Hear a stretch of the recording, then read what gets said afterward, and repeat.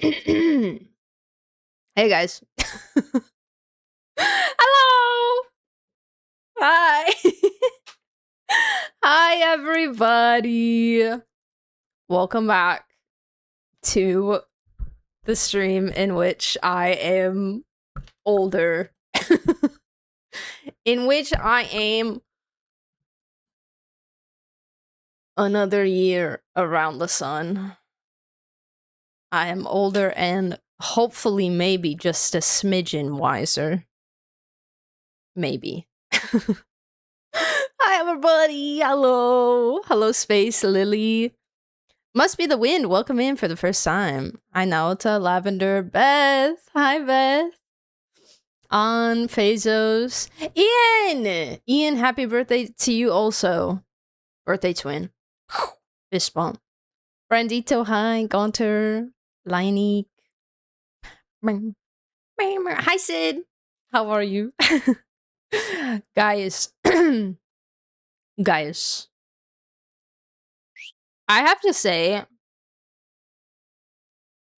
this might be one of the craziest birthdays of my life. This might have been one of the wildest ones. Just like everything, just everything. So much happened. So much. And like all such good things, and my heart is so full. And it's just wonderful. The pens were that amazing. They are pretty good pens. They're pretty good. Does this mean we are, as the kids say, unk status? I don't know. Is 25 unk status? Is it quarter life crisis? Quarter life crisis means unk status. I am so old. I am so old now. I'm halfway to 30. Ugh. But every time I freak out about being halfway to 30, like every time I've talked about it the past year, people that are in their 30s or past their 30s always tell me like, your 30s are amazing. Like your 30s are, they're so good. They're so good. Just wait. It only gets better. And that makes me feel I'm like there ain't no way, but it makes me feel better. Smidgen wiser wisdom Ruka Devada. What do you know? Nothing. I know nothing. What are you talking about? Thank you very much because I'm recovering from a kidney stone. Bro. I'm sending you a million hugs right now. What the heck? Those suck. Not that I've ever had one, but I have known people that have had them and they suck. I love you lots, Lily. Thank you so much. I appreciate you. Thank you for being my mod.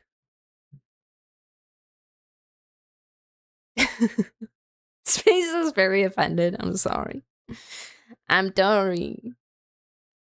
Any thoughts on creating your own segments? True, this would be the year. This would be the year that I'd need to make one, but I also would have needed to make one at 8 and 18. So I feel like I'm a little behind on that.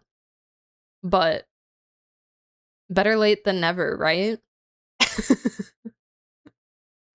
And then I can have them do all my work for me. 40 is when it goes downhill. Don't say that. That's not that far away. That's not that far away. Make them all be the prime of your life. I don't even know what that is. I don't even know what is the prime of my life. I don't know. Right now. Right now, currently. 3 millimeters was tiny but did a lot of pain to me. Yeah, no matter how small, they suck. They suck.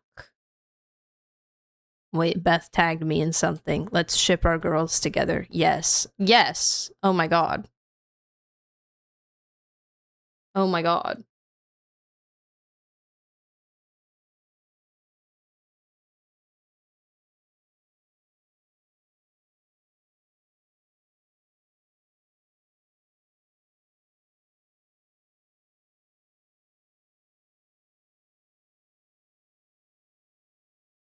I forgot about that stupid scene. I still haven't fixed it yet because why would I fix it on my birthday? That's I don't want to.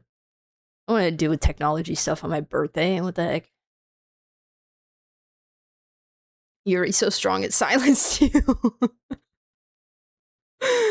If you could make your own segments, would you make them like the Tori and make them different ages, or would you make them all the same age but different moods? Can I do both? Can I have like different ages, but there's like 2 of each one?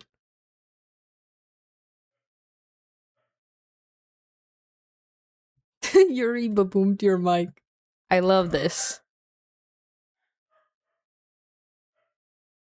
My dogs are barking. My dogs are barking.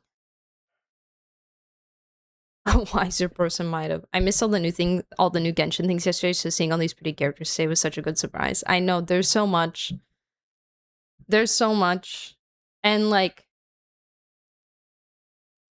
it's really quite surreal right now. It feels very strange. But so good at the same time. So good. Also, I sort of had a bit of a hit tweet.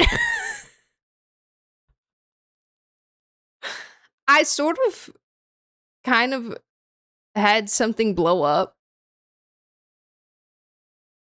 In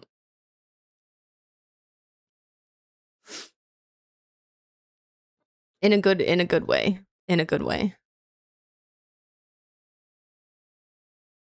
I just wanted to all I wanted to do was post about like my favorite characters from the trailer, just with like the pictures of them from the Twitter, just to like share my thoughts and say who my favorite characters were.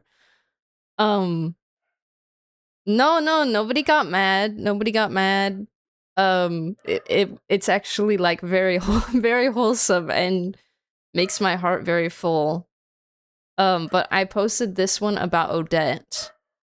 And I said, you guys don't understand how happy I am right now. I trained professionally in ballet for 15 years of my life until COVID era took it away from me. I miss it every day, and I've been yearning for a playable ballerina. Seeing my old world collide with my new one brings me to tears, and it blew up. It blew the freak up. Like, I've never had this happen to me. And there's so many people, like, in the comments being like, oh my gosh, I feel the same way. Like, I had to quit dance because of an injury or because of other, you know, life circumstances or whatever. And it makes my heart very full. Very, very, very full. So my phone has been going off since, what did I post? I posted this yesterday at 1:22 p.m. My phone has been going off since then. Why are my dogs freaking out? And yeah, it makes my heart very happy. Also, Noise VA followed me. I posted about Noi as well. Where is it? Oh yeah, the original creator of this image is apparently quote unquote working on something. Where is it? Yeah. This is Noise VA. He followed me. Also, Renova's VA followed me too.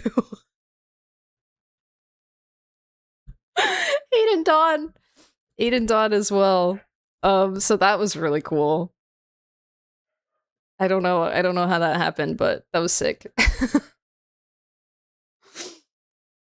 Part of my love for Vodyanica comes from a similar place because singing has been such a huge part of my life for years, but it's all but completely fallen away in the last 5 years, so I get it. Oh, and we're finding, like, rediscovering our love for it through something else that we love, and I think that that's so beautiful. So, so, so beautiful. Chlorine Fan, hello, thank you for the hydrate. Hi, God Sword, thank you. Hello, Deb. Greetings. Renova's V8? Yeah, Renova and Cyrene. And Mr. 9. We can't forget Mr. 9. So on your way to voicing a Genshin, I think someone thought that this post was a VA announcement. I'm not sure how many people did, because some people were saying, like, congratulations, and and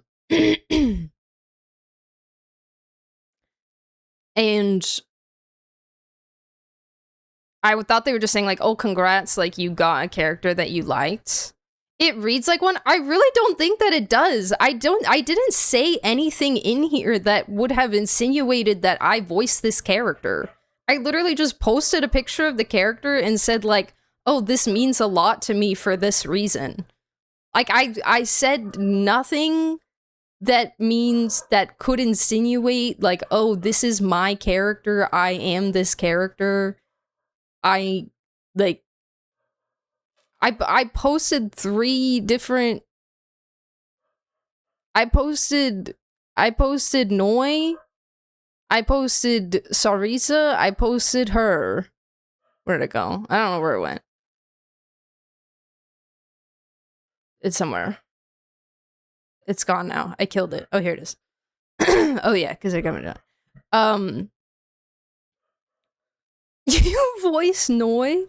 But, like, I don't know, but someone commented and was like, congrats and welcome to Genshin, and I was like, oh wait, no. No, that's not. No. I'm just a CC. I'm just a CC.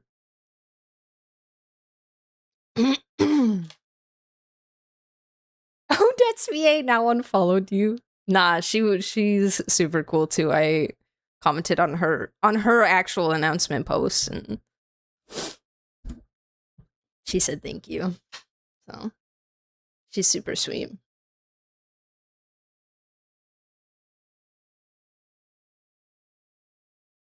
It's mostly Genshin players who are reading, they can't read.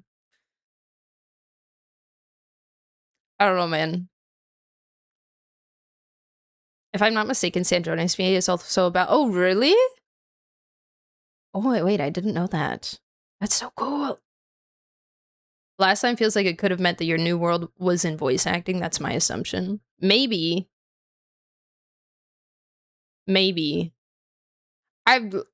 I also am very tied to the character limit. And I would have elaborated a little bit more on, like, oh, like, when I stopped dancing, I started streaming after that, you know? But I'm not paying for a blue check mark, so here we are.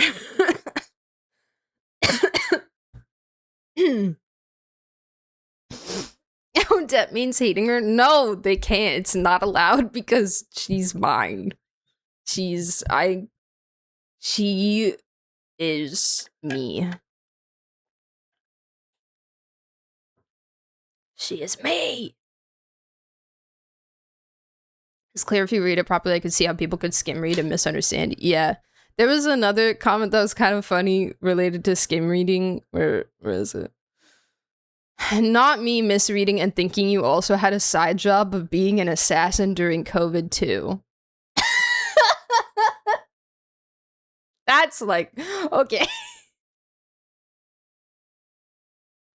I don't know where you got that from. I don't know where you got that from, but it's okay. It's fine. Watching all the backed up videos? Yes. We'll watch Sandrone teaser and the HSR video and maybe by May as well.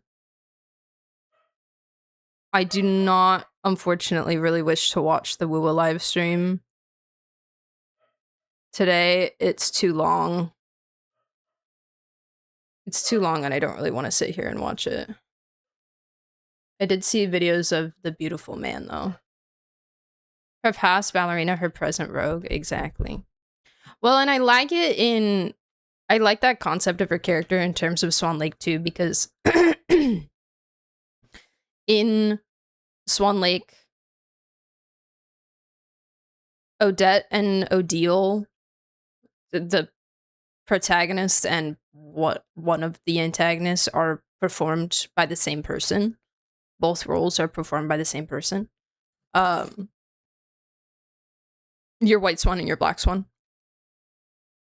And so I like that, like, kind of two different sides to her kind of vibe for the character as well. Hi, Rune! How are you? You do like Lohen for a reason. I do. I do. And what? Am I missing something? We read with our imagination over here on Twitter. Yeah. I could see Odette being cold or something. I would be very surprised if she's sunshine-like character. Yeah.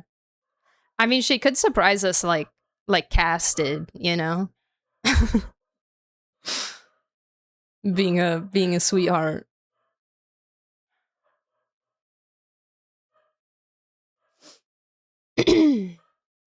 And I finally got a Diamond 3. Let's go! I finally got out of Plat. I'm in Diamond 3 now. Yippee! Congrats. Congratulations. How are we feeling about Cyclops so far? For me, he's like mildly annoying. But he's not as bad as I thought he was going to be, but maybe it's just because I've only been playing in Plat, and also people aren't like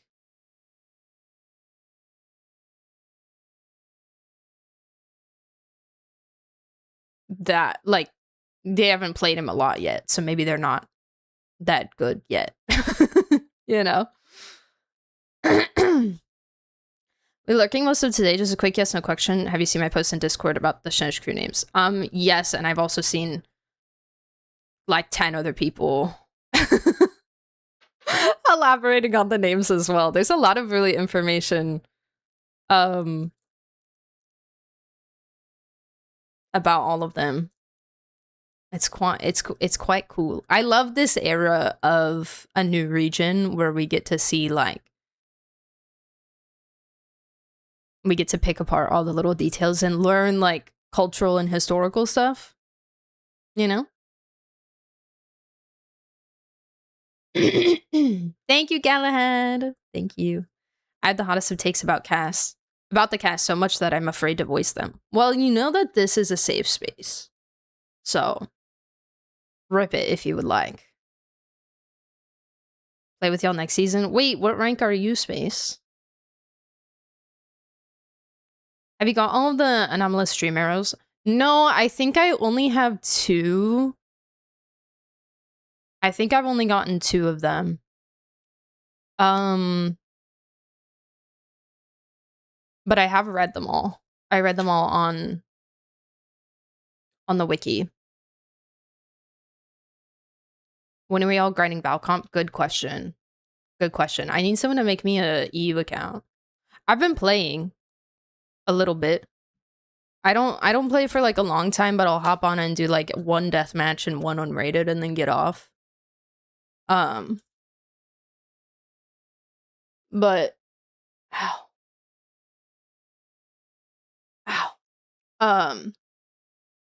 But yeah, I'm gonna it's fun. It's fun. I just like clicking the heads. I got 10 kills in a game yesterday. I got 10 kills in an unrated yesterday.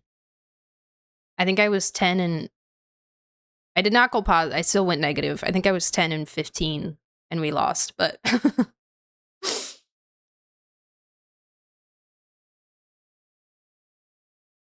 are people banning him already? Yeah, not every single game, but some games. Yeah. He does get banned. And BRB, did I miss anything? No, I don't think so. I don't think so. How was Obsession going to see it in a few hours? We actually did not end up going to see Obsession. We went out shopping, and then we went out for ramen, and then we were kind of like, we're tired. What if we just went home? What if we just decide a different day? So we went home and we built a Lego set that we had. One of our undone Lego sets that we had.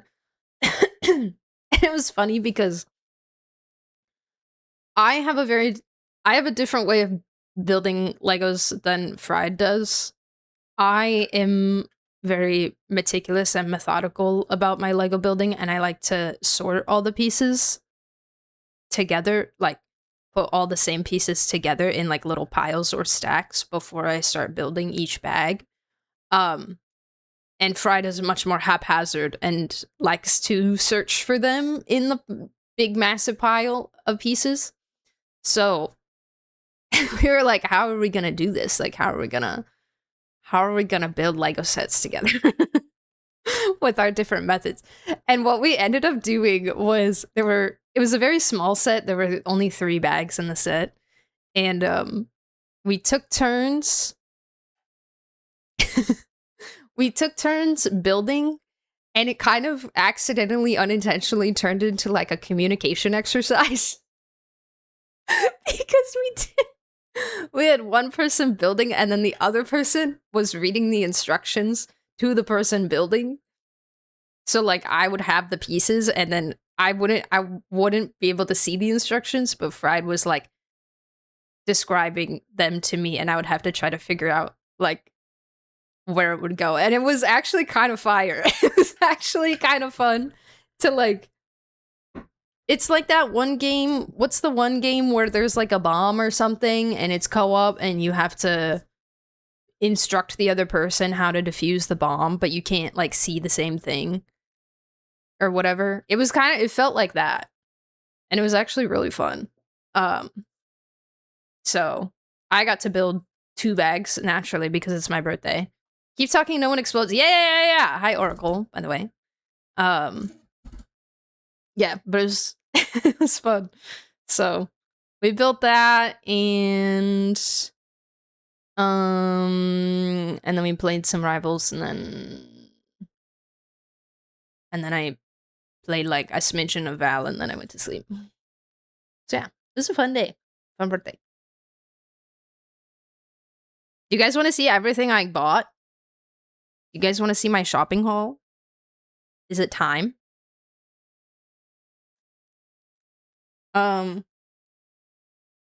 It's like not crazy. I just got a bunch of blind boxes and then some other stuff. There's a couple things I didn't bring in here because I restocked up on my skincare and stuff, but I got these last year. They're like little mochi snacks. And this one's peach and this one's matcha, and they're so good. They're so good. I got these at Teso. So if you have a Teso near you, go look for them because they're amazing. I got them, like I said, I got them last year and it was really sad when I ran out. And then, okay, next. I don't read manga.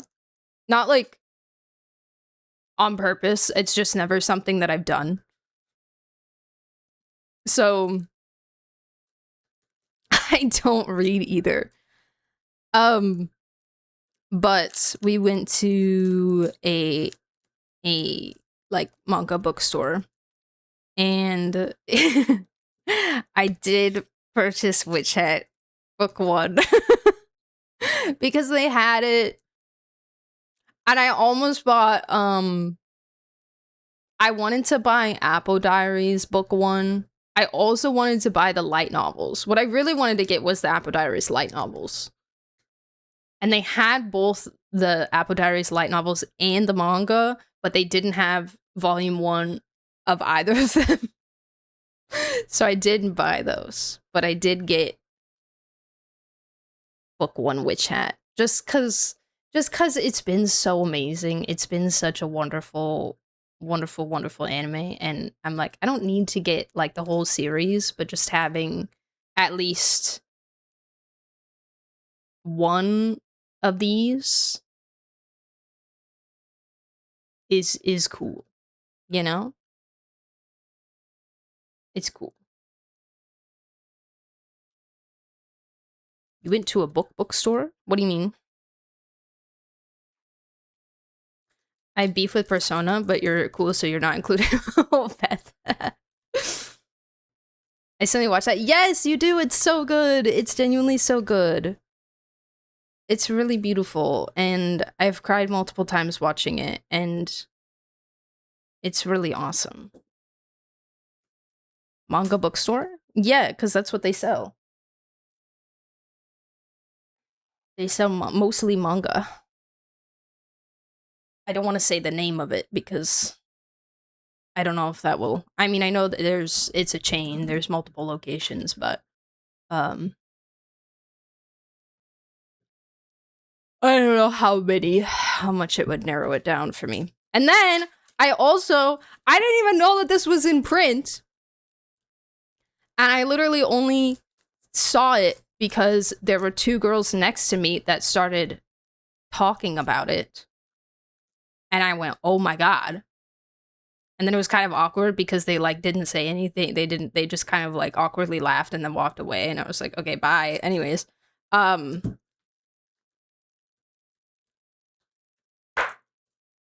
had no idea that this was in print. I had no clue. I thought this was only an online thing. I knew that there was a manga, I knew it existed, and I haven't read it yet. But I genuinely thought it was only online.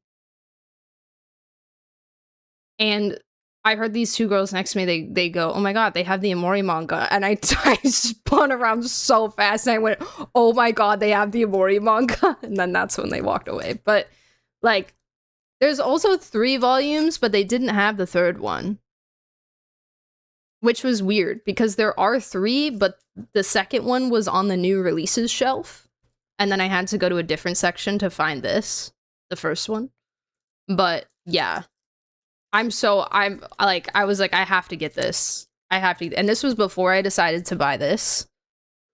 I was like, even if I don't ever, like, get into manga like that, I will own this. I have to own this. I have no choice.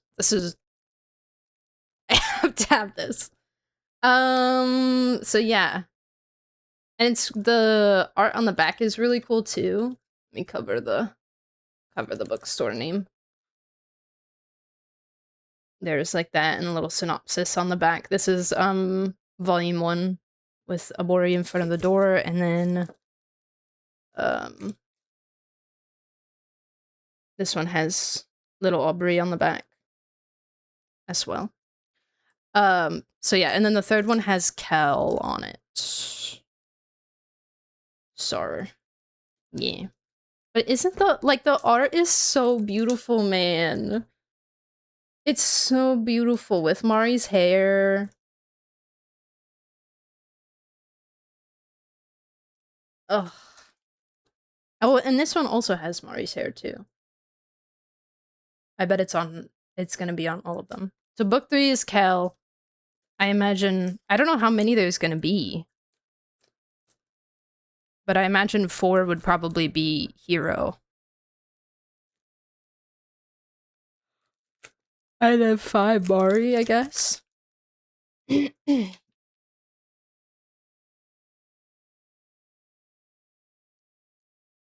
Manga is a book? Yes. It would be classified as a book, yes. Oh my god. But I'm not gonna say bookstore because I already said bookstore, so that's why I clarify manga because that's what they sell. Because you can't really always just walk into a regular bookstore and find manga there. Sometimes, because it's gotten more popular, you know, in past years. So like Barnes and Noble carries manga now, which is cool. But not, you know, your average like smaller non-corpa bookstore doesn't usually carry, at least not a lot of manga. Sometimes they'll have like a tiny section, but yeah. Hi, oh my gosh, Waffle Walrus, hi! Oh my gosh, how are you? Greetings. Hello.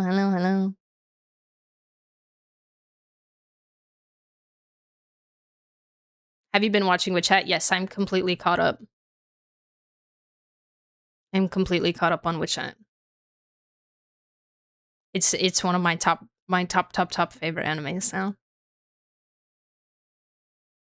The physical English translation for the third one isn't released yet. Got you. Okay. November. Okay. Thank you. Hi, Stray. How are you?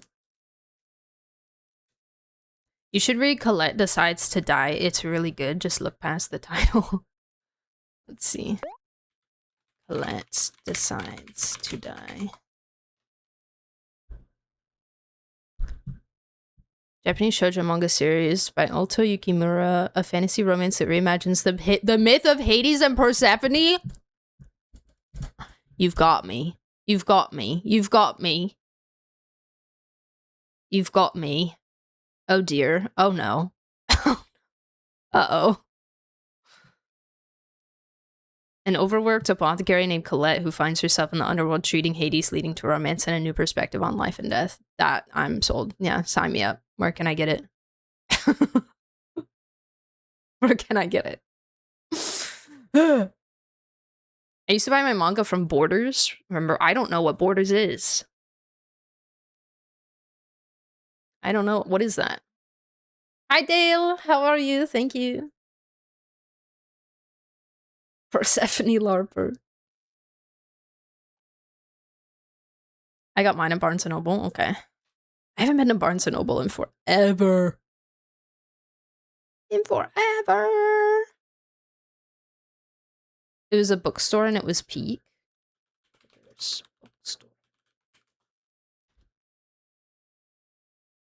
A major American bookstore and stationery retailer that completely liquidated and closed all of its US locations in 2011. Wait, this logo looks familiar. Barnes & Noble welcomes Borders bookstore customers. Did they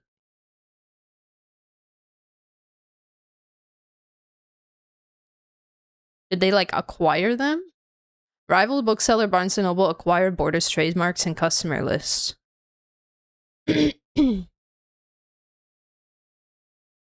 Dang, that's crazy. That's wild. Okay. Anyways, moving on. So, books acquired. Oh my god, what is that? Books acquired. As a kid, we had Borders with a cafe inside it. My family and I would spend every Thursday night lounging and reading when I was a kid. Oh, I have similar memories from Barnes and Noble because my dad and I would go, almost like, yeah, pretty much every week. I think it was every Wednesday for me. Wednesday nights were my dad and I's like hangout night, and oftentimes I would get to choose like what we would do if we would like stay home and play games or go out and do something. But we would often go to Barnes and Noble and get a hot chocolate, and I would just go around the store and grab a bunch of books or magazines that I wanted to read, and we would just sit in the cafe and hang. Hi, Daylight. How are you? Welcome back. I don't know if it was mentioned at the time, but Natochka and Raskolnikov are character names from some of Fyodor Dostoevsky's novels. Natochka from the novel Natochka Nesvanova, and Raskolnikov from the novel Crime and Punishment. Oh, I recognize that name. That's cool. Thank you for sharing. Hi, Hex. Thank you. Thank you.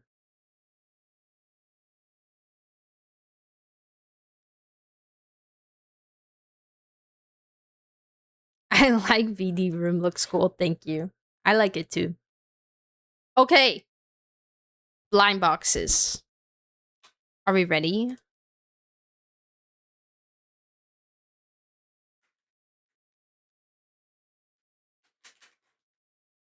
I'm gonna be so honest. This was the saddest part of my birthday.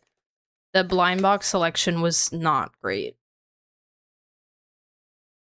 I was very hard pressed to find ones that I actually wanted to get. Because, like, for me, I'm not gonna buy a blind box if I'm only chasing like one of the options. You know, I have to like at least 3 of them. And they had no Genshin ones. There was also like no Genshin merch. Like at all. There was a couple like HSR like the splash art standees that they have. But there was like I don't even know if I saw like a single piece of Genshin merch. It was really weird because the store that I go to usually has like a decent amount of it. That's where I got like this little guy, and my Dunhung and Blade Lycone art is from there. And yeah, but they just like had nothing. It was really weird. Maybe just an influx, perhaps. But anyways, I did manage to find one HSR blind bag. It is the little guys on the little express cars. This is not all of them. There is... Oh no, this is all of the characters that are in there, but it looks like there's multiple versions of each. There's 2 versions of each character you can get. So it's Sunday, Robin, Ting Yun, Fugue. I think it's Ting Yun. Fei Xiao, Zhao Cho, and Moza. So just like 2.5 plus characters. So yeah, I did find this one. I only got one because I'm traumatized from getting dupes. Predictions? Well, I have kind of yet to decide how I want to do this. Like, I could open them all at once just right now, or I could do like one every hour.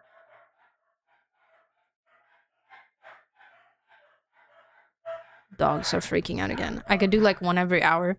Last year I did like gift a sub, open a blind box, but I kind of don't really like doing that much. And oh my gosh, I can't think when they're barking. And I only have 4. So yeah, I don't have that many. I do Let's Do It. No, I don't. It feels weird. It feels weird.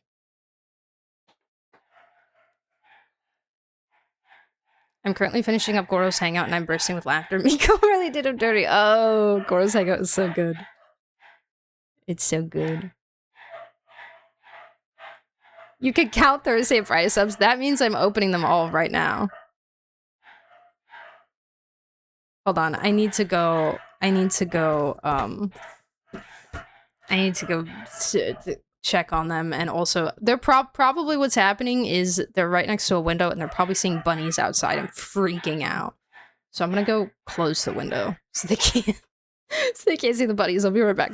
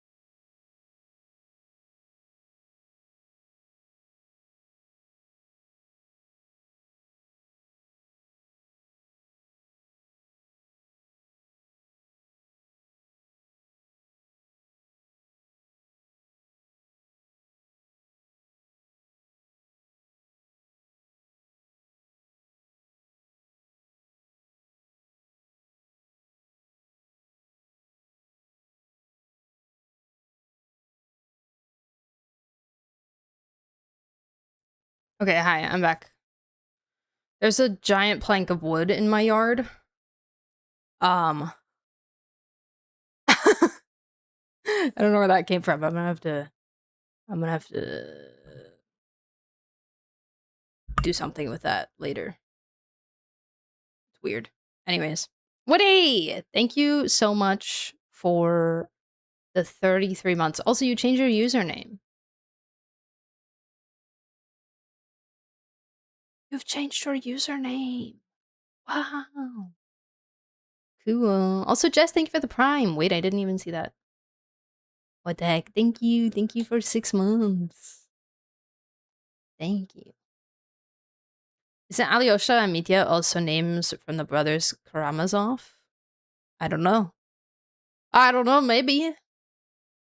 I have heard, I've seen a lot that Mitya is a derivative of Dmitri.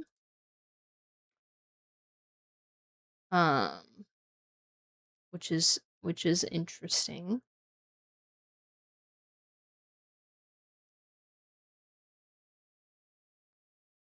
Robbers use that to mark the place? Well, good thing I have locks on my door, I guess. I don't know what I'm supposed to do about that.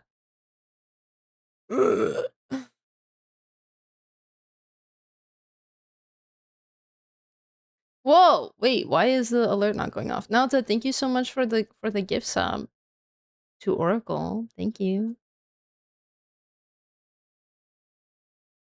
Hi, Spader! How are you? Thank you so much. Thank you, thank you, thank you. Yeah, I'll pick it up. Because also I don't want the dogs, like, messing with it. Or anything. Getting splinters. Can you pick a number, please? 3 or 6?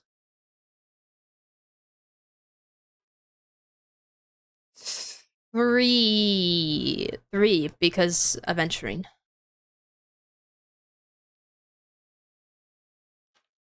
Wait, dang it, Naruto. What happened? Wait, what happened?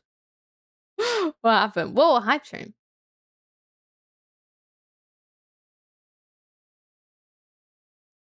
Whoa, whoa, whoa, whoa, whoa, whoa. Thank you. Whoa.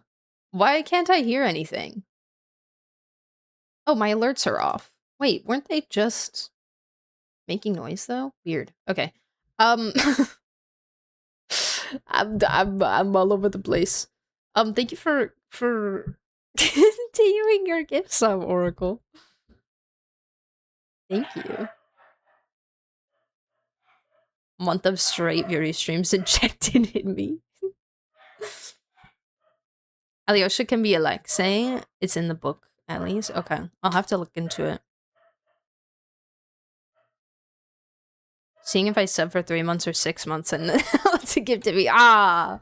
Plans foiled. Ruined. Okay. Continuing blind boxes. So, I got the HSR one.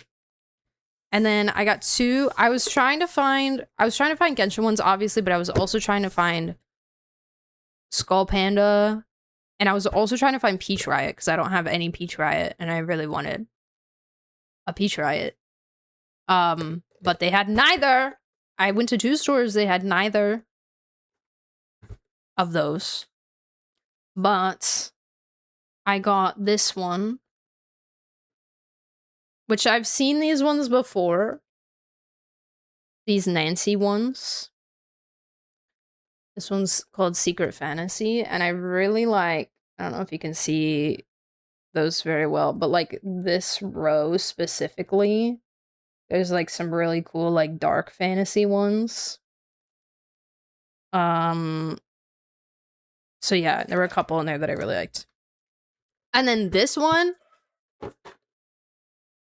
I don't know what this brand is, but this one I saw and I liked like every single one in it. So I was like, I guess I'll get it because I like them all. But like, look at how beautiful they are.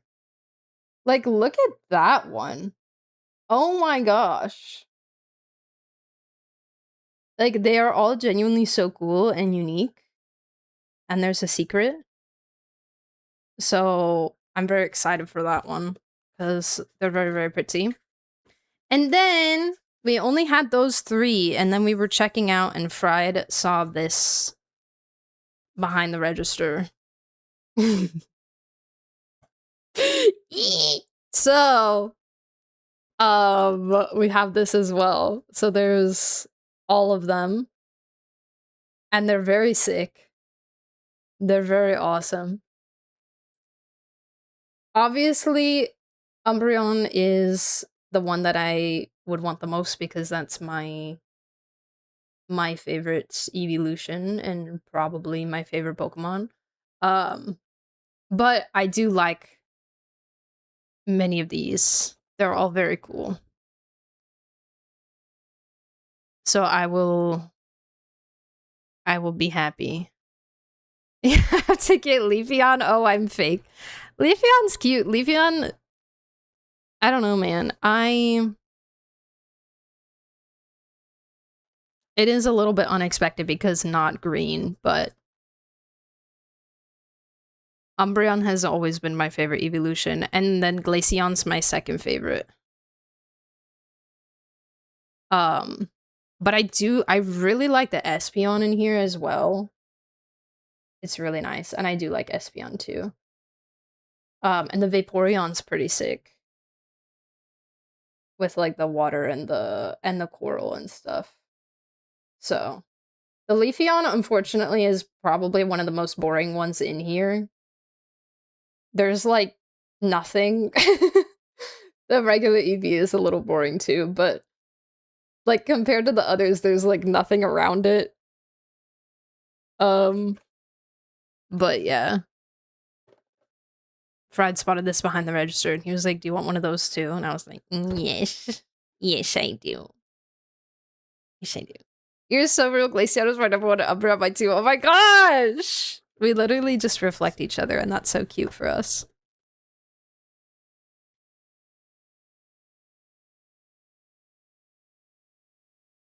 Shiny alien Espeon is cute, but purple is great. Wait, I forget what shiny Espeon looks like.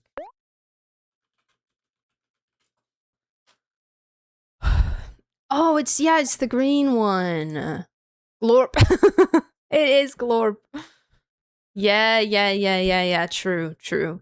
I also like shiny Umbreon better than regular Umbreon.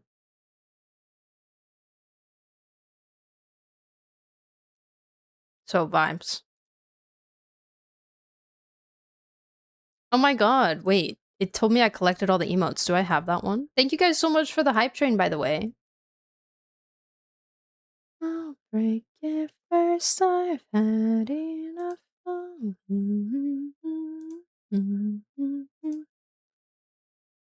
Living my beloved. We're like each other's mirrors. Who does that remind me of? I don't know. Who does it remind you of? Because I don't know. I'm lost. I'm at a loss. Sylveon, Espeon, and Glaceon are my top 3, but Umbreon is a close 4th. Based. Sylveon is probably my least favorite. Well, maybe not. I don't know. Not least favorite. I kind of am very indifferent about Sylveon, Jolteon, and Flareon in general. Not necessarily like I don't like them. I'm just kind of like, whatever. They exist.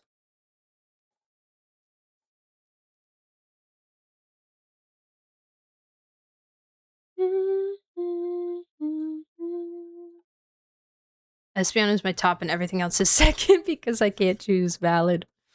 I'm just being conveyed them pill. Ah, mirrors.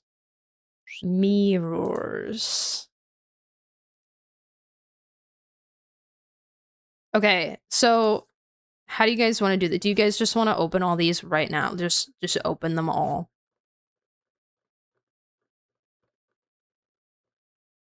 Just open them all right now together.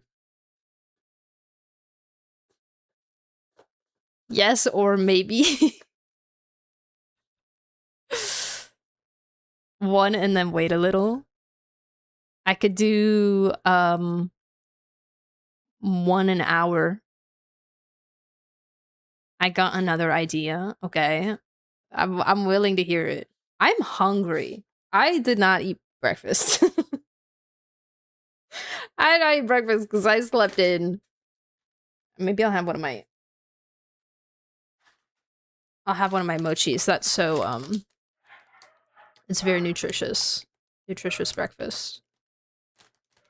We play a game, then if we win, like a Genshingle type game.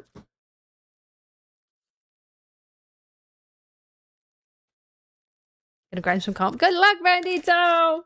Good luck.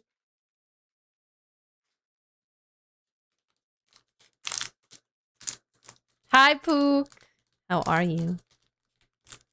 Thank you. Thank you very much. Okay. I'm waiting for Gaunter's idea.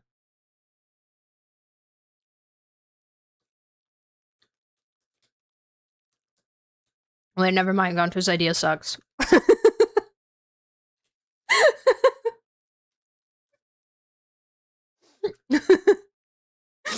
Boo! Boo! Imagine. That's like having a no pull account. A no pull account on Genshin. But worse because there's nothing else to enjoy.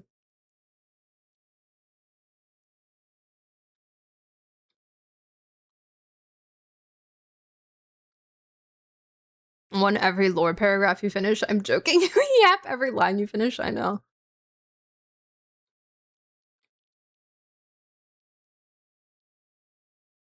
Oh my gosh, there's a poll.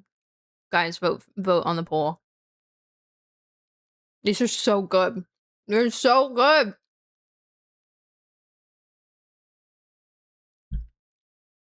I love them. Vote, you guys. What are we gonna do? Here, I'll make a tower.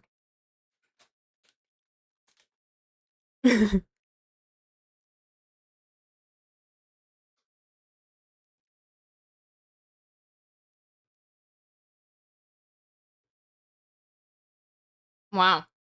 This is like dangerously teetering off the edge.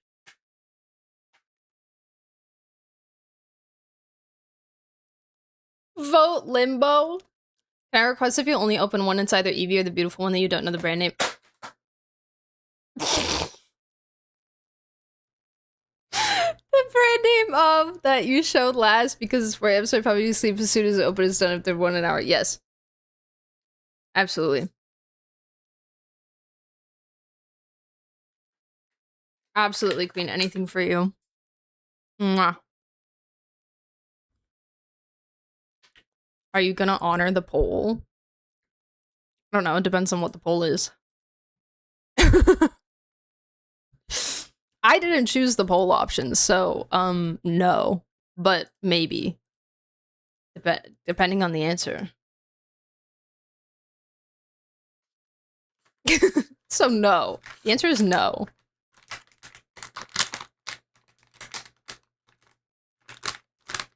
No, lame, I want a refund. You should have waited for the terms and conditions before you spent the money. You should have learned about your investment before you invested.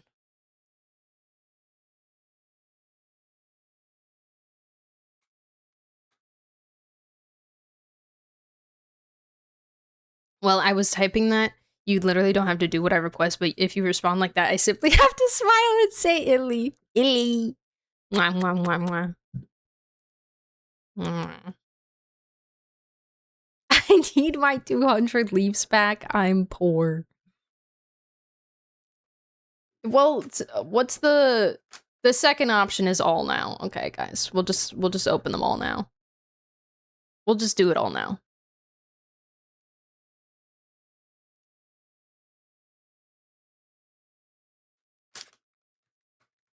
Bangchan Stray Kids shared on Bubble that the new Genshin Impact character Sarita is his type.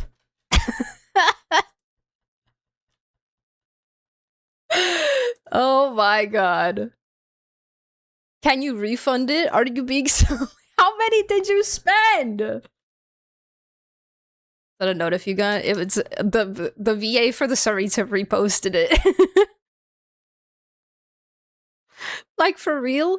Girl, I don't know. As Oracle can probably do it if you want him back that bad. How many... How poor are you on channel points? If you're not gonna honor it and chicken out, stop bullying me. I didn't make the poll. I didn't choose the poll nor the poll options. I didn't sign up for this. Leave me alone. You can't refund those. Get wrecked. Yeah, absolutely wrecked. Ain't no way you need the points. I'm saying, I'm literally just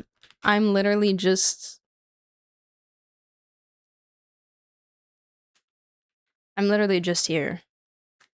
That's fraud. You said vote. And if you made a poll and I didn't say vote, wouldn't you be sad? I'm trying to support my mod actions here the best that I can. He has more than me. Don't let him fool you. I'm poorer. Streamers, games, viewers live on air, not clickbait. I'm uploading this video on YouTube as we speak. Wow. Thank you so much.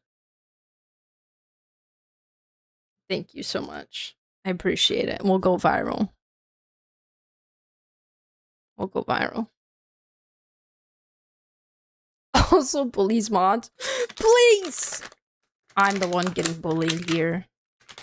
Okay, guys, are you ready?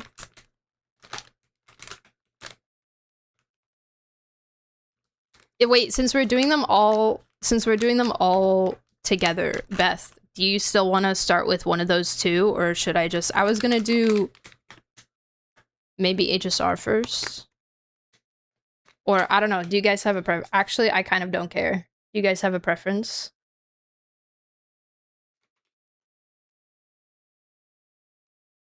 Between them? Oh wait, these are the fronts. We have HSR, little train guys. We have the dark fantasy Nancy ones. We have Eevee Lucians, and we have the bigger, really sick, pretty beautiful goddess ladies.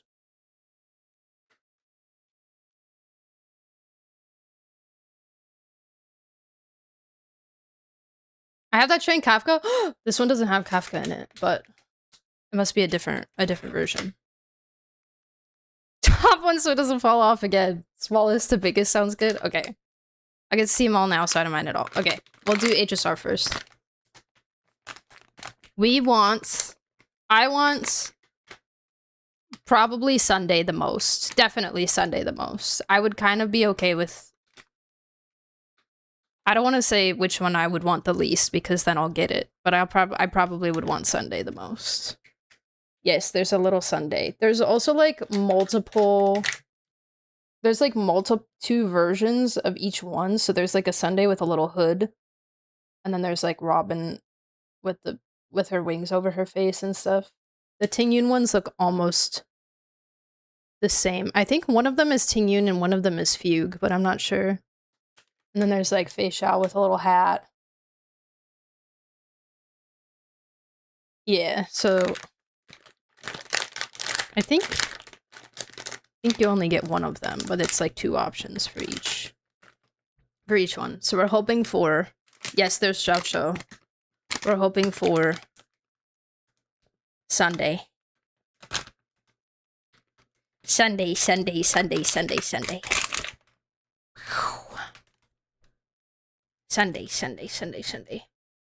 Oh, that's the train. That's the train that they go on.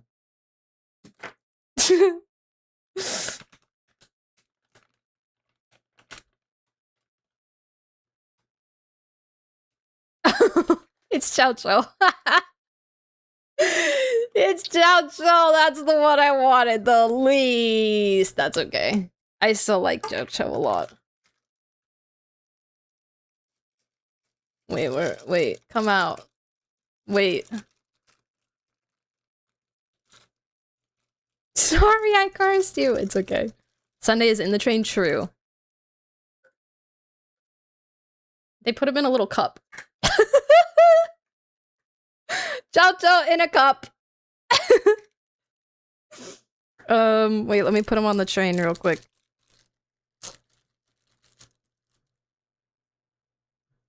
Is this magnetized? Oh no, it's just like a very small ridge. Oh yeah, and if you do get multiple, then you can like connect the little train cars. Oh! No, I killed him! I killed him.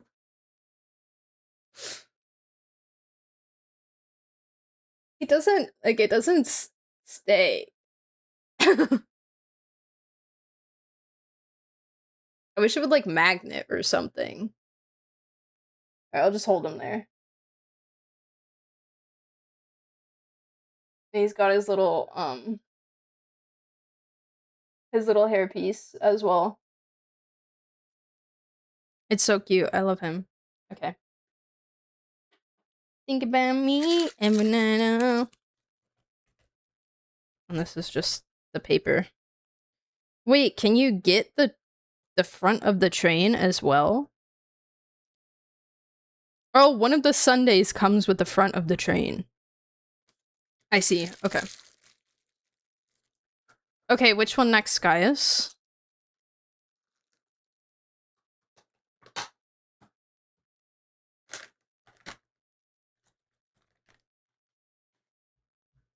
Eevee? I'm nervous! I'm nervous for the Eevee! I'm nervy. It's time to go back and get more so you get the so you get front of the train.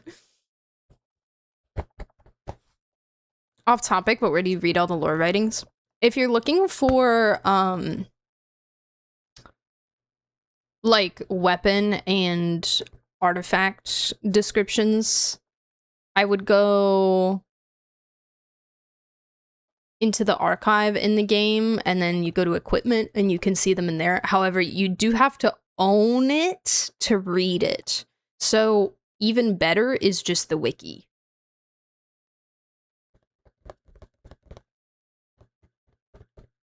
If you want to read, like, lore on a specific set. Say you don't want the one you actually want. Man, I really, really, really hope I don't get Umbreon. Or Glaceon, or Espeon, or Vaporeon. I don't want any of those. Wait, where's the top of the box? Okay. Oh, I'm nervy, I'm nervy, I'm nervy, I'm nervy. I'm nervy. I'm nervy. How the freak do I open this? Oh my god, it's like weird. Hold on.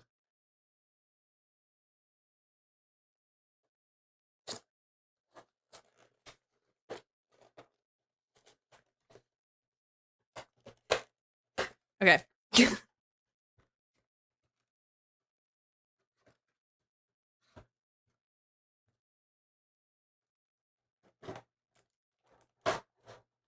Oh my god! Beth! Beth, you predicted it!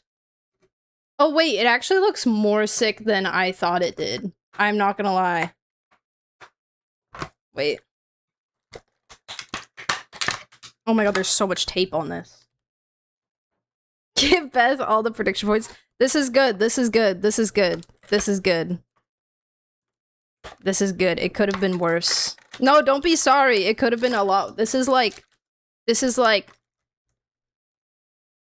the middle of the road. Oh, it's actually really cool. It's actually really cool, guys. And actually, you know why this is also good? I don't have a Leafeon up there.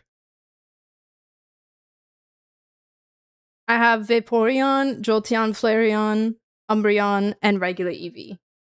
And then also Sprigatito, because Sprigatito is an honorary Eevee. So I don't have Leafeon anywhere. It is really nice. Like, it's really well, it's like high quality. It's really well made. So, oh my god, my hand's shaking. Yay! Yippee! And it's me. It's me colored. Green. Able to pay out? Yeah, I can, if space can't. My favorite evolution is, Umbreon.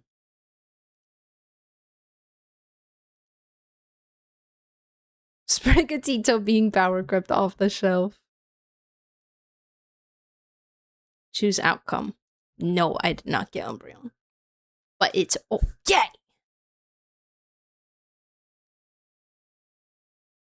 Okay.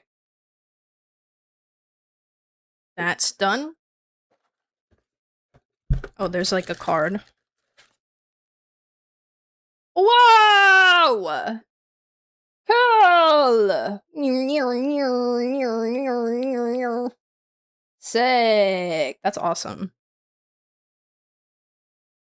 That on my little pegboard. Okay. Now we have these two left. The Nancy and then this one, which is Sleep 52 Toys, I think is the brand. 52 Toys. Here, I'll try to show you guys the options. They're gonna be a little hard to see, but vibes. Do we have a preference of which one we do first?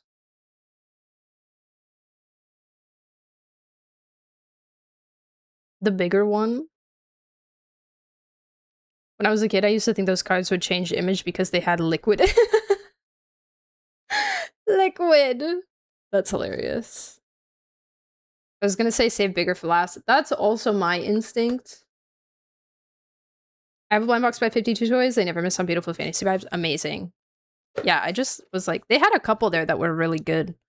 But this one was the one that I was like, honestly, I would be happy getting any of these. So.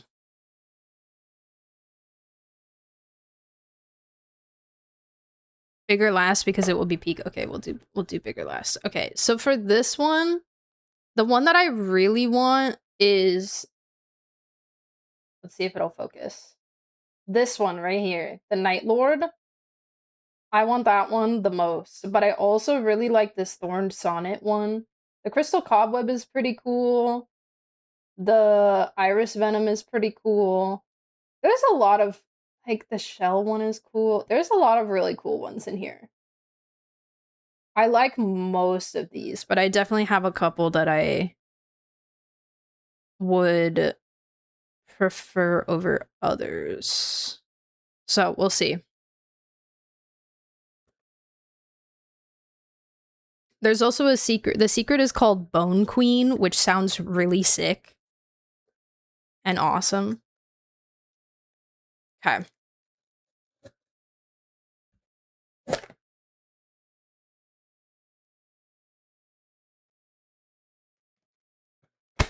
Why do blind boxes have the most, like, convoluted boxes, like, way of opening the boxes ever? I don't know how to pay out. Does Viri get what she wants if I get... Wait, I have to decide. I have to decide which ones are the ones I, like, kind of don't want. Probably the Venus flytrap, the Misty butterfly. Oh, now that I'm saying it, I'm gonna get them, but it's okay. Oh no, but that didn't work before, so maybe just being honest and truthful will work. The Rose Prison, the Lost Castle, and the Eden's Fruit, maybe? I'm not sure. Just tell me which to pick. Okay, I will. Oh, it's not a clear bag. Anticlimactic, anticlimactic.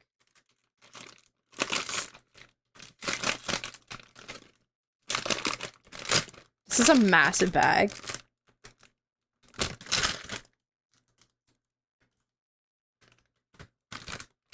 Here we go. Here we go. Ooh, it's kind of spiky. Oh, it might be the shell one. Wait. It is! It's so pretty. Stop, guys. Stop. This is one that I wanted. This is one that I would... It wasn't one of my, like, top ones, but it was one that I want. That's so beautiful. Wow. Oh, and it's sparkly! The shell is, like, shimmery. I don't know if you won't be able to see it. It's very faint. It's so pretty. I feel like it would look really nice next to my Skull Panda one. So Yep wins. Yes. Yes, yes, yes, yes, yes. Indeed. Hold on, let me check on my...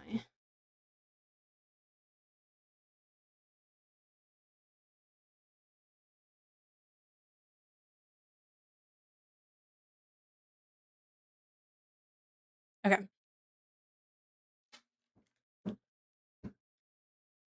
Alright, alright, alright. Last one, guys. I have so much trash. Oh! This one also comes with a little card for it as well. Little mirror card. A big payout. Lots of wieners! Lots of wieners! Okay. Oh my gosh, there's so many good ones. Okay, I think that my absolute favorite out of this one, by no surprise, is the Elegance. Oh my god, focus.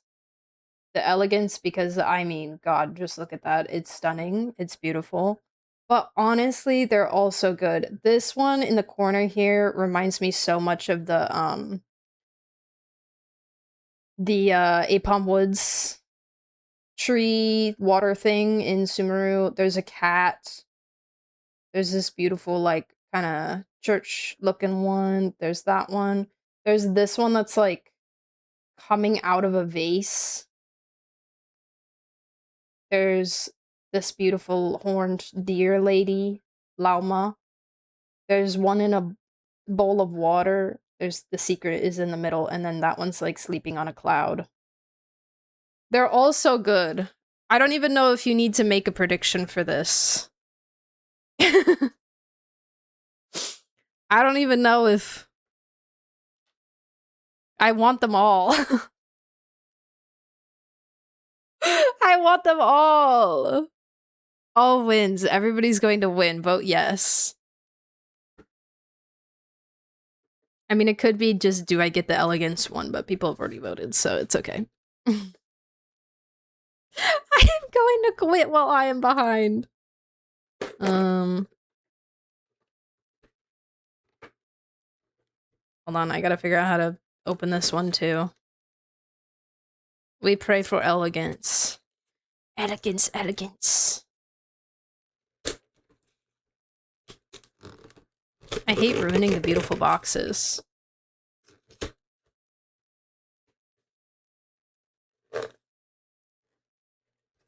Okay.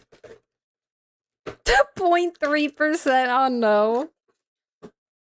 Okay.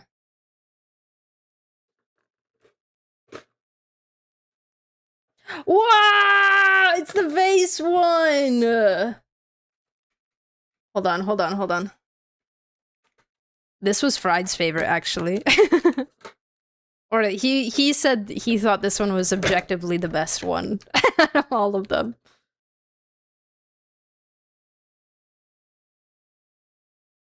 That is so cool. It's a little hard to see the white behind, but that is so cool. She's like a genie. She's like a genie coming out of a vase or something. Here. Yeah. Wow. Aquarius. Yeah, true. Wait, you're so right. That's beautiful. Oh, I feel like it's gonna tip over easily.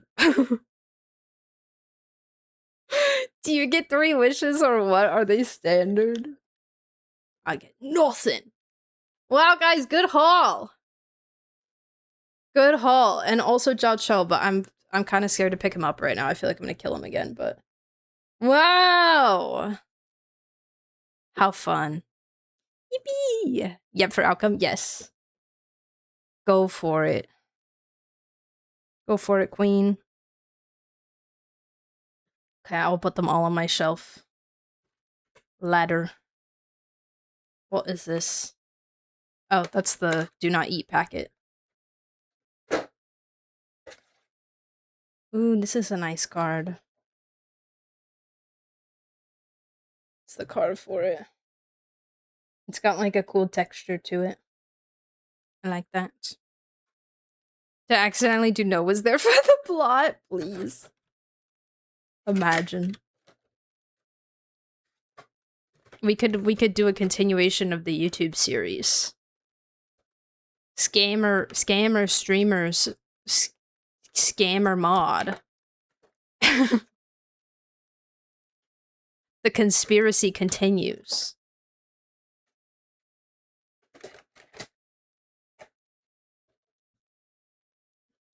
Not me, wasn't me. I didn't do it, I didn't do it. Okay. Oh, man. Yeah, and that's pretty much everything I got. I got some more of the SPF that I use, and then I got some cheese sauce tteokbokki, and I think that's it. Oh, and I got furikake because I'm low on it, and I needed more. But yeah, it was a really nice birthday. It was a really, really, really nice birthday. We just like we rang it in with a bang with the trailer and everything, and then just getting to like ride that hype for the rest of the day. Yeah. It's lovely. Good night, Beth. Please get some rest. Please get some rest. I love you so much. Sleep well. Thank you for staying up late to hang out. So we do have some things to watch. I want coffee, guys. I didn't make myself coffee and I want it. Lily bad. I want coffee.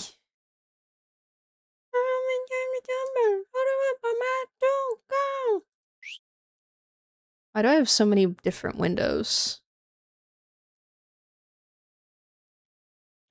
Do it now. I could. I could also do it after we watch videos. Nah, I feel like I should do it now.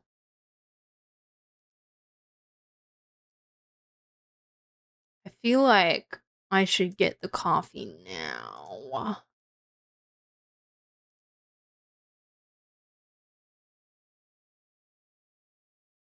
I know you probably said really bad, but I do say Lily sometimes instead of really.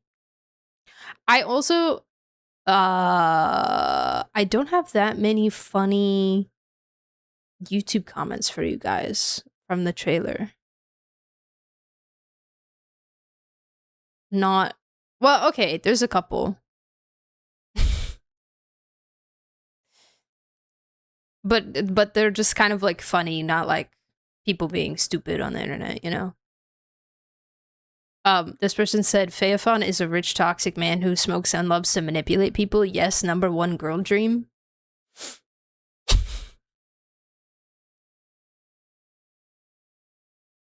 What? What are you talking about? What do you mean? What do you mean? Someone else said take a shot every time Viridian says, "Oh my god."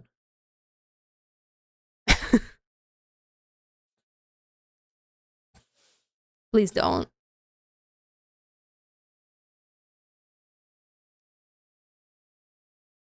I think about the why is your Bennett doing no damage guy. Dude, that was so funny. That was so funny. Did we just not level our talents?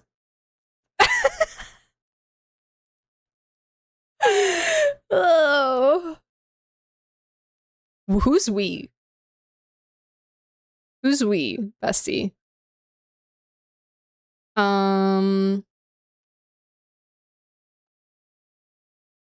Let's see, is there anything else? I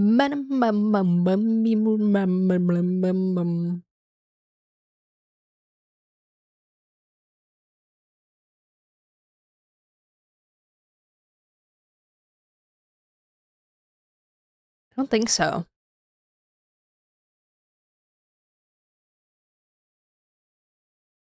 Oh. Never mind, I forgot about this one. It's just imagine liking Rhindaughter.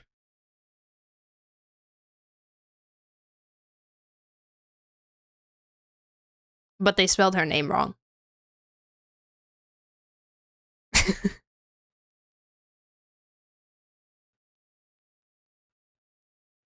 I imagined it. It's real. I will never stop being a Rhindaughter fan. I imagining it. It's pretty based. Imagine liking Rhindaughter. Couldn't be them, I suppose.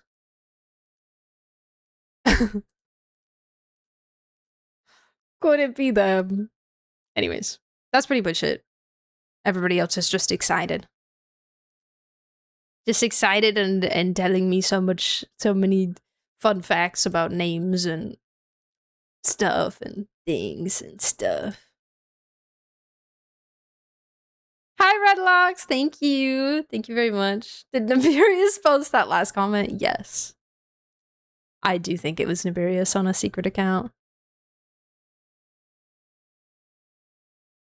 It's so funny to me when people try to say characters are people to try to dissuade others from liking them because, like, I personally like them when they're worse. Same. Same. And, like, I get it sometimes for, like, personal perspectives because some people, like, experience media in a very self-insert kind of way, which is totally fine and allowed. And I think that's where some of that, like, mindset kind of comes from, and it's like, well, if I knew this person IRL, and if this person treated me this way IRL, I would hate them. I would hate them, you know? Um, which valid. Understandable. For me, I also like when they're worse because it's fun to analyze, I think mostly. I don't want to say like morally questionable characters are always more complex because that's just not true. Like you can have a higher level of complexity and like lawful good character. You know? Um but they're fun. Imagine liking Sampo. I did get there. Somehow. I don't know how it happened. Actually, I know exactly how it happened, and it was the voice shift. Something he started doing something different with his voice, and I literally couldn't tell you what it was, but something happened and a switch flipped. And I was like, you know what? This guy's actually pretty vibes.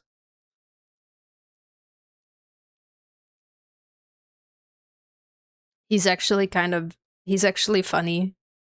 He's actually a silly little guy. Because I realized that the only reason I didn't like him was because of the voice. Like, I actually, like, I couldn't. The, like, scamming stuff, I kind of could care less about. Self-insert is a very fun way to enjoy media, but the media has to allow for it. I don't see how Genshin leaves any room for that. There might be some room for it, but it's not enough to take into account. Yeah. Yeah. And, like, it's, you know, it's an age-old thing that people talk about with stuff, and that has been talked about with characters like Totore, characters like Rorir, the whole Rorir stuff that was going on, where it's like, oh, you can like a character without condoning their actions, or, you know,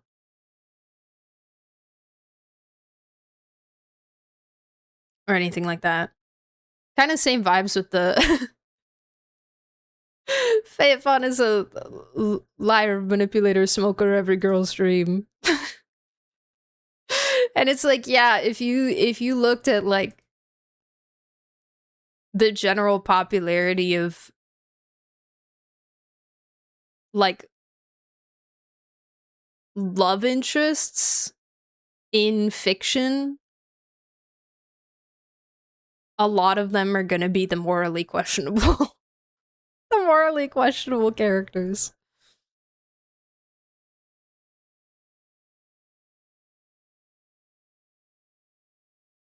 I lost forever. Thank you, thank you. I hope Hoda has ice skating elements in her gameplay. I'm hoping for something a little different, but that would be cool also. Dun, dun, dun, dun. Learning to appreciate a good antagonist seems to be a tough task nowadays. Yeah, exactly. Well, and it's like,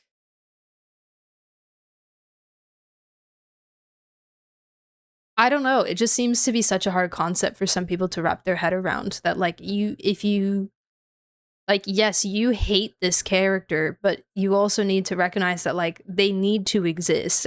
A proper antagonist needs to exist in a story in order to have a good story. And it might just be the difference between consuming media as, like, simply a consumer and consuming media as someone who's looking a little bit more under the, like, surface and from more of a analysis kind of person. Not even analysis in the sense of, like, you have to be super big brain about it, but just, like, acknowledging the structure of the work, you know? That one guy in HSR, I forgot his name, but he smoked. Smoker in HSR.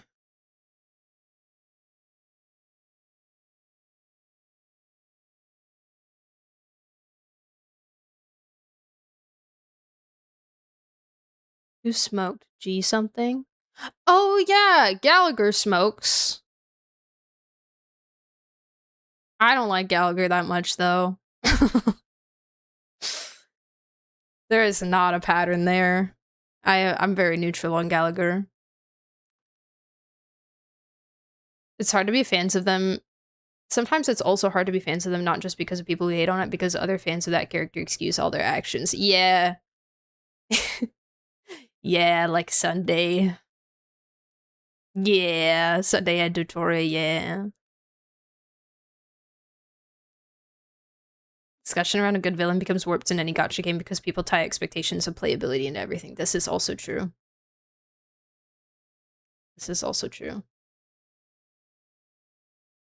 We need to ban the streamer. I'm sorry, Gallagher is not my kind of guy. I don't hate him. Like, I don't dislike Gallagher, just in the sense of, like, visual appeal.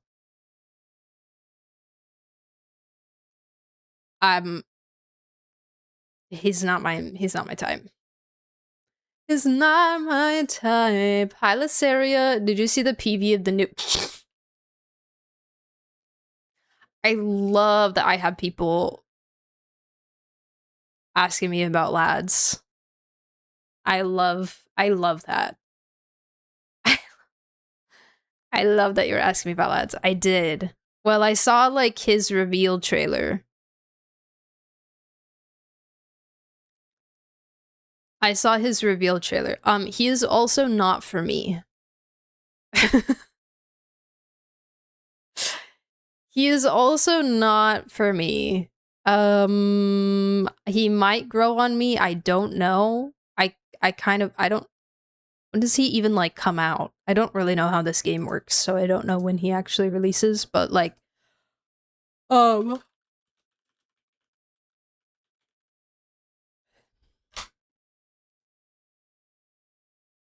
he's kind of eh. I think he's a little too, like, rugged.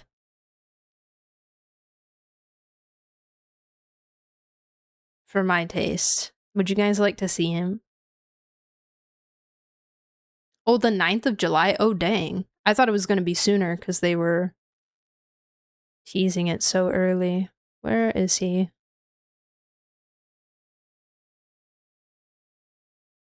Valko.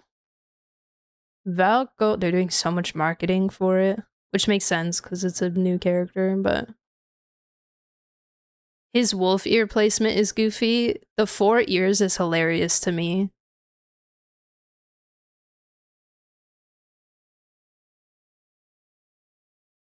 Someone said he's hearing in 4K. I'm trying to find a good picture of him. Wait, where's, like, his actual trailer?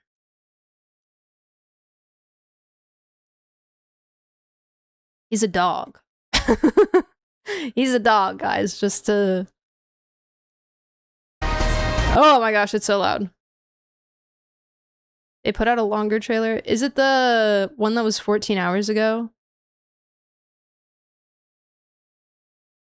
I don't know. I don't really watch many of the trailers for... Here's the shorter one.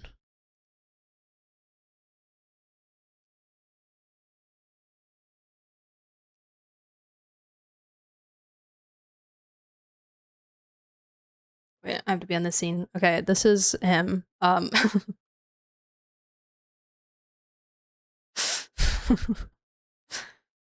so contrarian that even though I didn't care about him when I first saw him, I think he might grow on me because of all the people I see hating on him. I know. There's a lot of people making fun of him because he's a werewolf. So so you guys can imagine the memes and stuff. I think some people are just like memeing for the sake of memeing, and I think it's hilarious. But I think from what I heard that the Chinese player base hates him. The Chinese, he's much more popular with global than CN from what I've seen. But yeah, for me, I don't really care about the werewolf thing. Like, that's cool or whatever. That doesn't really change anything for me. I just don't really, his face and like hair and stuff just isn't for me personally, but they had to post that he's straight because of that. Wait, because of what? They had to post that he's straight?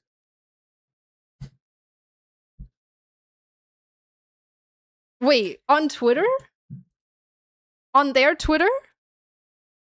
Where? Wait.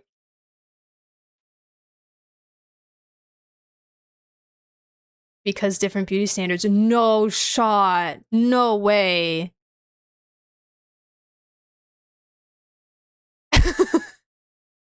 Wait, so people thought he was fruity because he looks more masculine than the other boys. What? That's crazy.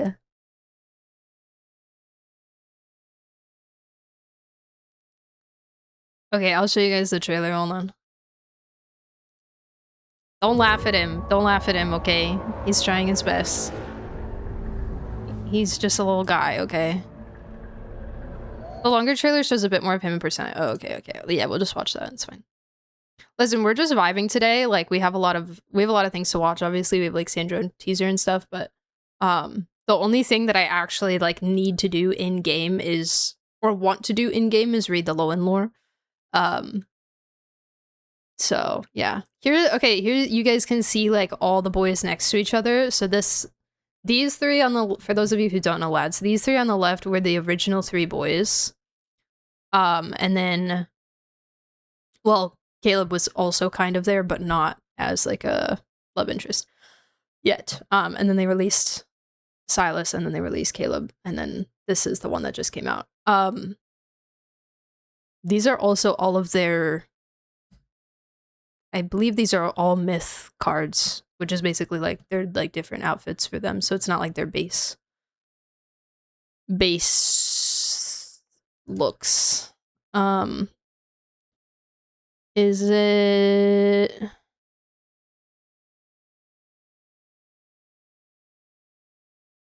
it this one? This trailer? Lots of flashing here. Sorry, guys. How many wolves inside him? 7. Hi, Corin. Thank you so much. Thank you. I love werewolves just as much as vampires. I watched something a few years back that made me like werewolves a little more.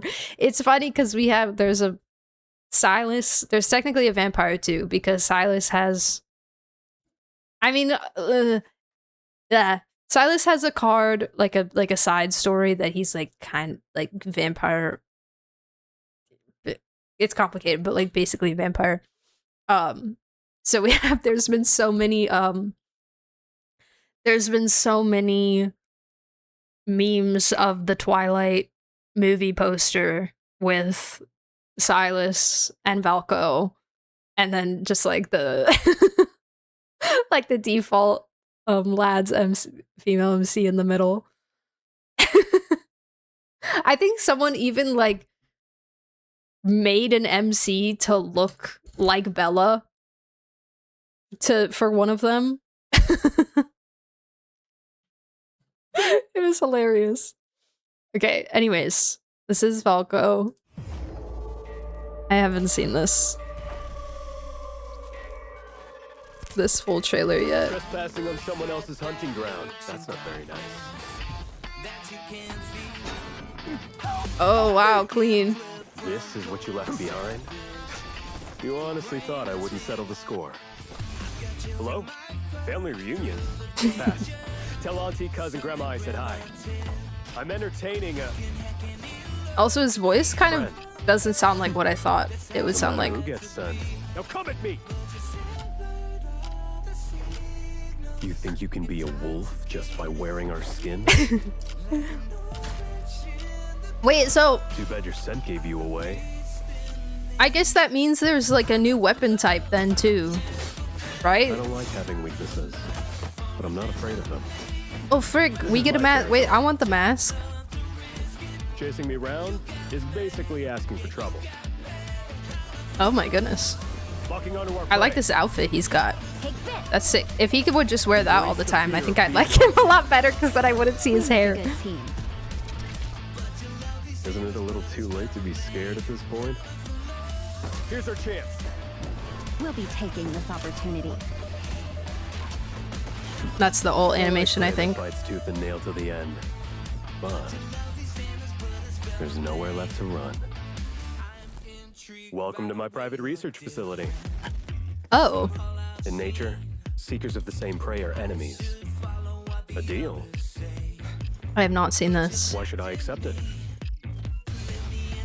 Proof of my sincerity. Wear it, that's 100% fruity. To me will follow you as well. Nifty, right? Once you step out, you're the protagonist of the story. You and I have to fight for our kin. Oh, get him! Death itself comes for us. Get him, girl. Only an enemy. Are you insane? Yes. I'll stay with you until the end. Punch him. Look, I was trying to help. Oh no. No. No! No, stop! With a wolf, I can't do it! Than that. Cheap shots don't prove a damn thing. The howls in the background are so funny. The wolf howl in parentheses. You're the one who's scared. Anyways, I don't want to watch all the cards. Oh, gameplay. Here's like what the combat looks like, guys, for those of you who that MC outfit is sick. I want this. This is so cool. I love the mask and the shirt, and I love it. His weapon is massive. Finally, interesting prey. And the ponytail, cute. Let me show you how a wolf hunts. So this is like Time to hunt. They're dying by bite. I smell an opening. so this is like the combat of a certain companion, and the how you get the companions is you have to pull certain cards. And from what I don't know, other people in chat might know the game better than me because I've only been playing for like half a year. But do you always have to pull 2 cards to get the companion? Because that's how the myths are, from what I understand. Like when I was pulling for Raftsmith, you had to get the myth pair in order to get the companion. And I only got one of them. I don't know if like is this his myth? I don't know. Maybe, perhaps. Anyways, the companion is like a battle companion, so it's like it changes your combat abilities, basically. It changes like your gameplay, essentially. And then the cards that you pull are kind of just they just give you like better stats and stuff, basically. But Stay awake. Blood's boiling. so you get like when you get the companion, you get like different animations, different skills.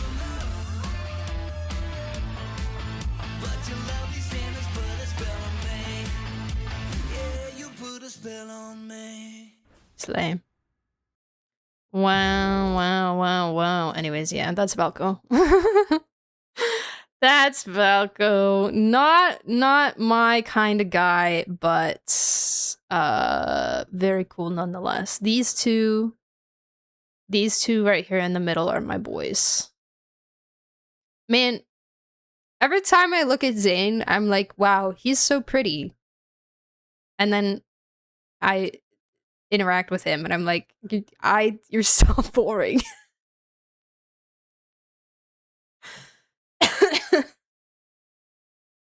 I can't with him. TVH, IDK, anything, I was just there for man. I'm not gonna lie, I don't know much about the gacha. I play this like a story game strictly. Understandable. So we're all on the same page is what I'm hearing.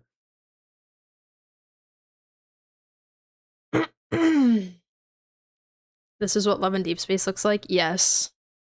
What did you what were you expecting? The ones that look shirtless. Listen. As I said, this is not their default way of existing, okay? These are their myth. These are their myth cards. Raphael, the purple one, he actually has two myth cards in which he's shirtless. He is this one and then he is a mermaid one. And then I forget what his other myth is. His other myth the kind of rogue one with the hood. Linda, listen.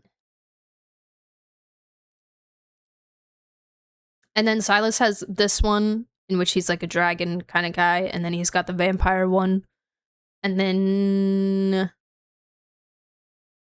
I think I have his other myth. It's like I think it's like a boxing one. It's kind of boring looking for a myth, honestly. What's a myth card? It's like how do I explain this? So let me kind of like explain the gacha first. So you're pulling for the cards, basically, right? You pull for the cards. There's rarity versions of cards, so there's 3-star, 4-star, and 5-star cards. Depending on the rarity of the card that you get, you kind of get different content with it. The 5-star cards give you like it's like a story quest basically with the 5-star cards. The 4-star cards usually give you like some kind of audio story or something. It's not like a full experience, but still something extra. And then myth cards are basically just like super special 5 stars, and each boy has 3 myths. I think. Does Caleb have 3 now at this point? He's newer, so I'm not sure if they've done a 3rd one for him. But each boy gets 3 myths. And the myths, I think, from what I can tell, I haven't done a lot of the like actual stories on the cards, but the myths you get, like, it's a much longer thing. Like, I have one of Raf's myth cards, and it's very long. It's like a very long story compared to other 5-star cards.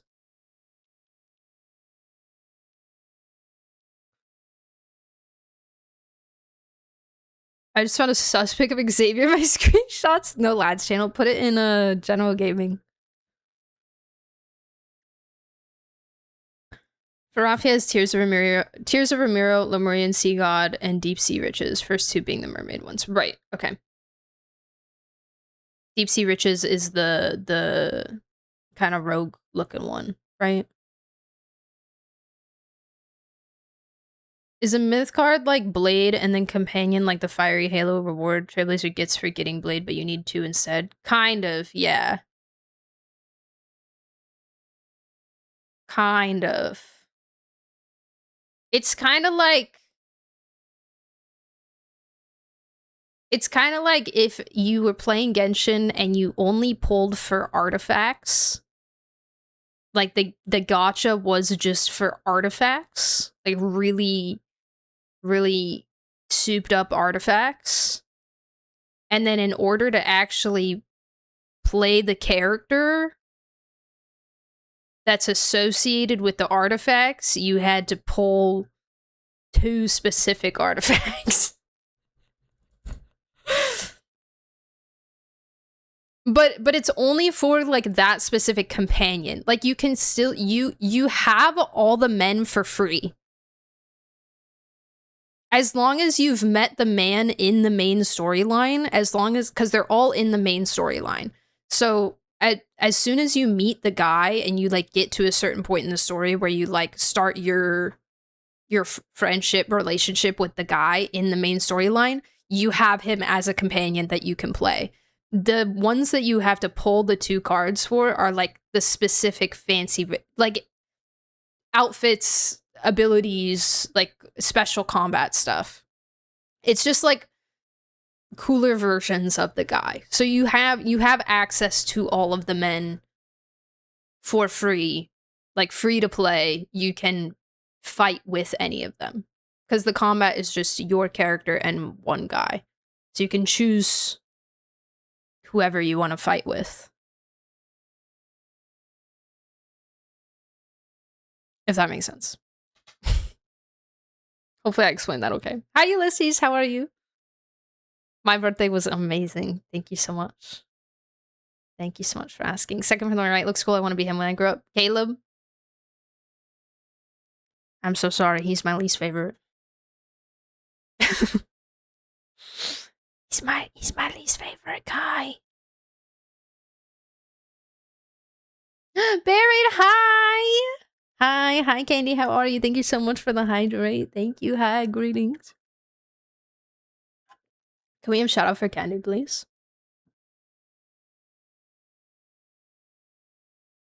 Myth cards are the story quests. Other 5-star cards are like characters' profile stories, and the 4 stars are the voice line in the profile if we compare to Genshin. Yeah.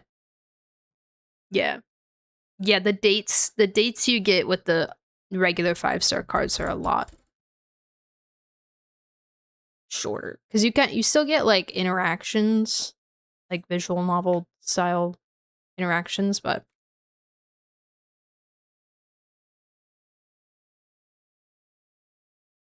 that sounds awful. It's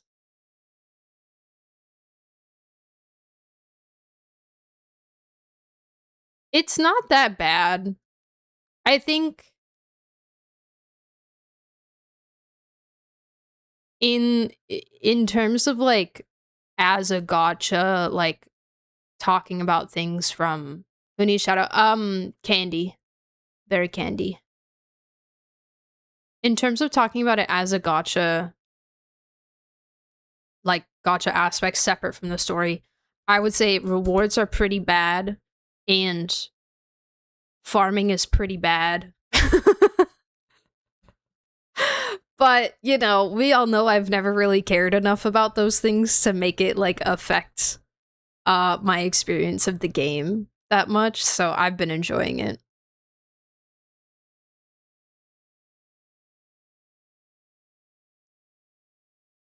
That's how easy it is to get a man IRL too. That's crazy. That's crazy. Hi ADHD Bart. Greetings. I didn't know he became your least favorite. Yeah, like, I don't know. Zane is just kind of there. I don't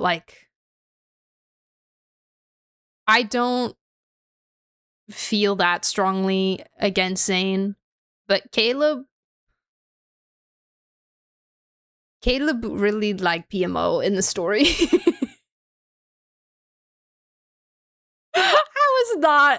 I was not. He was too like controlling, you know? Too controlling in yeah. I was just like, bro, leave me alone. Leave me me alone, please. Let me do my job. I'm just trying to do my job, and you're like trying to tell me what to do, and I can't. I don't like it. I don't like it. How's Nets? How are you? I'm good. I'm good. I'm doing well. We're just vibing. We've been yapping for 2 hours, opening blind boxes and stuff. It's been a good time. How are you? Caleb is my least favorite. Yeah, we'll see how Valko goes. I don't know. He's like fine so far for me, personality wise. I'm not like super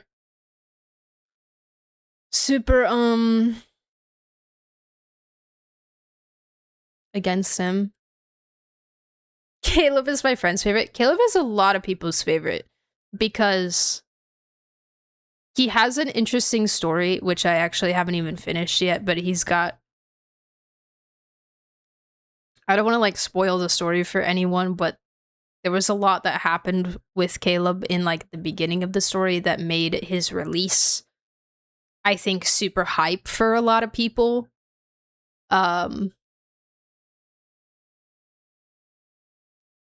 So yeah, it's hard to say without spoiling. I don't know how many people in chat would actually start, playing the game, but just in case. So I think he was very popular for that reason.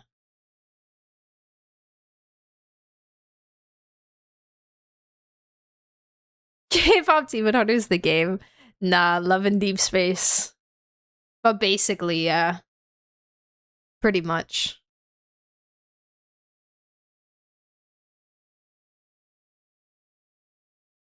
Pretty much. I think I removed myself from MC a lot while playing, so when he was pissing me off, it was kind of in a good I want to analyze you kind of way. Yeah, I think I self-inserted more in this game than others. Which, yeah, it's the I mean, character creation plus first person contributes to that a lot for me, I think.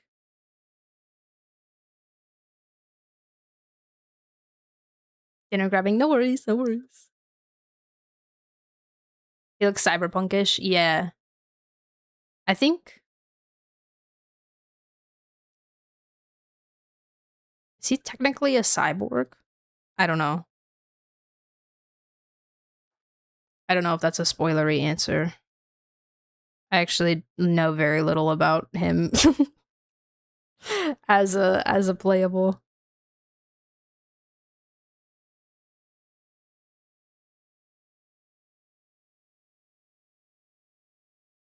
Struggle at self-inserting in Otome games, I think, but that's a personal thing. Yeah, no, that's valid. That's completely valid. I think also with games like this, I get to a point where it's like I only have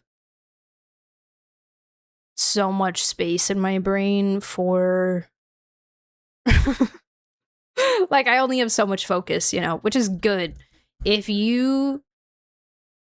anybody wants to play this game, just know it's best to only like one or two of them.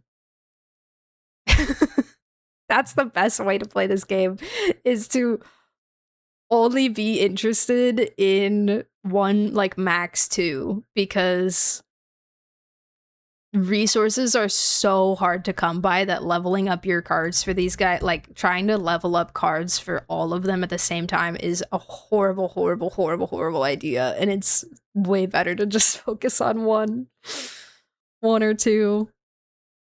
I wish I had understood that a little bit earlier, because I had leveled up some cards for Xavier and Zane.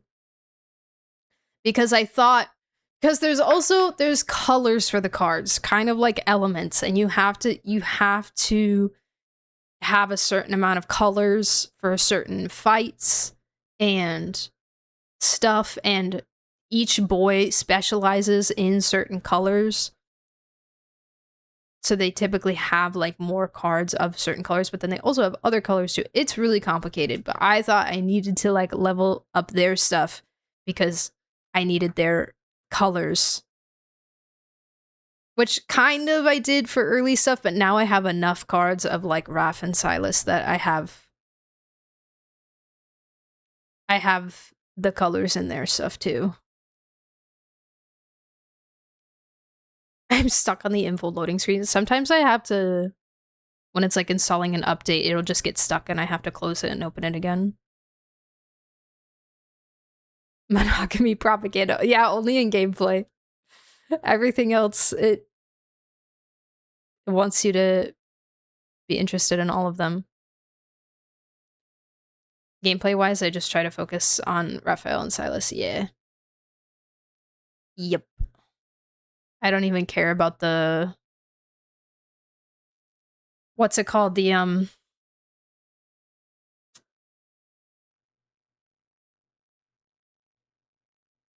like, friendship level thing, system. I'm just trying to level Silas's right now because I was mostly using Raph until I got to Silas's part in the story. So I'm trying to get his up. Caleb is now staring at me. There's a lot of Caleb on the login screen. It literally starts with Caleb. Like, everybody's there, but I feel like there's just so much Caleb on the login screen. And it really makes me a little sad sometimes. It's lagging, so they all freeze and stare at me. Amazing. Mine lags quite a bit too. Especially like the like cutscenes. Mine lags, every single one, and the audio lags too. Because my tablet's not that, it's not built for it's not built for games. It also crashes often. Like I had like my birthday messages yesterday and I was trying to do the birthday messages and it kept crashing in the middle of Silas's. It was making me mad.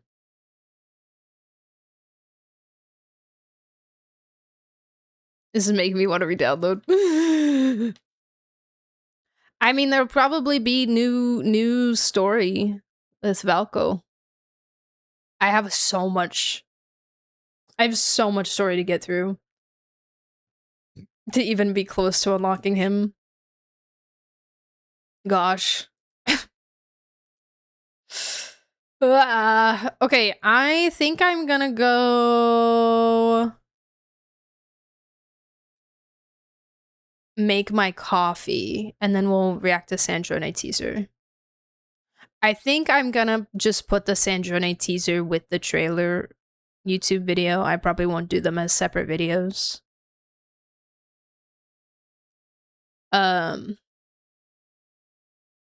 So yeah, we'll just watch that, react to it as normal, and then we're gonna watch the... There was an HSR improv tour trailer thing that came out. We'll watch that, and then I think there was some Nexus Anima stuff as well.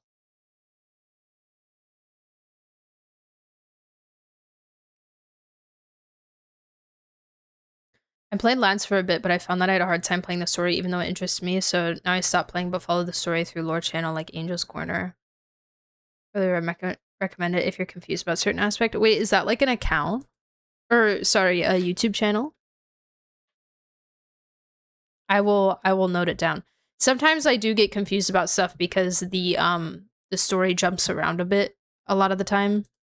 Like sometimes it'll like end on a cliffhanger and then go to like a completely normal scene. And I'm like, wait, what happened? What happened though? So yeah, sometimes I do. Okay. I will see you guys in a few minutes. I'm gonna go make my coffee. I'll be back. Okay? Enjoy. If you miss my reaction to the Shania trailer, it's on YouTube if you haven't seen it yet. And make sure to join the Discord if you're new here.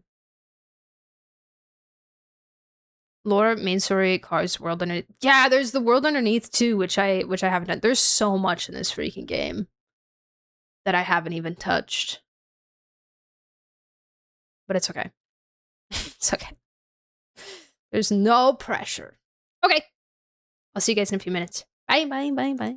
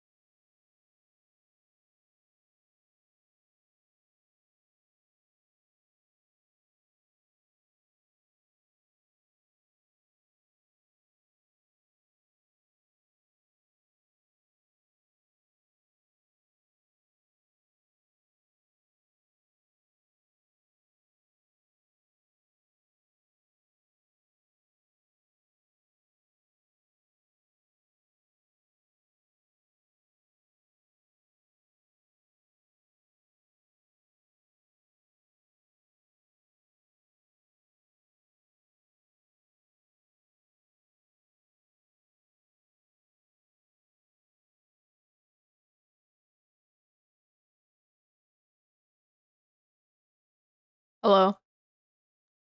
I'm back.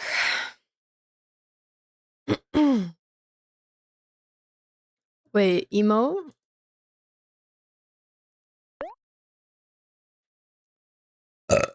Oh my goodness, excuse me.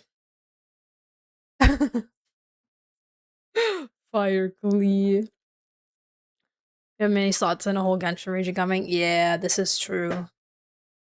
This is true. We do have to be a little bit conservative. Alright, time to delete surprise baptism. We do, in fact, not use that one a lot. This is true. We'll see. We'll see. We might have to go through and do another purge.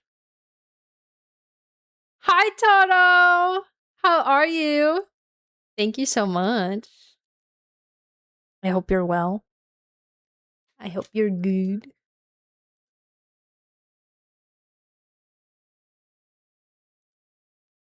Hold on, guys. Hold on. One moment. Okay. I won 3 out of 4 games. Let's go! Let's go! Still Diamond 2 or higher now? Oh, also, I didn't even mention, guys, but this is a new shirt. New shirt! I got it from my workplace, actually, because I have a discount. But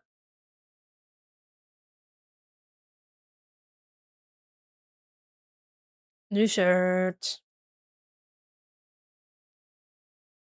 Stupid fly in the same room as me. Just ask it to leave politely. I was gonna check and see if there was any art of the new characters that I wanted to show you guys. Actually, let's watch trailers first and then we can look at that. Because we probably want to yap about the characters a bit. I want to hear all your guys' theories and stuff. Fly ain't paying rent. Exactly. Exactly. Okay, guys, you can say hi to YouTube if you want. I will not be doing an intro because I'm just gonna put it with the trailer. But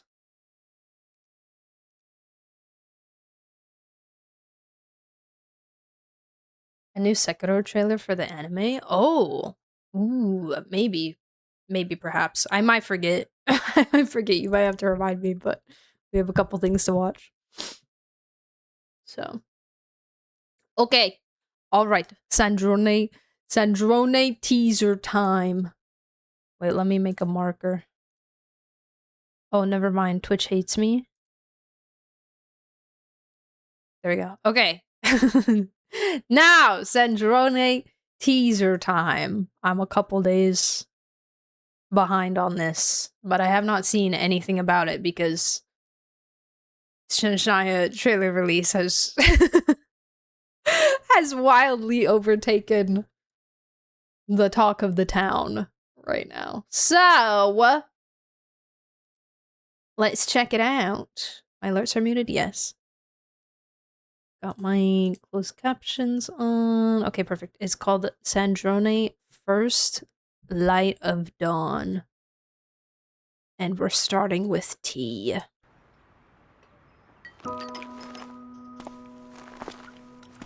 Happy Fontanalia Festival, mademoiselle. Fontaine Your Cafe. coffee. Enjoy. Oh, it's coffee. Never mind. Still your drink of choice, then. Oh, I'm gonna cry again. Oh, that's them! Oh, it's them! Oh, it's the babies! Hands-on engagement during research is an integral part of social learning. Oh! You taught me that. Alain. Besides, this used to be your favorite too. The taste reminds me of home.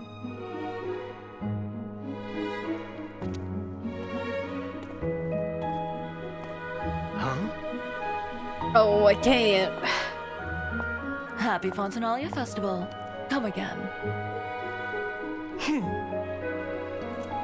You hate high heels that much?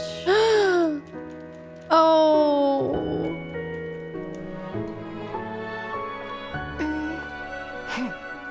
You're grating nuisances. I can't stand them. And how do you even fight in a dress like that? The wings alone is ridiculous. A lady can be elegant and deadly at the same time, you know. The two often go hand in hand. You'll understand when you're older, I'm sure. I won't, and I don't want to. Oh. Let's go, Paloma. No.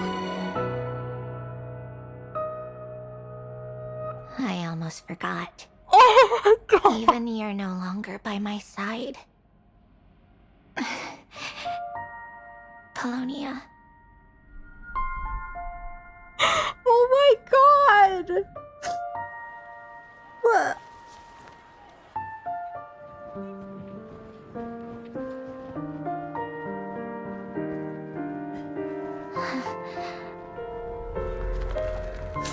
Oh.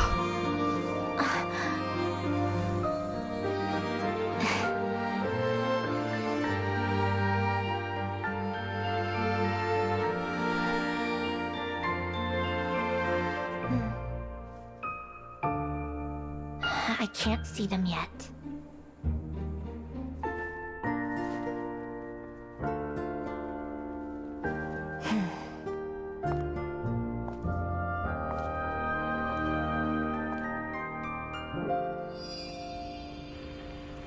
I have to resolve my own questions first. Oh.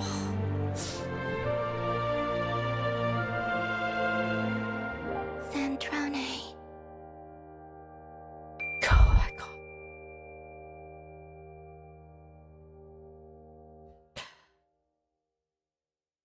There's so much time at the end. What the heck? Yo, yo, yo, yo. Yo, Getch, that was not cool. That was not cool. That was not okay. She has to resolve her own questions first because so much of her life has been crafted and structured around the people around her and you know, drinking coffee because it's Alain's favorite, and you know, even her like even her outfit kind of reflecting Signora's, and like her whole conversation with Signora about dress, how one dresses and stuff, and like, and now she, oh my god, she doesn't even have Polonia anymore, which Polonia was also a part of her life that was, it was Alain's basically, like, you know, it was from someone else, it was because of someone else, and now she doesn't have Alain, she doesn't have Signora, she doesn't have Polonia, she doesn't have all these things that like helped define and shape her as a person, and so now she has to rediscover herself and figure that out for herself before she has the confidence to reunite with the loved ones that she still has today, you know? Oh man. And the remix of the Nars song in the background, and the babies.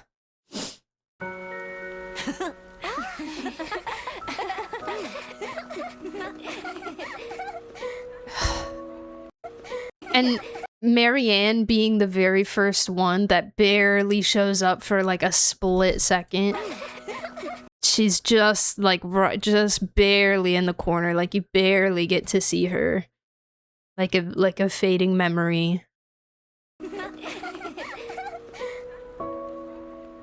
And then it's Jacob, and then Renee. And Alan's not there.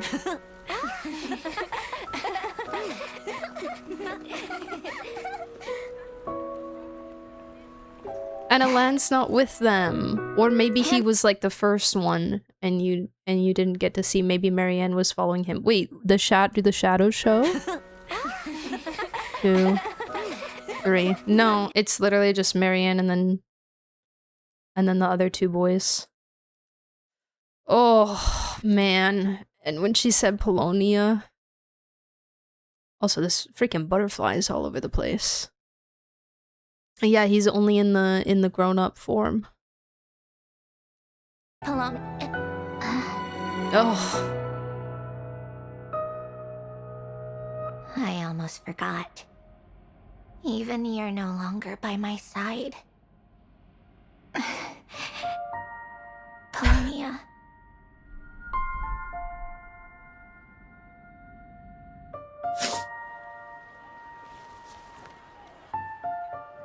And the linchpin. Which I'm so curious to know. Obviously, like, we have a lot to learn about the linchpins and connections to the third descender and blah blah blah blah, and my brain's going crazy with theories, but also, you know, was this Alan's gift to her? And if so, how did he get it? How did he get his hands on that? Just standing there alone while people pass her by. Yes, it actually reminds me of Nouvelette a lot. I think Nouvelette had a moment like this at one point in one of his trailers or something. With similar vibes.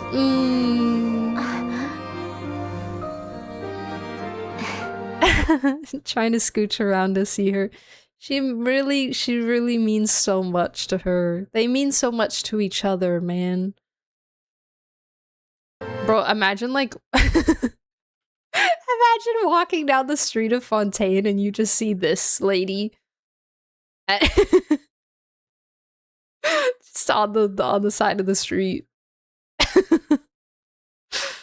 I need them to get married. True. This summer event is actually their wedding, correct. That's why all these flowers are here. They're getting ready to decorate all over the place.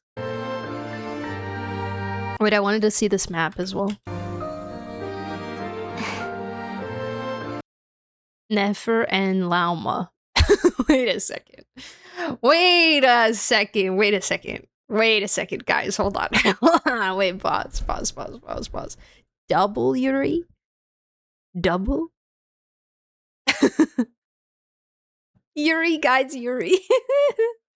Yuri squared. They're in support. They're here to show their support for they might be exes. They might be exes, but they're here to show their support for the new couple. Yuri theme park. I love it. I'm not sure what this doll, if this doll is supposed to represent, like, Sandrone to Columbina, or like remind her of Sandrone. It's kind of just what I assumed. Also with the way that she poked it, you know, rage baiter and rage baited.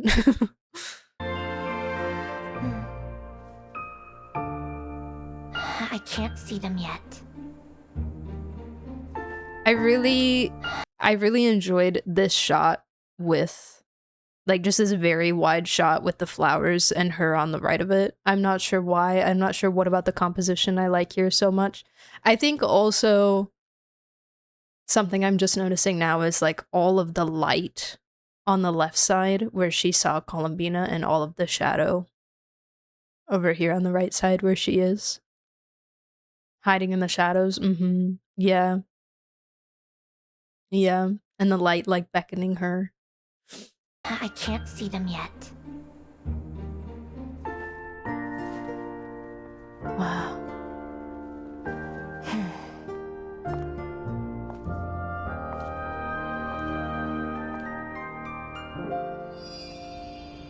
Her eyes are so beautiful. Sorry for the flashbang. Her eyes are so pretty. Oh my god, I love it. I love what they did with her. It's beautiful. I have to resolve my own questions first.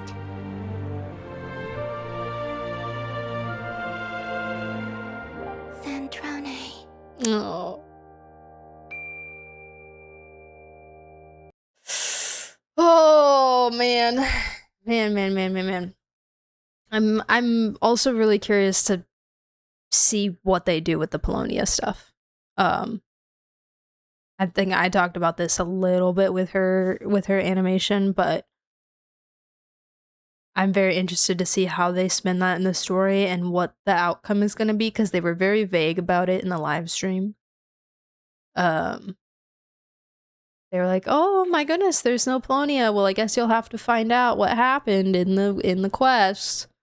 So it was very open-ended, like not like, "Oh yes, well, duh, you idiots, Polonia died.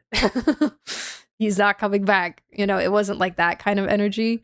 But it also wasn't like any kind of confirmation that Polonia would be back. I like either way, you know.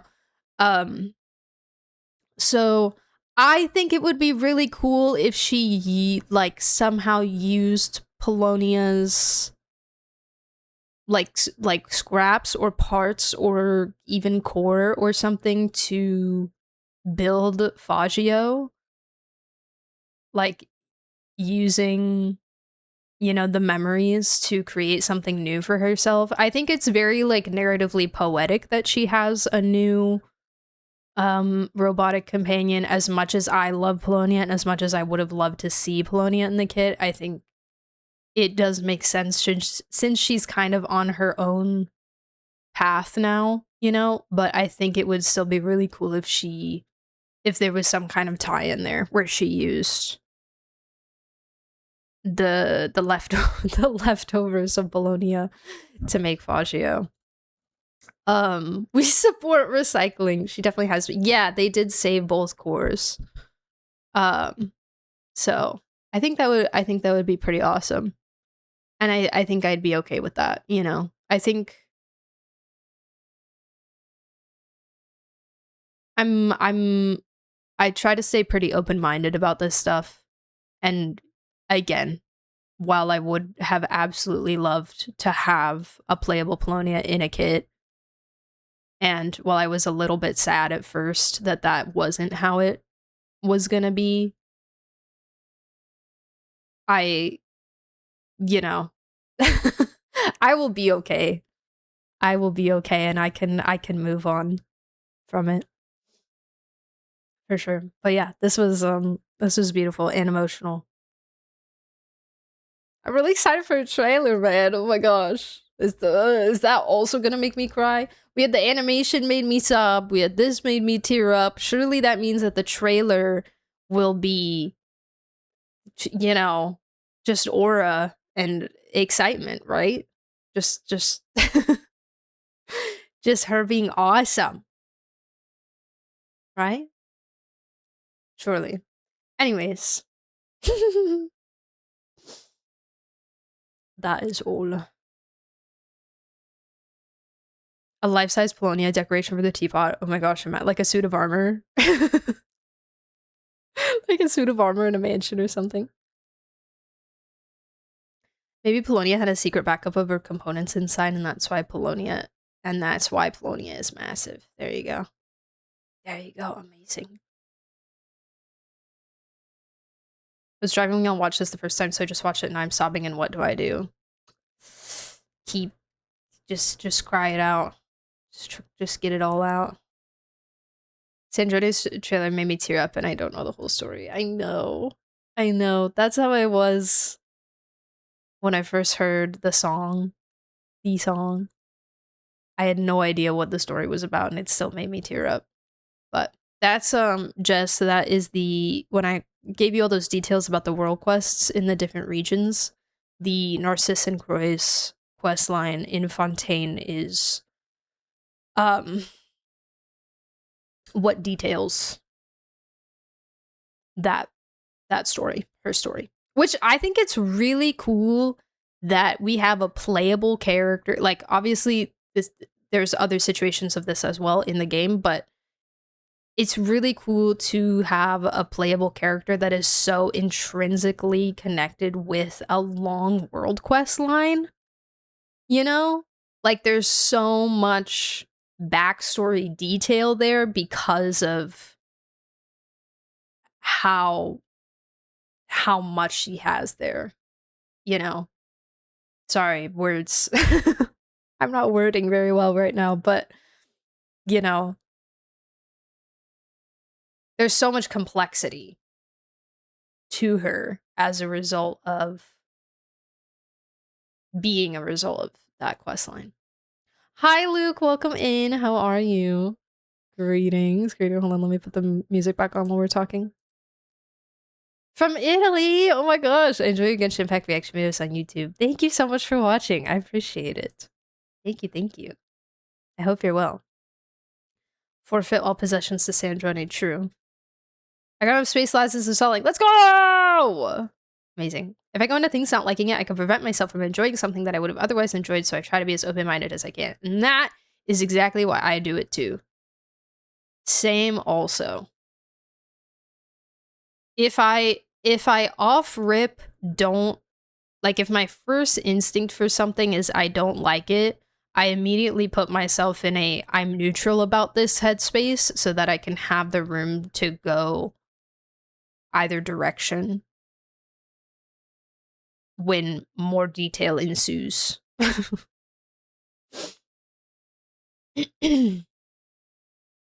long did it take you to get through the Narcissus and Croix questline? That's a great question because I started it a really long time ago off stream and then I finished it on stream.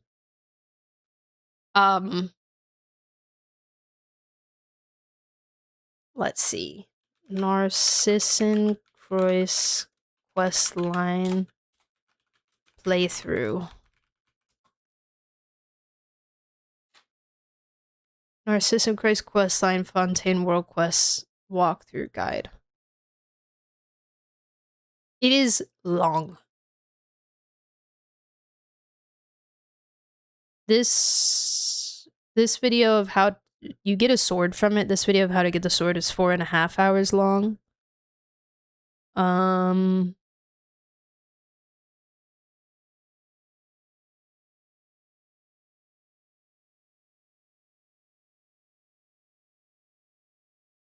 This person has a playlist that's 20 videos.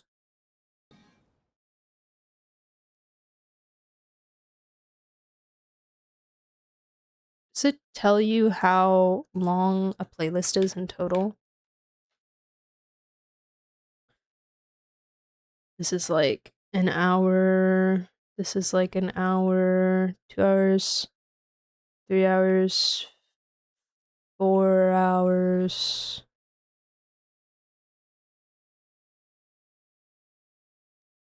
I would probably say like reasonably around like 5 to 6 hours total.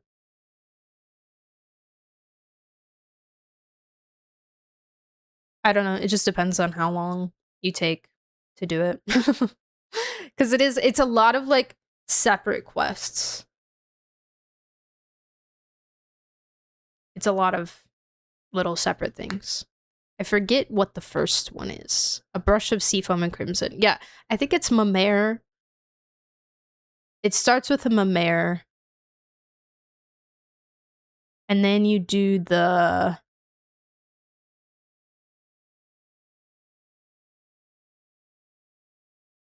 Who's the one with the book?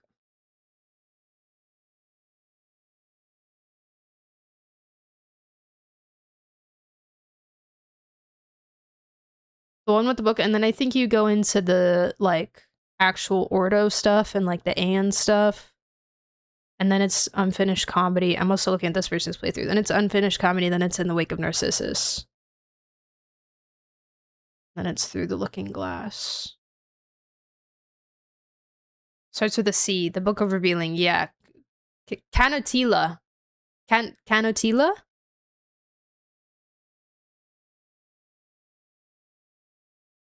Yeah. I have to watch Jen's cast reaction. I'm scared that it's an hour long. I put timestamps in it. I put I timestamped and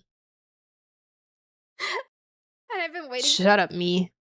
I timestamped the first reaction, my first thoughts after the first reaction, reading the description, looking at the cast photos, and then the second watch.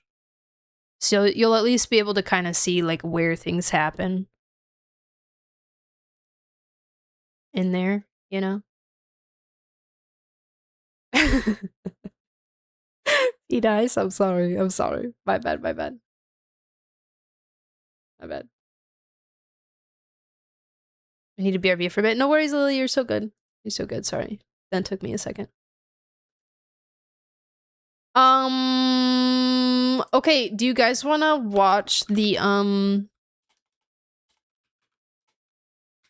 well, why am I asking? We're gonna watch it anyways. The HSR improv tour trailer. There's freaking a Sopra mod on it.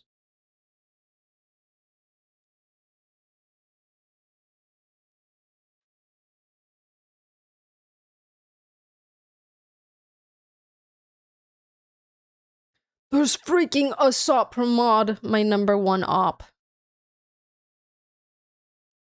That freaking guy.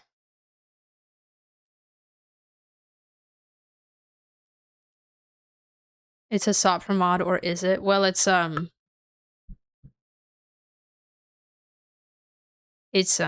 what's his face? It's what's his face, so who knows?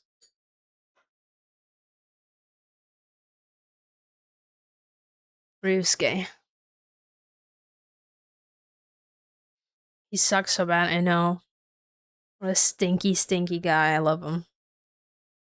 Love him, I hate him. Okay, it's called Death of the Elation.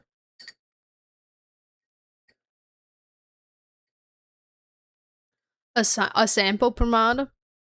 A mod. Please.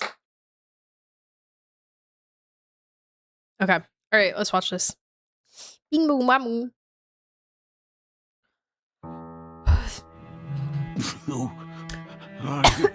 Right. Have something in mind. Oh my god! Oh my god! Oh my god! I'm so sorry for pausing. This is. Oh my god! I just realized what this is. You'll lose your life. Let's start with that naive fool. Back then, they called him En route. He thought he could bring happiness to the unfortunate. Overthrow tyranny for all.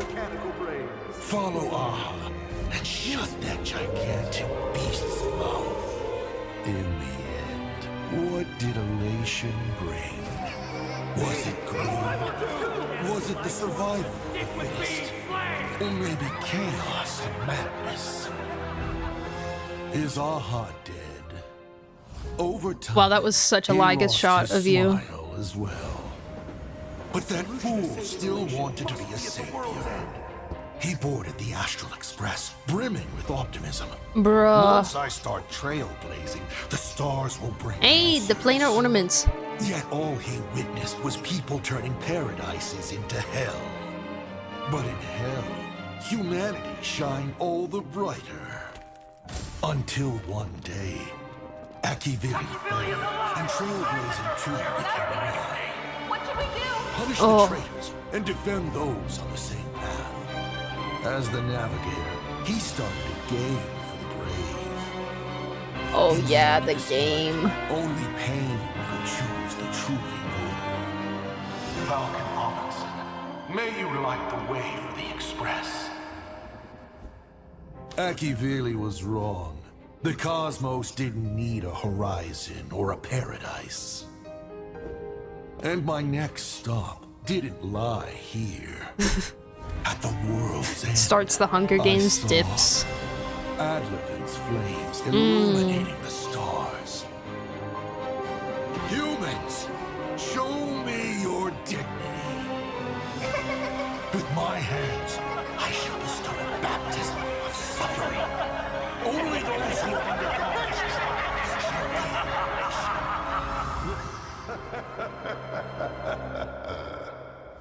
So, Look forward to these seeds I've sown. For a wonderful show of true elation. Just imagine the moon is setting off Mom! again, yet they push the trailblaze to its demise. What a splendid joke. So, who exactly are you? I have no clue either. But this time, I'll just be a father.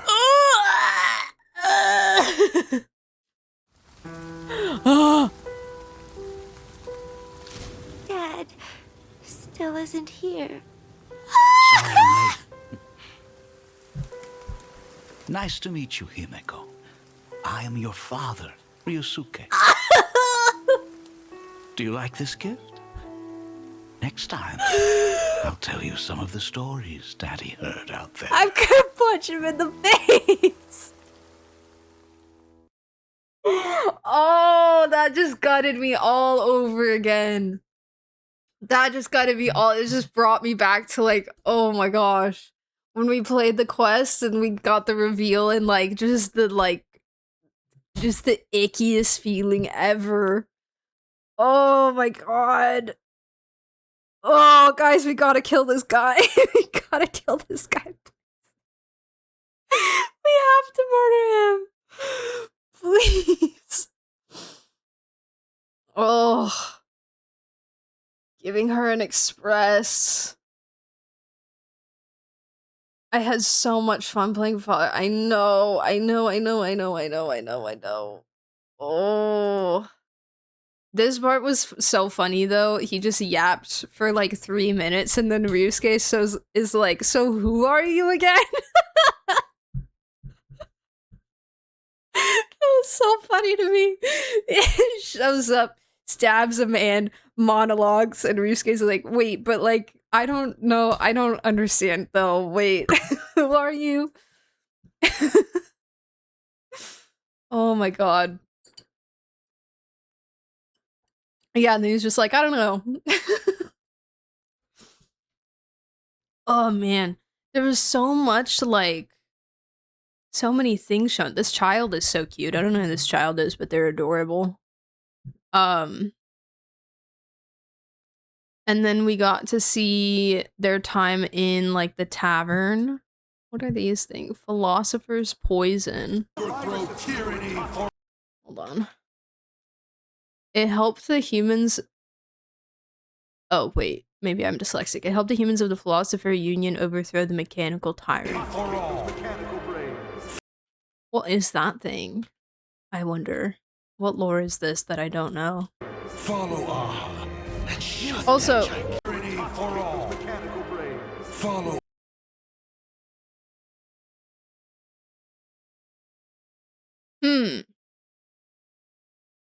Interesting.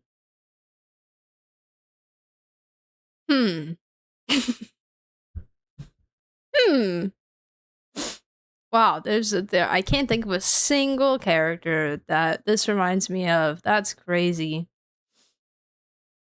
Imagine this guy stabs you enough to kill you, but makes you sit through a monologue before you can pass, but he doesn't even tell you who he is. Poor Ryusuke going through it. Distancing himself from himself. Yes, viewing past versions of himself as separate people than himself. Like how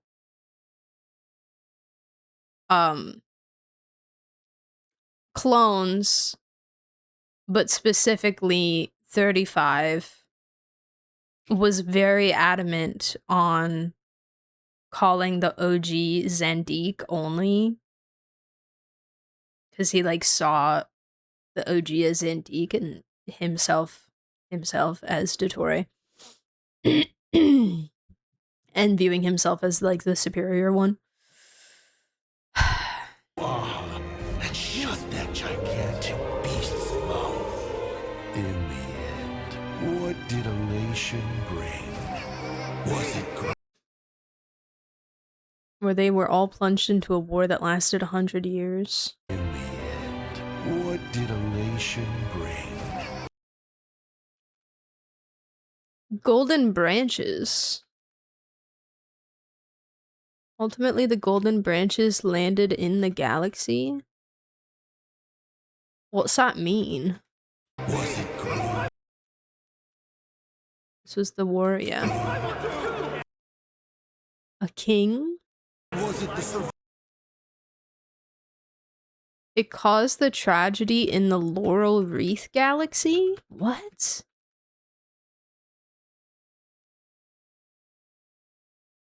Humans recklessly something.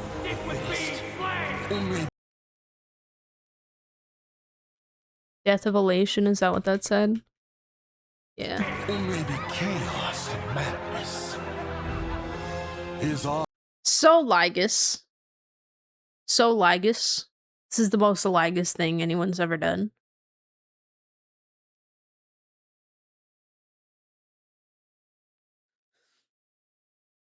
Lying there on the floor getting disease, you bleed out, not being able to fully pay attention. Name is all I can physically pay attention to.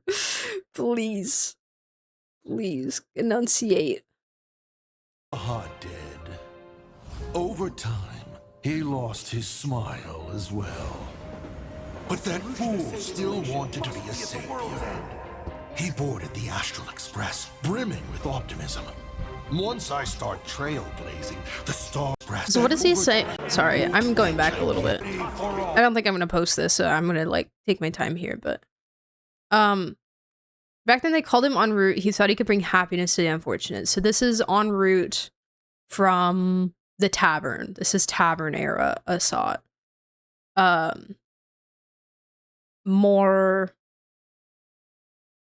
like origin of elation kind of focused. Bring happiness to the Assad. Overthrow tyranny for all. Follow Aha and shut that gigantic beast's mouth. In the end, what did With a goal to stop Ouroboros. elation bring? Was it greed? Was it the survival? Suppress Ouroboros. Or maybe chaos and madness? Is Aha dead?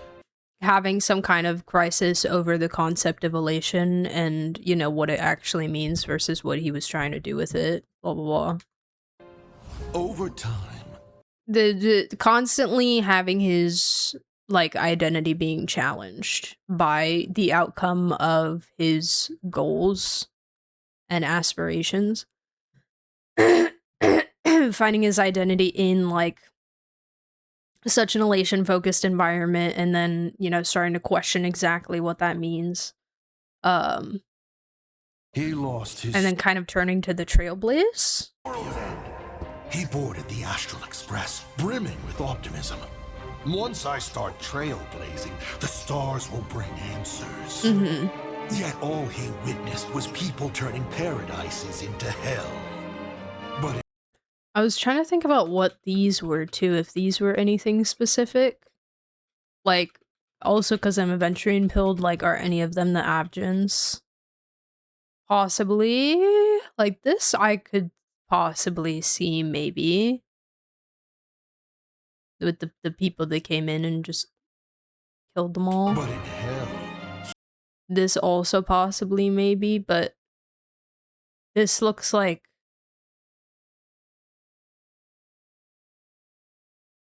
Oh, she looks like she's got, like, some kind of disease or something. She's got, like, bandages wrapped around her arms. There's a volcano here. Curious. I don't know if this is Abgens because... There are no... Aventurine is the only Abgen survivor, right? Sigonian survivor.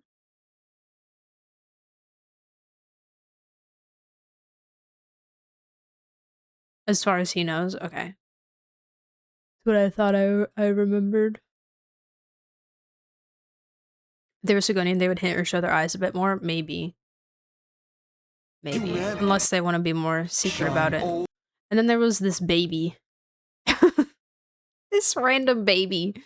I'm just trying to figure out, like, what are you trying to tell me here? I feel like they're trying to tell me something here, and I don't know what it is.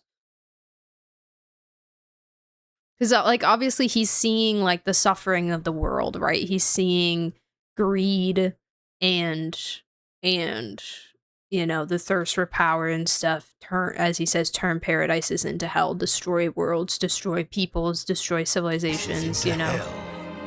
But in all he Also- witnessed was people turning paradises into hell.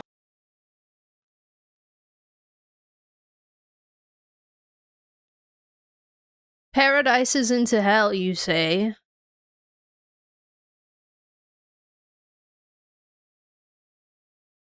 Bird.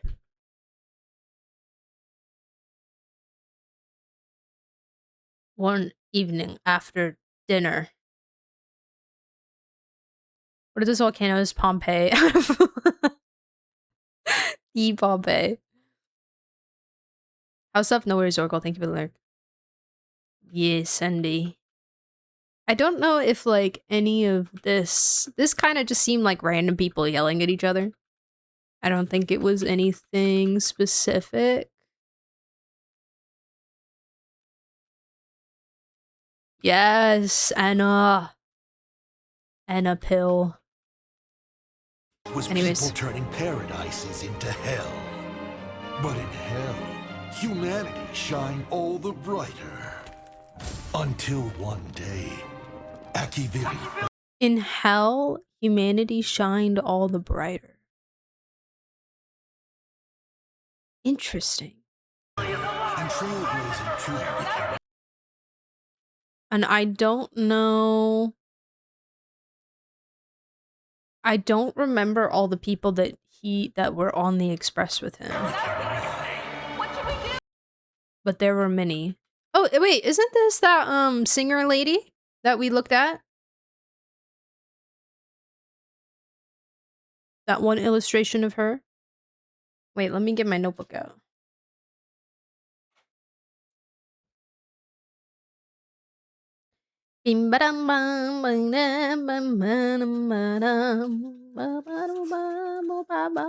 Where? Hello? Wow, I took so many notes. Dorothy? Question mark? No. Was it? She had a different name?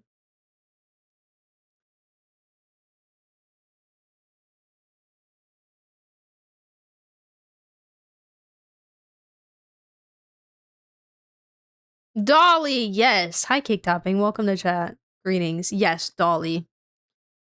Yes. Isn't that her?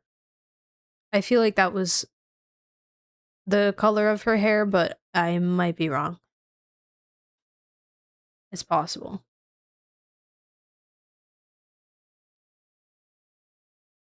Dorothy was another fool, I think. Question mark. Anyways. punish the traitors and defend those on the same path. As the navigator, he started a game for the brave. Oh, maybe it's not her. Maybe, I don't know. Who is this guy?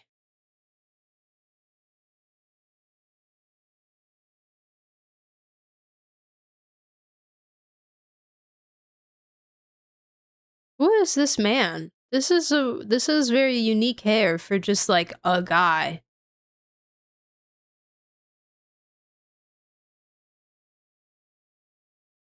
Dahlia, yeah. Yes, she is. A fae? They're all over the place. The rose on him too, beauty. True. Possible.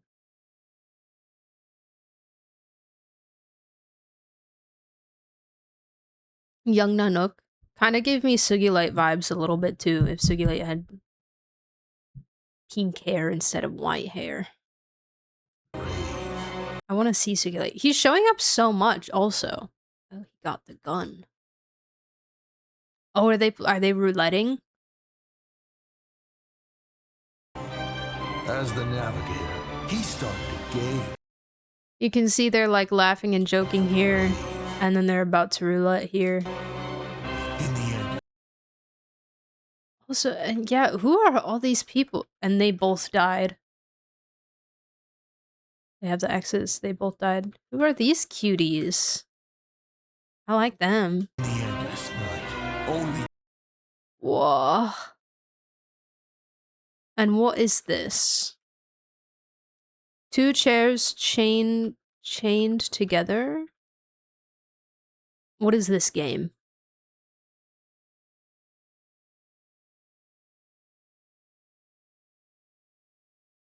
What could this game be?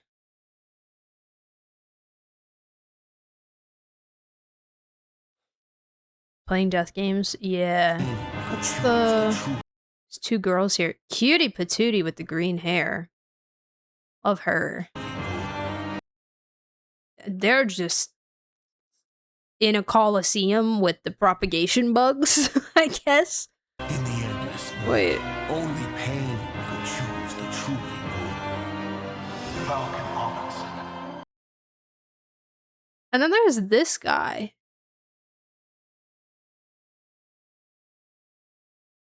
Who they show? I think later they show him The way for the express. with eyeballs and Aki stuff. really was wrong. The cosmos didn't need a horizon or a paradise. Is this the same guy? Is this Aki? Wait. And my next stop didn't lie here. At the world's end, I saw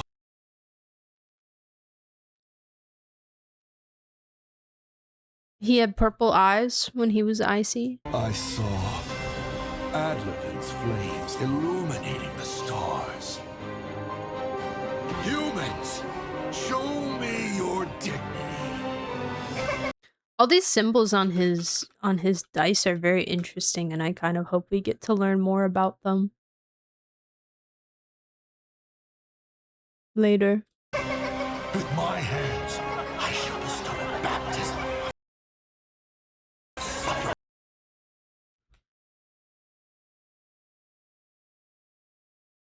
What is this?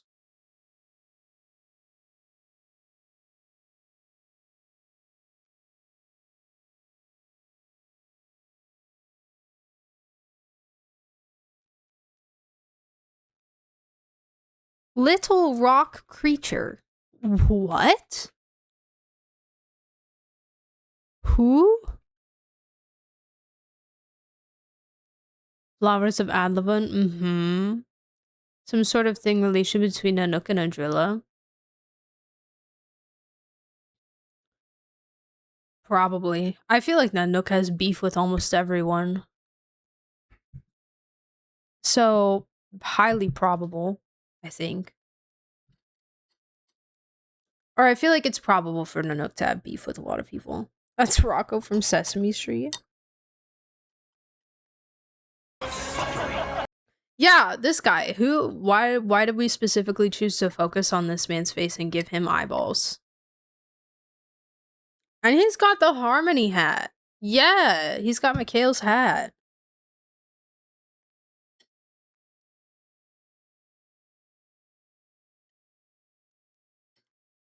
Who are you?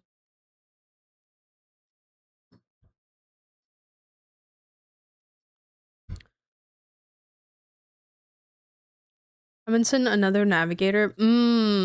Possibly. Possibly. There's so many people, it's hard to remember them all. Go back to... Yeah, true. He's there. Oh, he's got like spiky things in his head. He's there.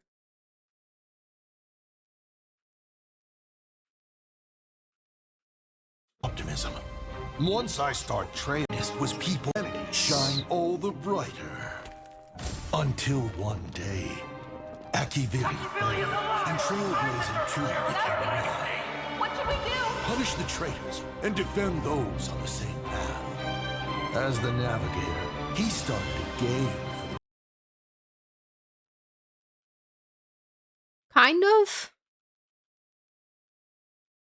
Its head is more flat than I thought it was. I want this thing. I want to meet this thing. It's cute.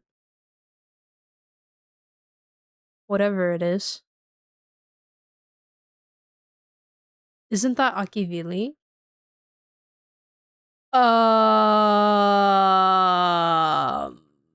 Mm, uh, uh, is it? Would it be?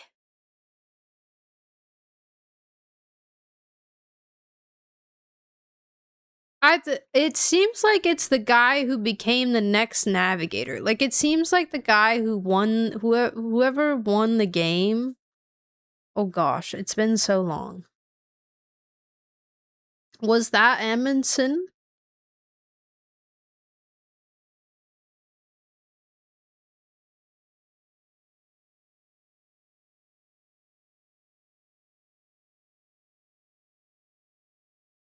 I'm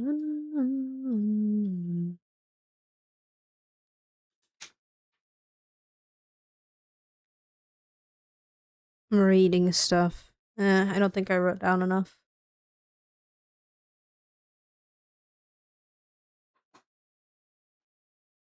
I don't know, but whoever it is, it seems like it was the next person to inherit the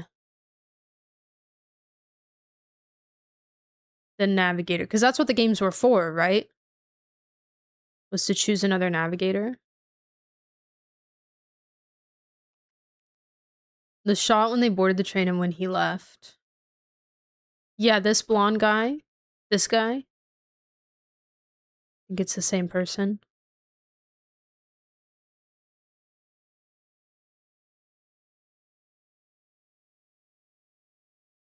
Lost his smile as well. But that fool still wanted to be a savior. He boarded the Astral Express, brimming with optimism. Just like...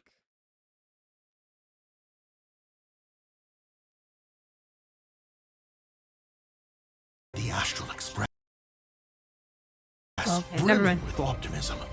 Once I start trailblazing, the stars will bring answers. Yet all he witnessed was people turning paradises into hell. But in hell, humanity activating all the brighter. Until one day, Akivili fell, and I'm sorry to see you. truly became a lie. What should we do? Punish the traitors and defend those on the same path. Akivili took on human forms, at least size-wise, to travel with their followers so they could be anyone. I think he's at the train store when Icy left. Looks like Akivili from the Aha trailer. True. Yeah. Okay. And my next I am stop sure didn't we will lie learn. here. At the world's eating the stars. This is fascinating. Anyways. So Also. only those who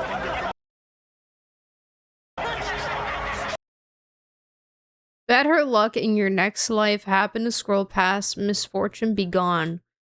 Grab a seat and enjoy the show. It's all AI. Pack it up, folks. Another pro selling the original video. Being broke is the original sin. Serves you right, fiends. Wow. Hello.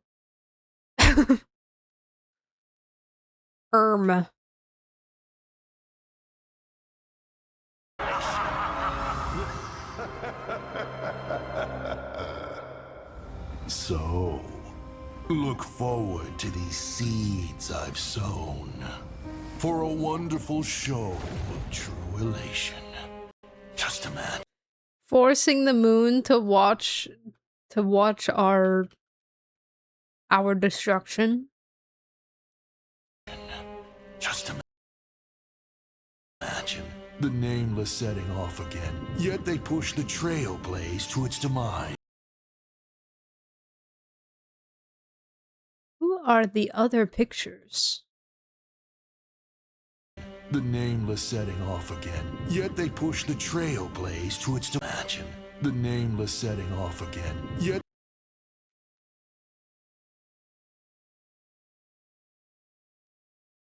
Sorry for the flashing. I just want to see this shadow. It's like a branch or something. Push the trail.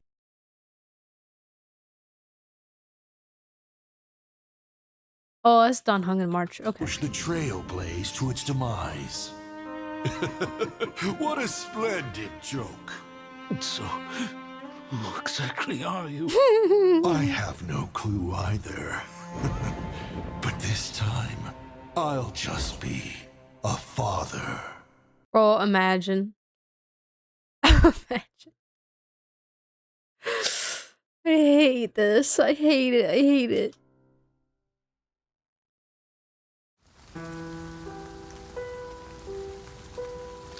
Dad still isn't here. Sorry I'm late. Nice to meet you, Himeko. She's so cute and baby. Look at her little shoes. Her little dress. She's so tiny. I am your father, Ryusuke.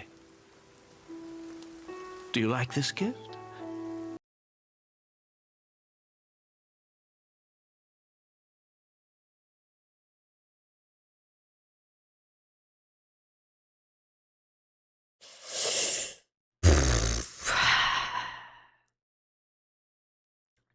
It's so gross. It's so gross. It's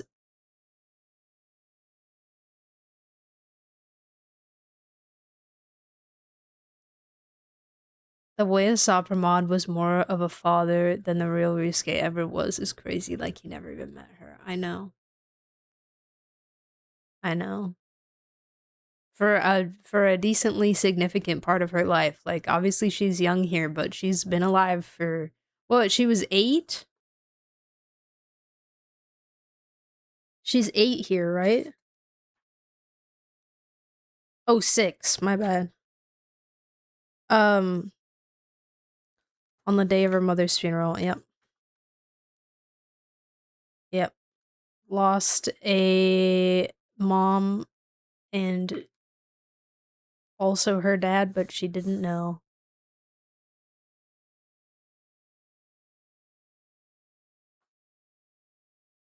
Wild.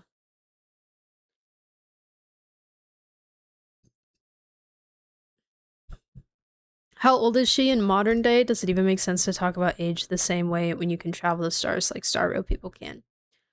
Well, you see,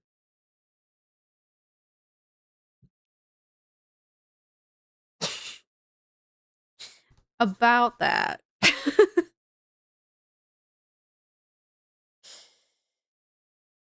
um no, it's not a stupid question. Yes, she is dead. Don't say the second thing.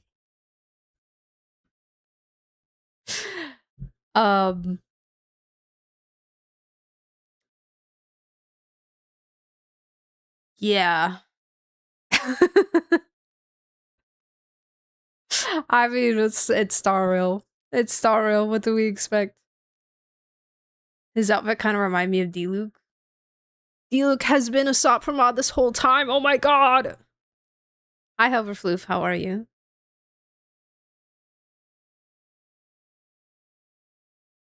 They don't ever mention specific ages. Yeah. Except for, like, there's, like, a couple times, like Yanqing. I think they mentioned an age for him at a point in time. Well, some people said he was 8. Some NPCs said he was 8, but I don't think he's 8 now. I can't remember if they were saying he was like 8 currently or 8 at a point in time that he did a thing. This game is stupid and I've always hated it. Why? It's not stupid. It's just it's very out there and they really like killing characters.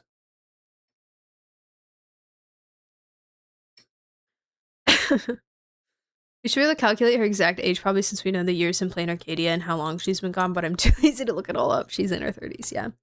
Her corpse is in its 30s. So, how do I like TLDR this? This Himiko that we're seeing here is like the real Himiko, right? Like a real person Himiko. her bloodline has a curse called the Weathering Curse that kind of just like slowly kills them over time. So she died from that, but before that, she essentially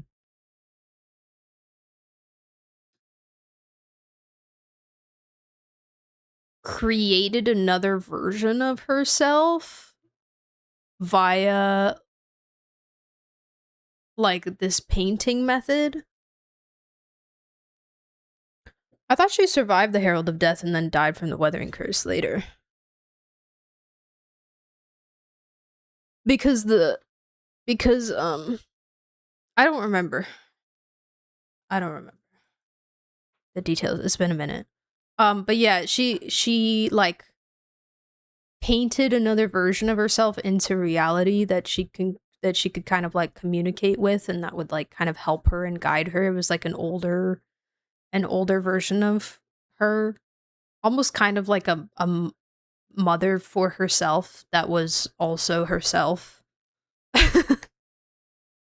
Which Himiko as a character, like on the Express and everything throughout the whole game, has been a very motherly character. She's basically our mom. Like, she's basically the main character's mom, essentially. Like, she cares for everyone on the Express. She, you know, she's amazing. I love her. So yeah, having those themes in there are interesting.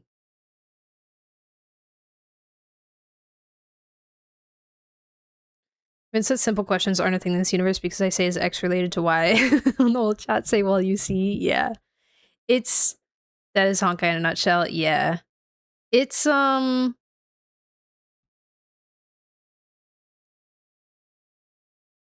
it, like, like, Genshin's lore is really, like, crazy and intricate and stuff, right? And then HSR or, like, Honkai lore in general is just, like, you took that and then you, like, gave it, like, way too much caffeine and, like, a bottle of, like, silly spray and also a gun.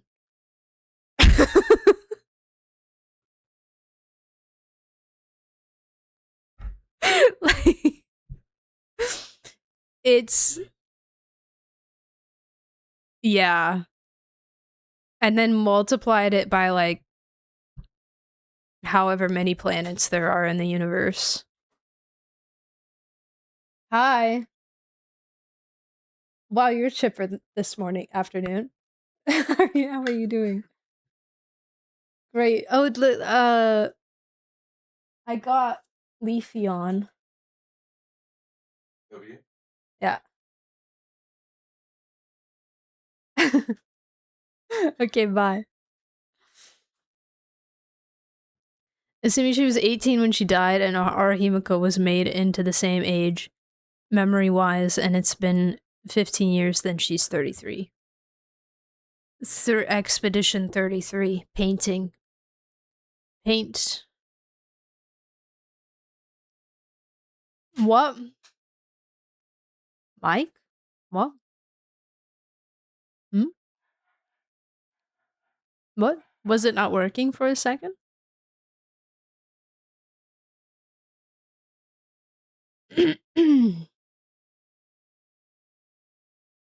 It just started making me think I can't read. It feels real bad. Well, to be fair, like, your entire understanding of the game is, like, secondhand through our explanations to you. Yeah. It's a tough time to... I have a hard time understanding HSR stuff sometimes, and I'm playing through the story and, like, reading and listening, so it's convoluted stuff, but it's really, really good. It's really, really good. And yes, a lot of people die, but but it's all for the plot. It's all for the plot. Hi, Zaku-san. Welcome back. How are you? Thank you so much. Appreciate it. Hi, Ice Cream. Thank you. Whoa. Hold on.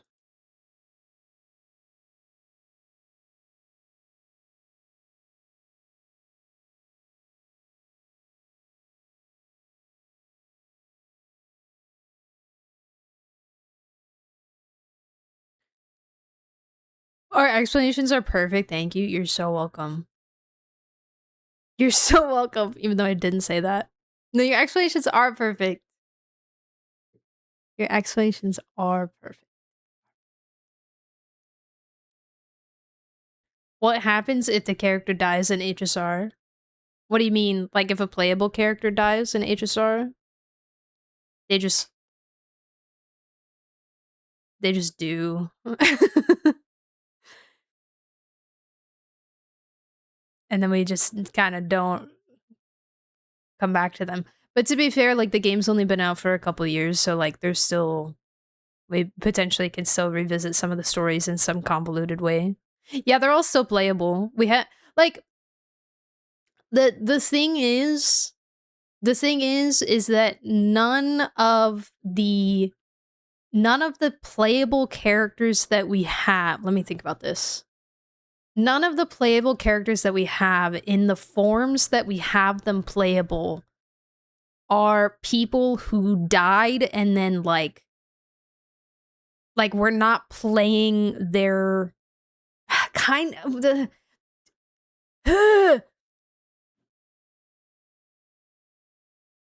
technically for some of them we are playing the person who died, but the thing is that they're not actually people.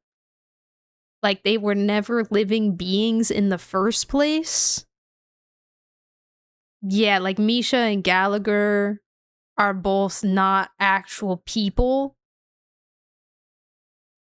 They are yeah. Like Gallagher never really existed. Gallagher was never an actual person, and Misha is like a memory form child version of an actual person that existed that is now dead. So yeah, so neither of them technically like exist anymore after the story, but yeah.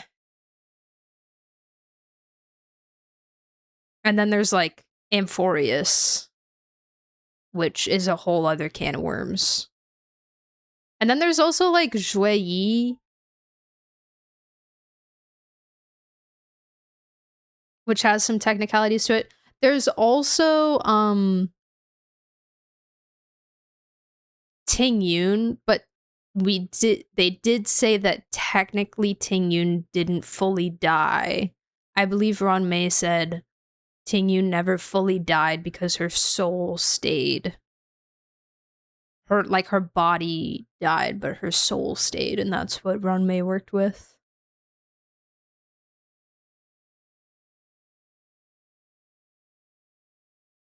Made up memory whatevers, they don't count as deaths in my book. Yeah, same, exactly.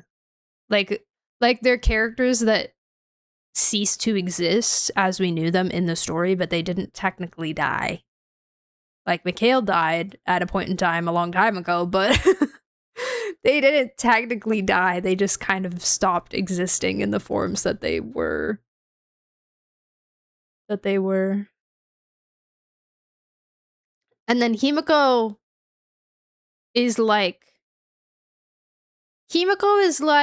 with the playable Himiko that we have, I feel like you could kind of think of it as like how we play the Raiden Shogun, but then imagine if A died.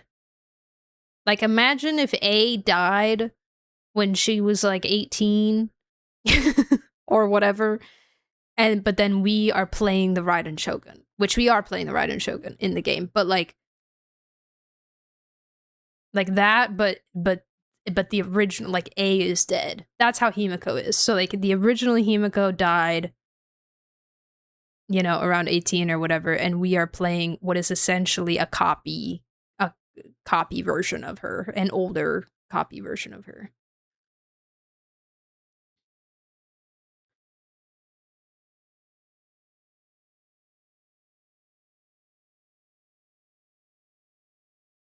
Everyone in Euphorius would count as a death if they... I'll go as far as to say that everyone in Euphorius wouldn't count as a death if they did end up dying at the end. Wait, everyone in Euphorius wouldn't count as a death if they did end up dying at the end. I'm lost. If they didn't end up dying at the end? Wait.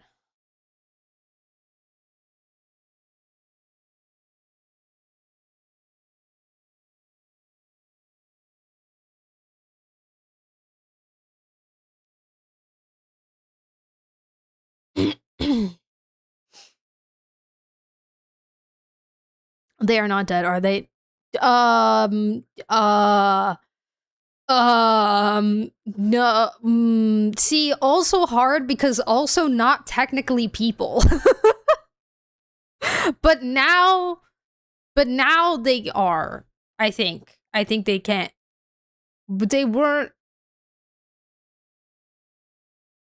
Like, it just depends on how we define death.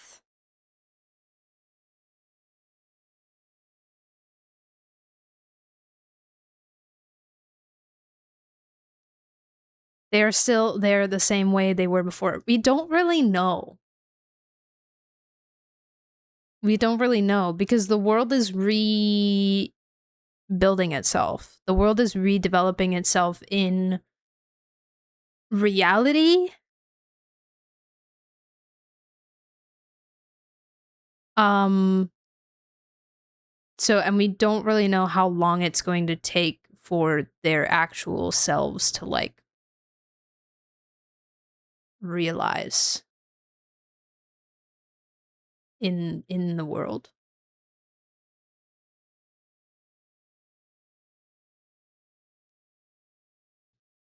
And Cody's VR dream, Amphorius is an app. An app. Played Arcadia is a hologram video game. How the people of Fontaine weren't real people. Kind of, yeah. Yeah. It's tough because, like, Fontaine... Okay, since we're just yapping, I need music. Like, with Fontaine, it's kind of like you gotta ask yourself, like, what do you consider, like, a real human? And it's kind of goes back to, like, the origin of creation. Like, does the humanoid creatures' method of creation affect what makes them a real person or not, you know? Because it's like, where did the rest of the humans on Tavak come from? And then, you know, they weren't, like, technically human, but they're still entities. And it's like, when we're talking about, oh, are you a real person or not? Are we talking about, like, human or not? Are we talking about creature? Are we talking about, like, your tangibility as, like, something to exist? With Amphorius, it's a little bit different because they are digital.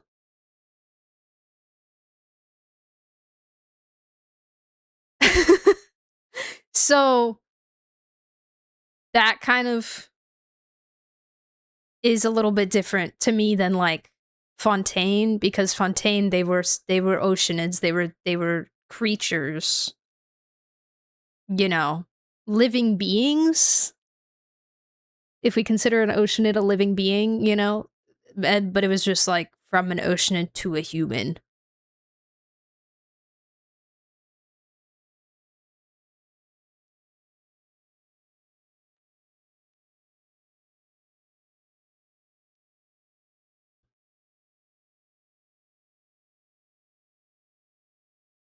They're ones and O's, yeah. They weren't anatomically human, but they were humans. They were humans in the way that we care about. The Fontanians.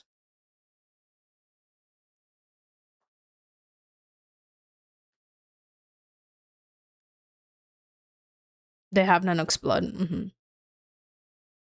Why wouldn't they be living beings? I think Oceanids are living beings. I would say so. They're primordial. Oceanids would be primordial creatures, right? Because they're the primordial water. Is Wanderer a living being? Let's push this to the max.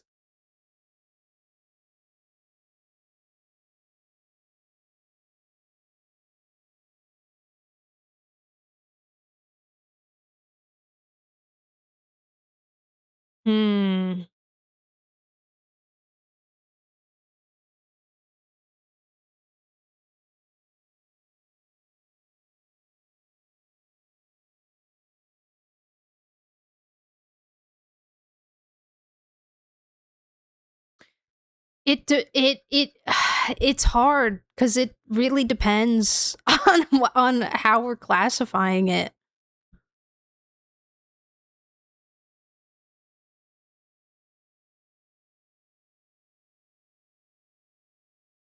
And 40 characters aren't in reality. Yep.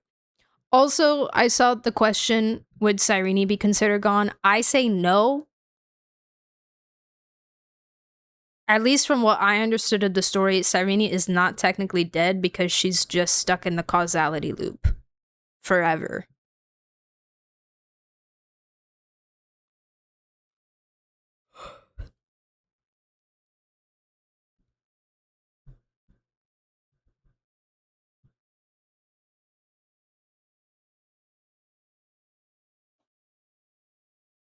He is a puppet. He's not a literal human, but he is a person. He has no soul, but he lives. He's made of ermines. True. Nahida is, yeah. They are both just ermine soul given consciousness in kind of different ways.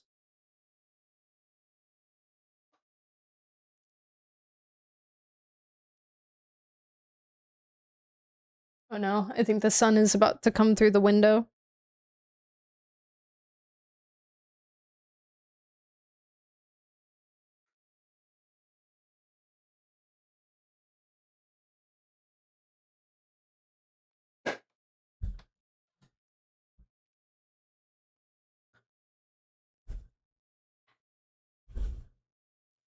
He is a person, he has a personality.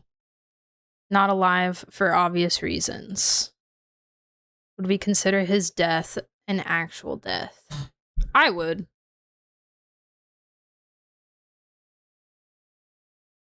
I would, just like I would consider Sandrone's death an actual death.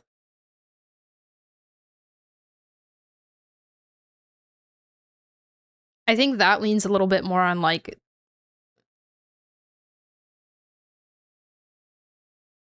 emotional weight. You know?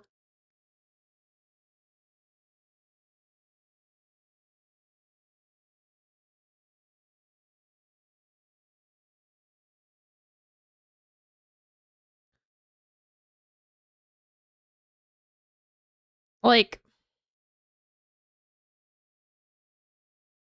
consider any death a death. Yeah.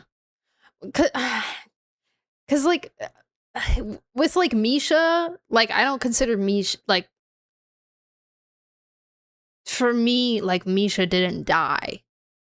He kind of just ceased, the memory ceased existing. He was a memoria entity. You know? A projection of a memory, if you will. That served a purpose and then ceased existing.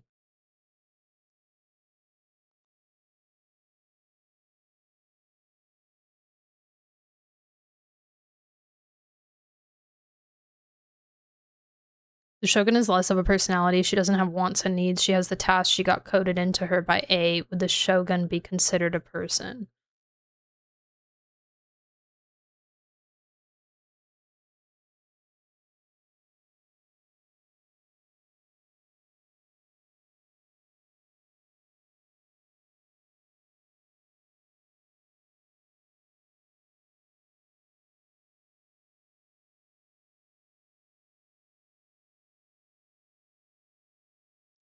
it's hard. It's hard because I think we also like we're so heavily biased by how the character is presented to us in the story, where it's like, okay, we have more of an emotional, there's more of an emotional weight to a character like Wanderer because we've been given exposition on a character, on the character, to separate them, like to separate their identity into, to give them like almost a bit of autonomy in that way. Whereas with the Shogun, there's a lot less of that. And there's a lot more like, this is a puppet kind of theme to it.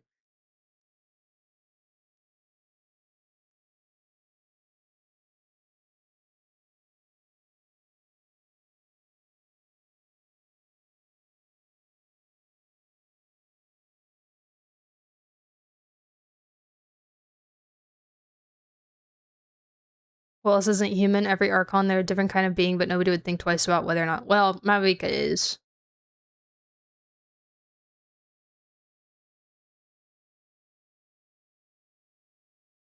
We are pushing it indeed. Yeah. Human, living being, or person, every single one of those words have different meanings and different implications. Yeah, this is true. This is true. Human, I feel like I think we should just forget about the word human completely in this conversation because,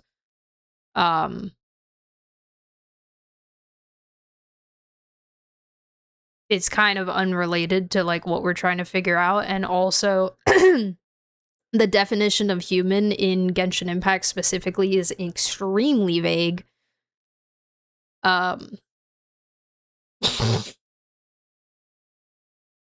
You know, just because she has limitations, though, what she's allowed and supposed to do doesn't mean, through what she's allowed and supposed to do, doesn't mean that she isn't real. A person with their autonomy taken away from them doesn't make them any less of a person. This is true. And that's what makes it different, because it doesn't, like, the Shogun doesn't feel like a individual person as much as Wanderer does to me in my brain. And I'm not saying that she's not, it's just the way that she's presented to the player is like, oh, this is a puppet that is like programmed to act and think this way. You know, X, Y, and Z. Whereas with Wanderer, we get more exposition of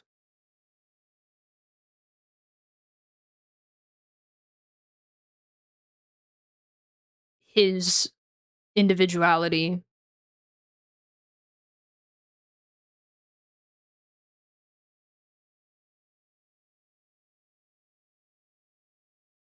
Mav and Furina are the only human. True. Yeah, Furina is also technically human.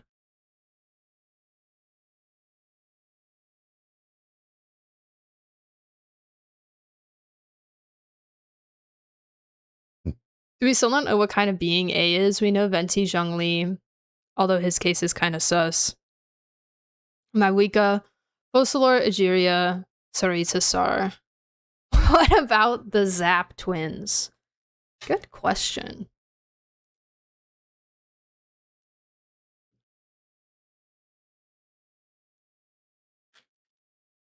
Makoto and A. Identical twin gods. But, like, where did you come from?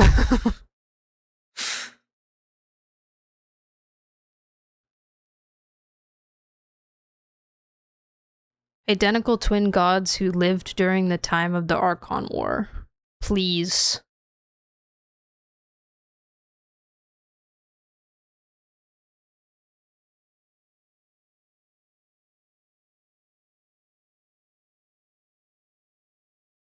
What are you?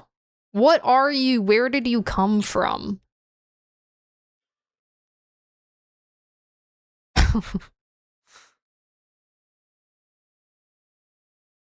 That's not true. What's not true?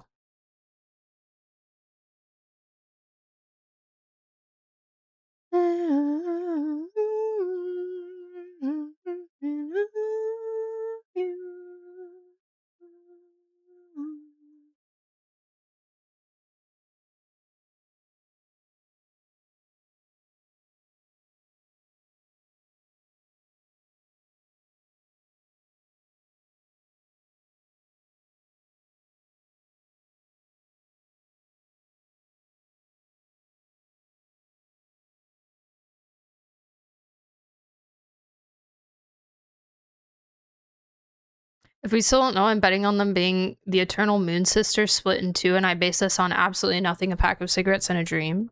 Arya?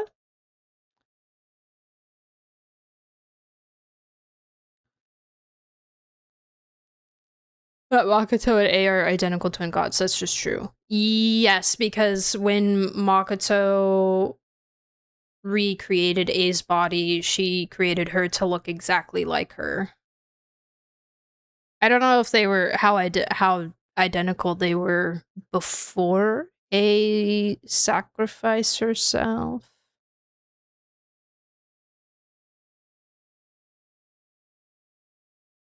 After becoming the first Electro Archon, Makoto recreated A's body and made A her Kagemusha, or body double. As far as the world was aware, they were not two, but one. They complemented each other, they ruled Inazuma jointly, therefore there was no need for the public to know the truth.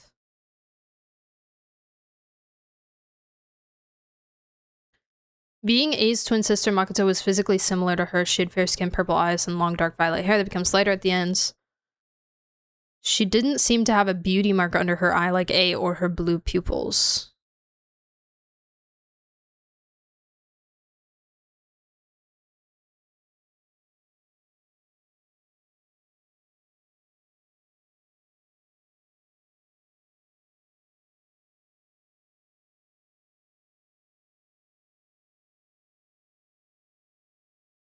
I think Genshin uses a lot of these things that are literal in the universe to make allegories and explore dehumanization and its effects on people.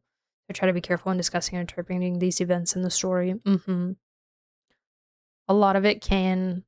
Like, there's definitely... It is good to recognize the lines between what is the fantasy and what are things that we encounter in the real world.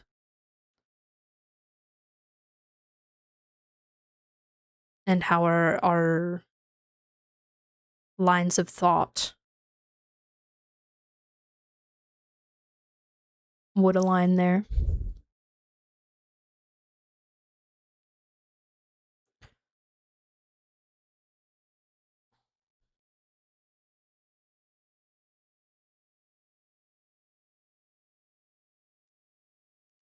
Let's see. What species is Makoto Genshin?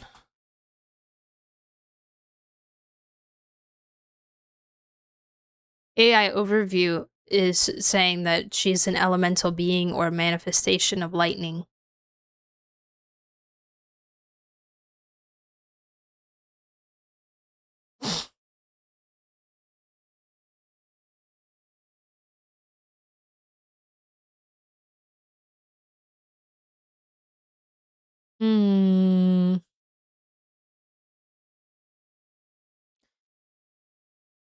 In one of her thunder or lightning voice lines, Shogun says they're the purest or strongest incarnation of lightning. I could see them being like elemental beings, because that's basically what Venti is, right?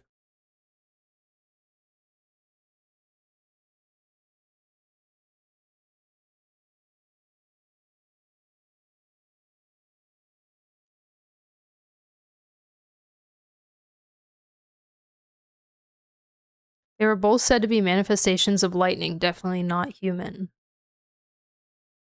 Ei and Makoto are actually Tsukumogami, a type of yokai based on objects that gain spirit or sentience.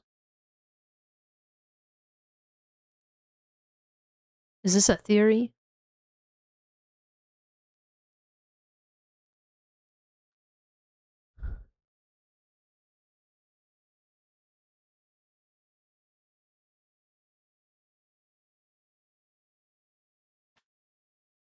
the Akasha overview. Hi, Chloe. I don't think I said hi to you earlier. I saw you come in, but I don't think I said hi. I'm sorry.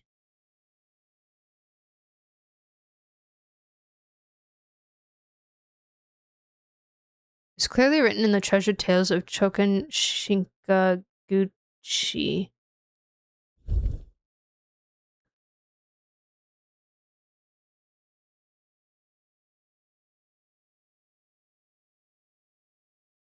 Okay, that's too much to read right now. Thank you. Thank you, Chloe. Appreciate it. Okay, wait, hold on. No, wait. No, this might actually be helpful.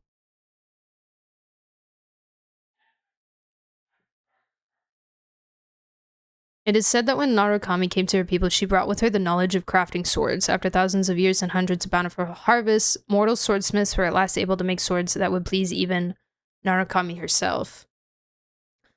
Thus did the Grand Shrine and the Shogunate enact this divine ceremony. They collected the greatest swords in the world and offered them up to the shrine, thus naming these blades Goshinto. This ceremony was a very lively one indeed, and the practice persists to the present period. However, there are many behind-the-curtain matters considering the Goshinto that few know of. No famous craftsman merely forges one blade in one sitting. The greatest of their works are known as shinuchi and are given a lovely name before being offered to the craftsman's lord or deity. These are not built for taking lives and are to remain pure. The others are known as kageuchi and will be given to retainers for them to use as weapons. These will often be used to shed blood and will thus be stained with impurity and filth. From the day Narukami Gongen, the first shogun, began her dominion over the land of Inazuma, she was accompanied by her younger twin sister. Shin and Kage, the light and dark they were, mediating and holding court, ordering and giving battle. The younger of the two was named A, and if her name were to be written plainly, it would likely be the word for shadow, which she was in relation to the first shogun to whom she would become the successor. As most know, only the seven emerged from the rack and ruin of the war that rolled across the mortal world like a crimson storm. Though the Shadow Shogun was divinely skilled in martial arts and unsurpassed with the blade, she believed herself little more than a warrior with little understanding of mortal hearts. Thus, she chose to give up her bodily form, helping her sister to ascend to the heavenly citadel and obtain dominion over Inazuma shortly after. The true Shogun Makoto set up her shogunate and began to rule over the land.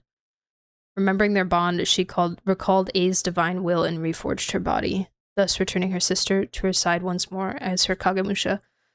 This is a HoYoLab article that somebody wrote. What this person's trying to say is that they are a pair of swords. Tsukumogami, a type of yokai based on objects that gain spirit or sentience, of a pair of swords owned by Narukami, a god that exists in Inazuma before the Archon War. So personified swords. Oh my god, the light is coming through. Hold on.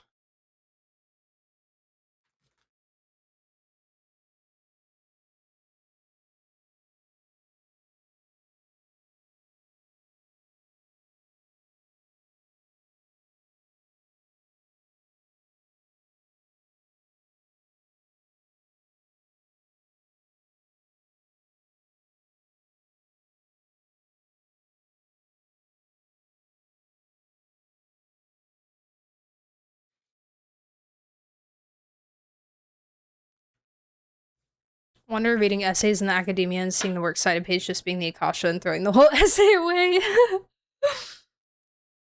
Did you get nice things? I did. Wait, hold on. Chloe, look.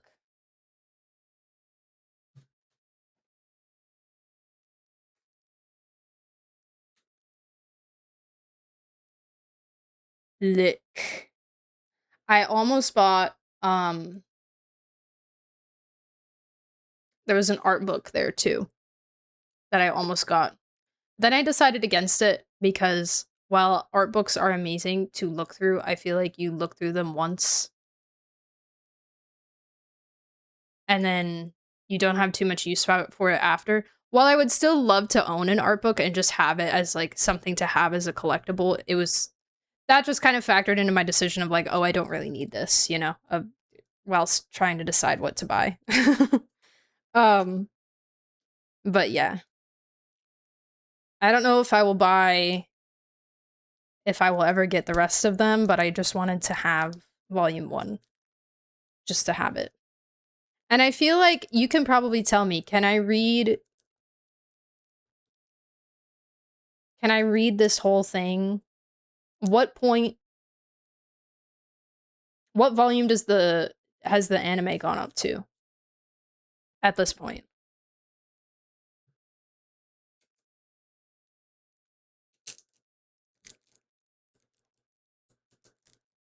Because I kind of want to, since I think volume 3. Okay, cool. Because, like, normally I do like reading a book before watching, like, film adaptation.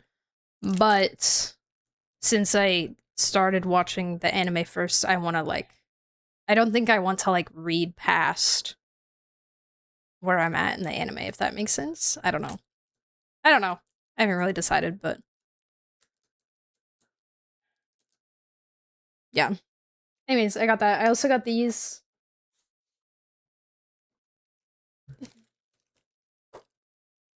Omuri manga. Omuri. Oh, I realized I said Hero's probably the 4th volume and Mari the 5th, but I kind of forgot about Basil, which is crazy. And also narratively funny.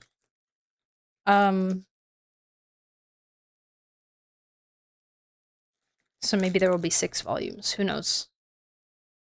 Hates Basil. Oh, that's my son. That's my baby. That's my child.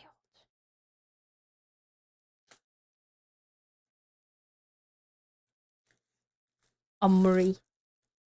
Yeah, I am very excited to read these. There are no books in your Audible library. Okay. Who asked?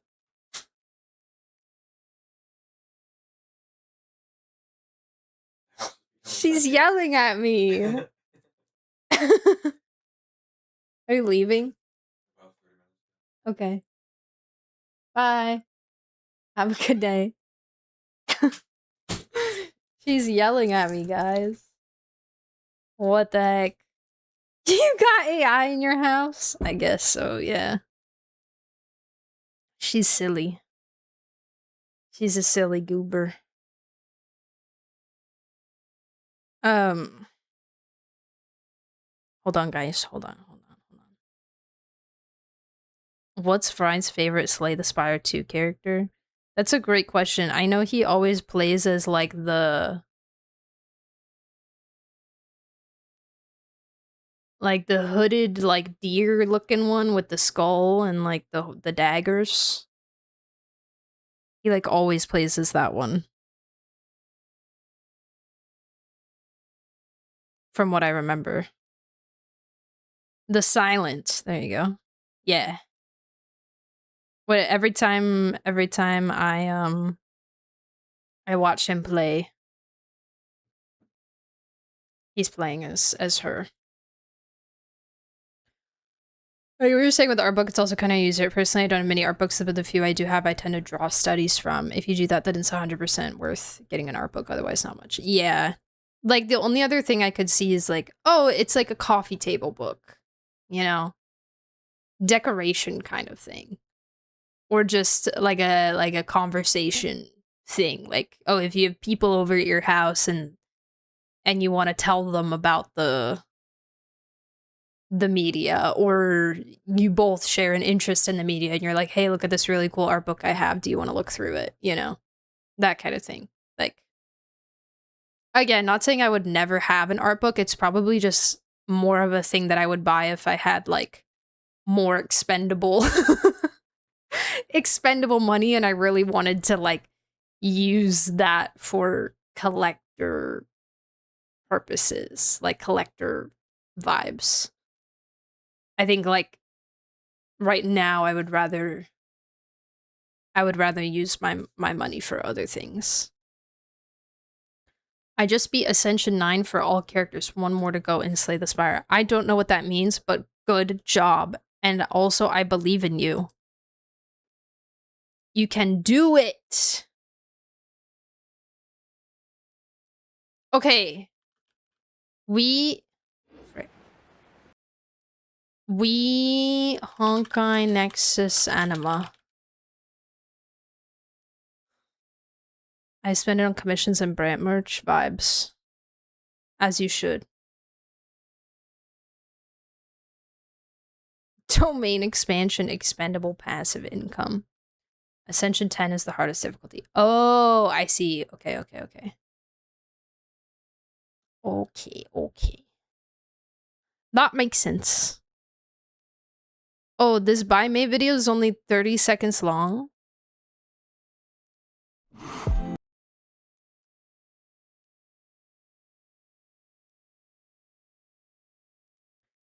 It's called planar transmission, which planar Honkai. CL Expedition 33 mentioned. CL Cola Spot. I don't know what that means. Featuring by May. Thirst Fragrance.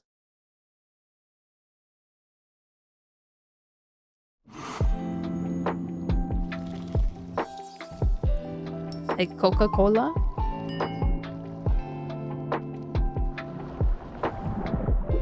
That... It's Coca-Cola.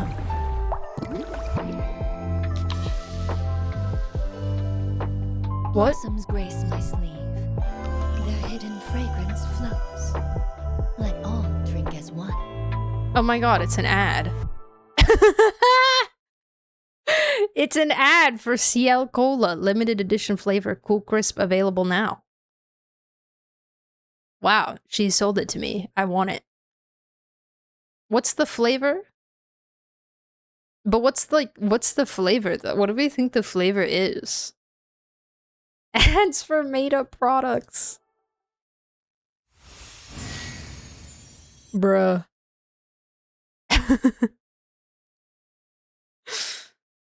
Is it like flower flavor? Floral?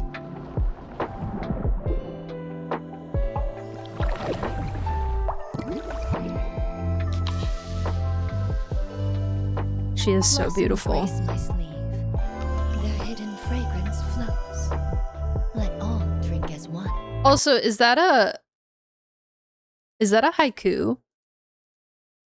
I forget what the requirements are for a haiku, but this reads to me like a haiku. Their hidden fragrance floats. Let all drink as one. Closer and closer to cyberpunk every day. Monka. Did they post anything else? Yeah, apply your color. These we already watched. Your color. Goated trailer. Yeah, I think that was it. Wow, that's crazy. Okay. Is there anything else that we need? Is there anything else that we haven't looked at? The new Woowa stuff, the live stream. I have not watched the live stream. I don't know if I will. I don't know if I will, at least right now, and or on stream, because I do think I'm still gonna be taking my break after Lucy stuff. And I don't want to get too excited. I don't want to get too much FOMO, you know? I did see a little clip of Jingran though, and he looked very beautiful. I haven't pulled for Lucy yet. I think I'm gonna do that next week. Is HSR live stream next week, by the way? I'm kind of out of... I feel like I'm out of touch with the HSR calendar right now. Let me see if I can look at my calendar. Genshin 6.6. When did this week was, I think it is 1, 2, 3. Yeah, it is. Okay, cool. So HSR live stream on Friday. Excuse me. Sandrone's on Tuesday. HSR live stream on Friday. We should also be getting HSR drip next week as well. So we can do Sandrone stuff on Tuesday. We can do HSR live stream on Friday. Saturday is the 4th of July, Independence Day. I don't know if I will be having plans or not. Perhaps maybe I can stream earlier in the day and then I might have plans after that. Who knows? When does the Lucy banner end? By the way. Any knowers?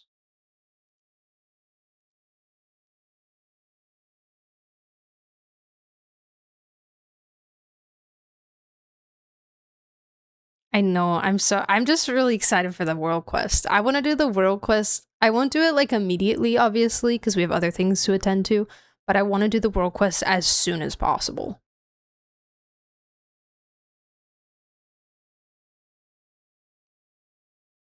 I don't know how long it's going to be, but I want to do it. Viewer polling for Sandrone? Yes. Yes, I will put the form out tomorrow. Sandrone and... Is it Sandrone and Bina first half, or is it Sandrone and Silale first half, and then Bina and Raiden? I want it to be as long as R&R quest. You know what? Based. I'm gonna move. I can tell in a moment. Okay, thank you. Thank you. Because I could do Lucy like next Sunday or something, but then that would mean I'd have to delay the World Quest more, which would kind of suck. But it would also give you guys more time to do it yourselves before I do it.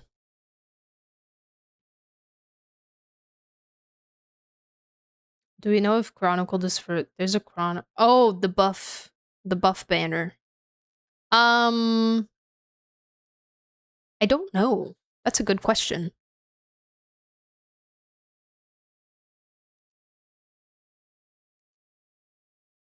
I don't know if they said, and if they did, I could not tell you. Genshin 6.7 banners.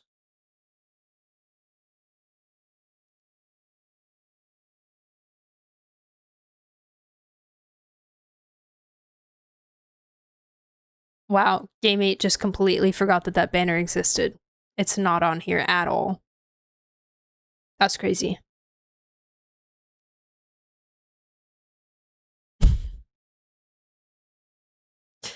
That's wild.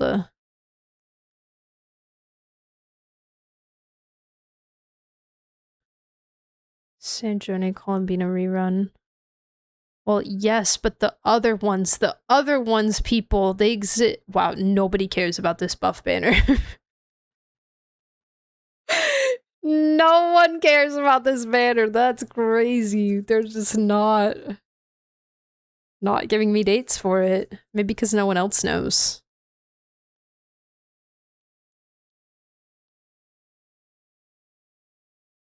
Today and tomorrow, Sandrone Talent Mat Days. True, we have that now. We have early access. We know everything.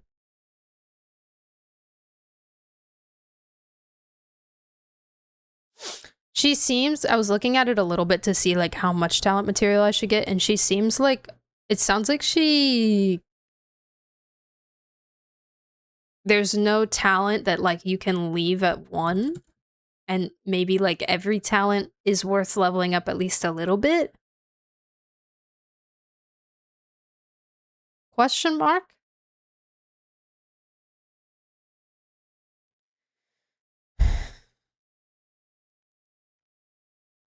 Are we farming today or just full lore reading? I'll do my dailies and stuff, yeah. I have to run to the bathroom here again in a minute, though. I have to pee really bad. My coffee's hitting. How much space does the moon take? How big is the update? Good question. We don't have pre-install yet, right? Whoops, I almost just opened Nikki. Are basic attacks actually worth leveling? That's what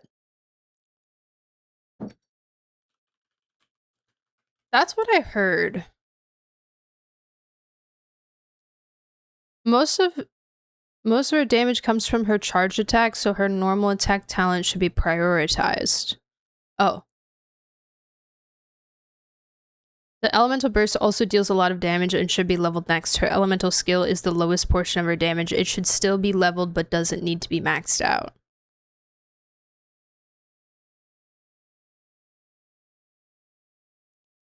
Till 9th Cyberpunk?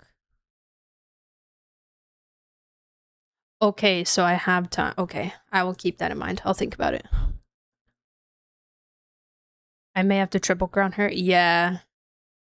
It sounds like it would be worth to do so.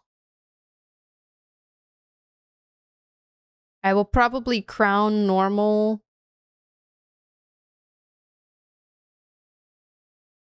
8 or 9 on alt at least. And then maybe like 6 to 8 on skill. See what the vibes are.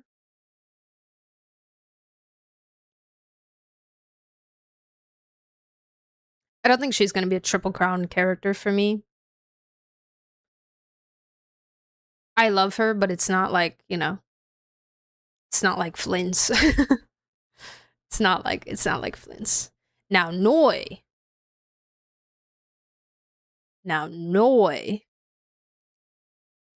Oh, I saw someone said something about Noi. And there was like some character named Vodyanoi. Where was that? Did I save that? Obviously there's Vodyanica, but then there was a Vodyanoi somewhere. Vodyanoi Genshin. Vodyanica. No. Oh, wait. Were they just talking about folklore? Vodyanica can be considered the female counterpart of Vodyanoi. Oh, never mind. Okay. I'm just stupid, maybe. How stellar conduct works out in the meta. Yeah. Actual mythological water creatures. Mm-hmm. Yeah, because it doesn't Vodyanica literally just mean water spirit. Vodyanica is said to come from a Slavic myth about a female water spirit. Vodyanoi were creatures in The Witcher 1. Witcher LARPer! Witcher LARPer! Vodyanoi is a water spirit. It was often described as a naked old man with bulging eyes and a fishtail. Okay.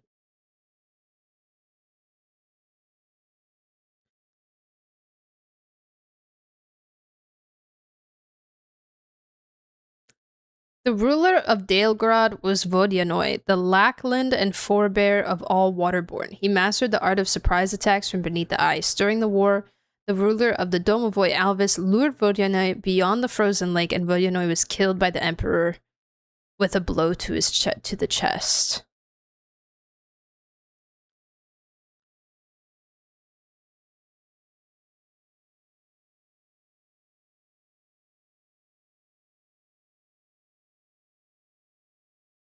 Interesting. It was believed that this is mythology. It was believed that millers offered sacrifices to Vodyanoi so it would not destroy their mills. The Sampo Mill! Reed Miller! Surely, right?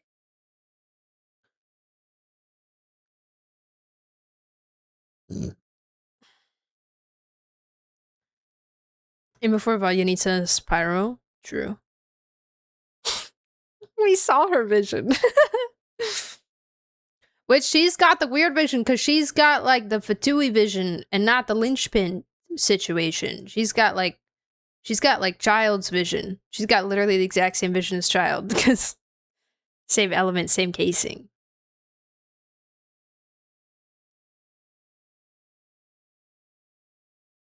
Shunshine, yeah, I think it's just the Shunshine vision casing. You're right. And then the linchpin just gets a different casing, which is weird, which is funky because the moon wheels were not as such. The moon wheels just had the casing of... Wait, hold on. I forgot what Zabai's vision looks like. Zabai has leeway casing, right? No, Zabai has moonwheel casing. They all just have they all just have the same casing, but then the Nodcry visions also have the same casing. It's weird. I remember this now when I was looking into it. It's weird.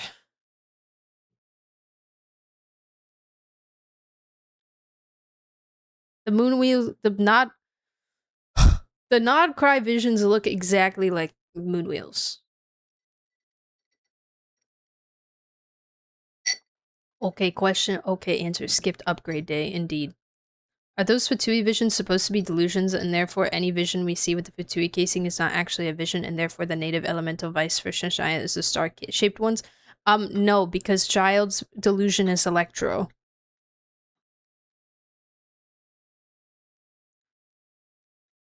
So...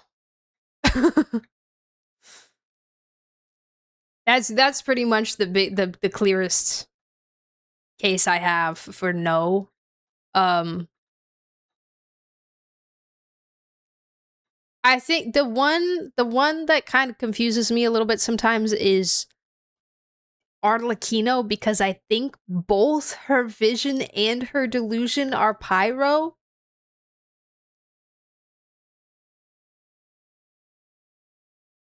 Right?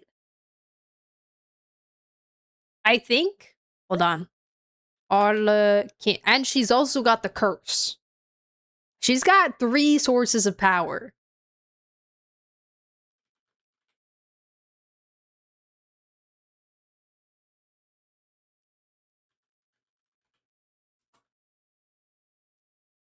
I don't know if she has a delusion.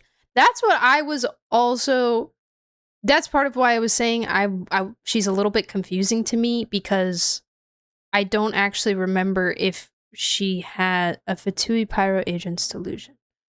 Okay, wait, hold on. Arlecchino's delusion. Here.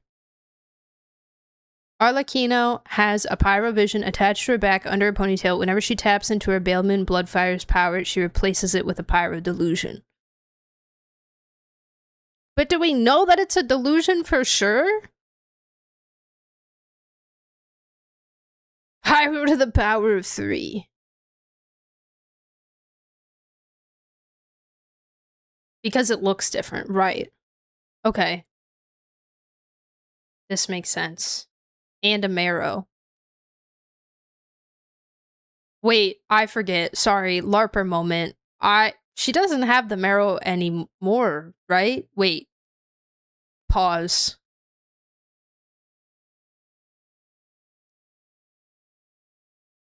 Aren't the marrows gone? Wait.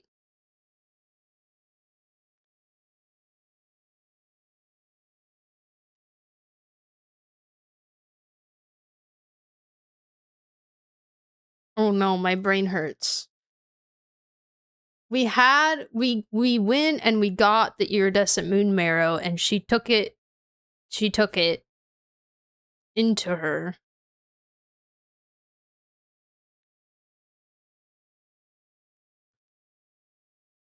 Then she took it out, and we took it out, and the moon's on the thing, and then that's when Dottore was like, "Ah, I'm taking them. They're mine now." And then after we killed him, I feel like she got it back. But then Part of her deal for retrieving it was she would get it afterwards. She got it in. She got that dog in her. A shot of her delusion in place of her vision. Okay. Okay. Thank you. Right, because it's got the symbol on it.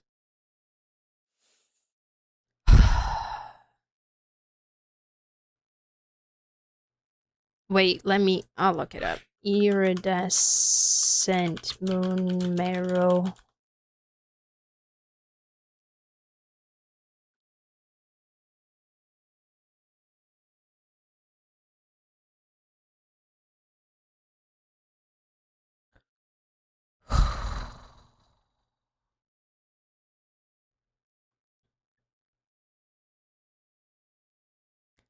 Hold on.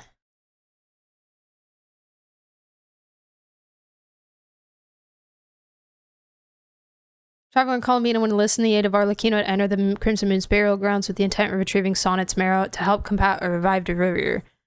The Traveler manages to release the marrow from its abyssal fetters and purify the corruption within it, which allows Sonnet to regain a brief moment of lucidity and say some parting words to a perplexed Columbina before finally passing away. The space became unstable as the Abyss tried to take the marrow back. They managed to escape successfully. As agreed, Columbina gave the iridescent moon's marrow to Arlecchino, who stored it within her body. Blah, blah.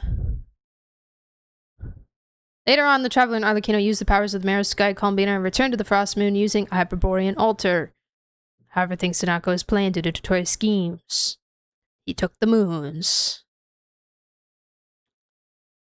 She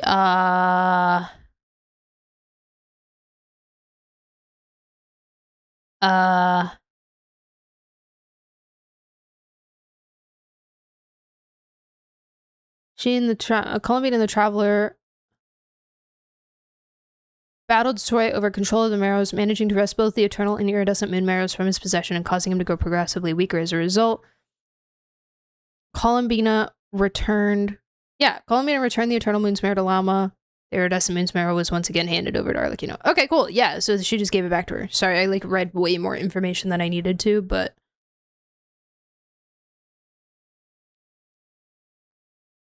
okay. So yeah, Arlecchino's got 4 sources of power. I mean, a lot of them are well, not a lot of them. I feel like her the Bale Moon Bloodfire and the marrow are adjacent. I think of the marrow as an enhancer for her inherent curse power, you know? Yeah, it's like the same source power basically. It's just the marrow's probably a little bit more more pure, stronger, more saturated.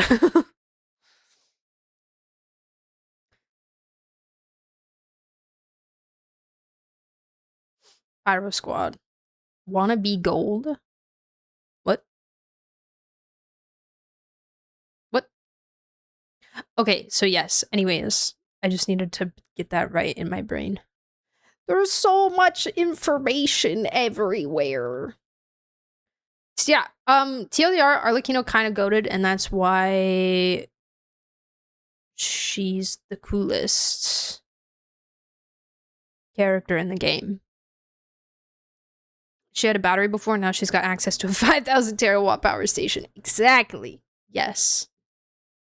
And then what are they gonna do with the Eternal marrow? I wonder. Just gonna put it back where it was. A is gonna get it. She's gonna eat it. Okay, let me see if I have any art of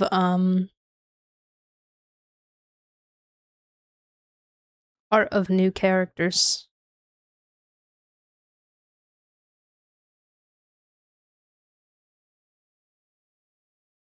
Oh, I have found my favorite Pantalone art I've ever seen. And I've looked at a lot of Pantalone art.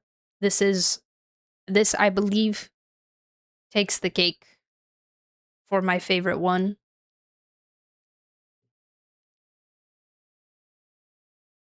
It is so good. There's so many... The storytelling in this artwork is so amazing. And like the layers to the storytelling is beautiful.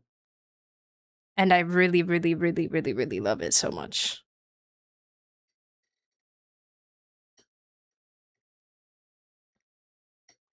I love it. No one has made smoking look so cool. Are those your hands? Yeah, that's me playing that Millie Astra game with the lollipops. One art with him not smoking? There's plenty. There's plenty. Maybe you're just not looking hard enough.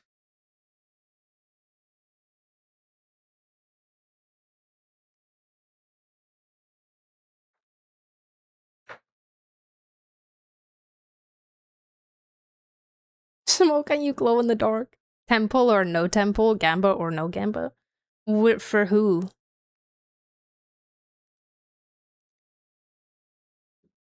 For who? Oh. Wait, hold on.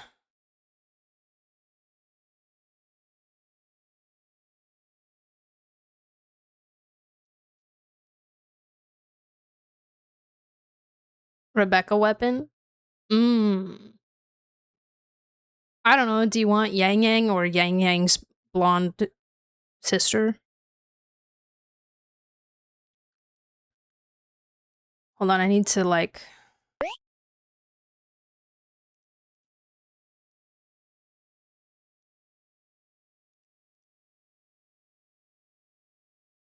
I found this of Noi. There's a lot of really, really, really good Noi artwork going around right now. And I'm obsessed with it. Wow! Wait, my alerts aren't on. That's so sad. That's so sad! You didn't get the song. I'm so sorry. Hi! Thank you for the raid! Hello! How are you? How was your stream? Did you rival again today? Belated birthday. Thank you! Thank you so much. Thank you. Hi, Samly! Hello. Hi. Greetings. We're looking at... We literally haven't played any games for 4.5 hours. We've just been talking. We've just been talking about stuff. And watching some videos, trailers and things and stuff, and... Yeah. Just chatting to the max, indeed. Now we're looking at arts of the new Benshin characters. Benshin. I rival. Let's go! How'd it go? How are the games? Did you win? Did you win all the games? Here's a cute one of Mitya.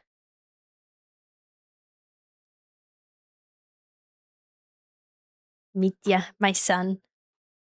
My son! He's so cute. I really, really, really like this one. I really like this one of Odette. It's so fun. It's so fun and colorful. I like this art style a lot. I won a bit today, but then I got hungry, so I just up and ended. That's so valid. Never comp on an empty stomach. I've done that before. And it just makes you more mad. More Mitya.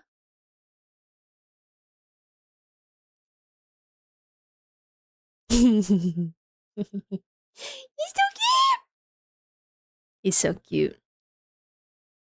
Look at his little face. I really like this art style. This is beautiful.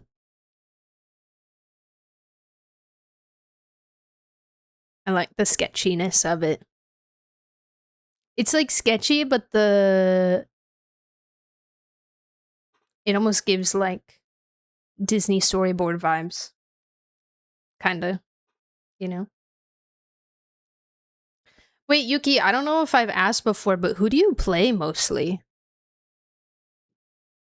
on Rival? Oh,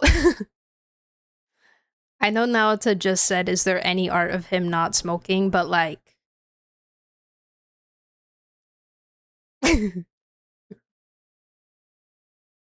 come on.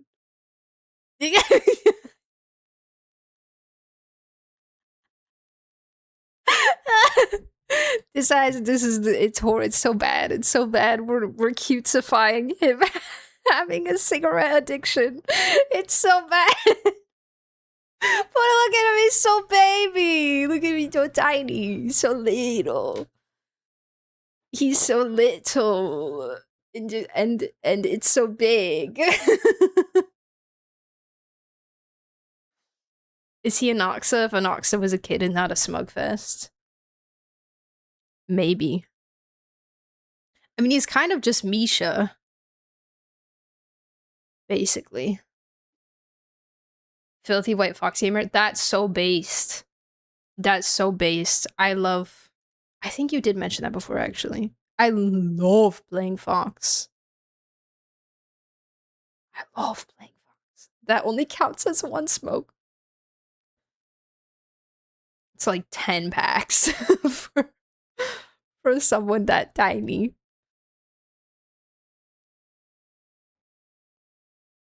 Oh, this is not a new character, but this is just like a really stunning Flints that I found.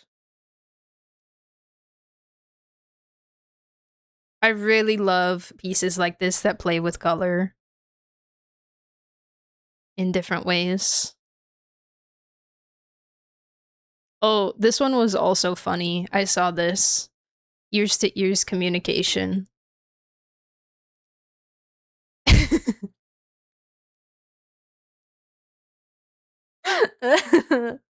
They're flapping their ears at each other. They're so silly. Oh, this one. I've seen a couple people repost this one, and it just... Oh. Man. They titled it Christening. It's so beautiful. I love this. I love this. The way he looks up to her. That one HSR live stream where Evanescia and Sunday were doing this. Yeah. Yes. Yep. Wiggling their little ears all over. Yeah, the blood dripping. He is her weapon. There's that. What else do I got?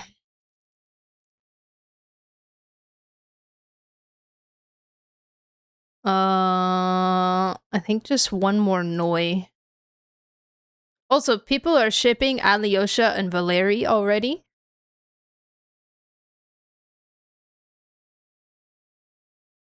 More Noi. Look at him, he's so beautiful. He's so pretty. I forget who was who. Alyosha and Valeri are the two that were like fighting. That Alyosha was the wolf and Valeri was the bear. When they did that whole sequence. Alyosha's the one in the little hood that we saw like in the first teaser a while back, and then Valeri is the kind of like purple Japard.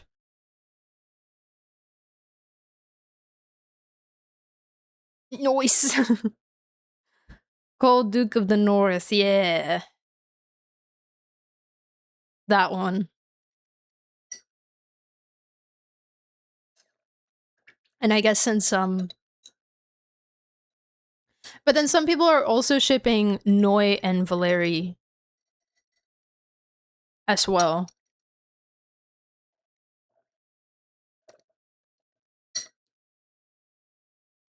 Which is interesting. I don't know, I don't really have anything like specific right out the gate, except for maybe Vodanita, Odette, Yuri. I think that's pretty fire. Valeri was name dropped in the Perry event. Yeah, I didn't catch that right away, but somebody posted the dialogue screenshot of it, and I was like, oh, right. They did say that. They did say that. Evilette. Pinkish red with bluish purple. Yeah, we will never escape red and blue ship. We've got Fide. We've got Kate Vi. I don't know who else. Oh, we were talking about this in Beth's stream with Saritsa and Renova. Personally, I'm shipping Odette and Toma because I can. I love perfect. Amazing. What a rare pair, man.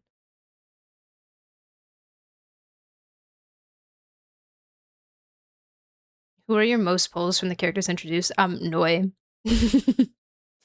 Noi, Odette, Mitya, Vodyanica. Am I forgetting anybody? Saritsa, obviously. I think the only people I'm not counting Pulcinella and Pantalone right now because for me, them being included in like the cast pictures does not confirm them as playable in my eyes.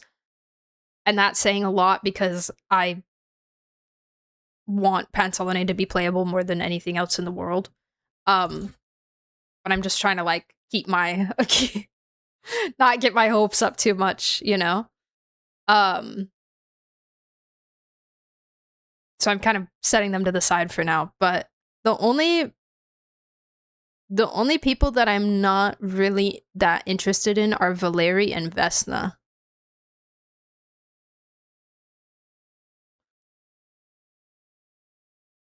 So yeah, everyone else I think I'm gonna pull. But I have to have Noi and I have to have Odette. And obviously the Saritsa. No interactions between most of the characters? Who cares? Who cares? No, we don't need interactions to ship. This guy grew on me. He's so beautiful. He's so pretty.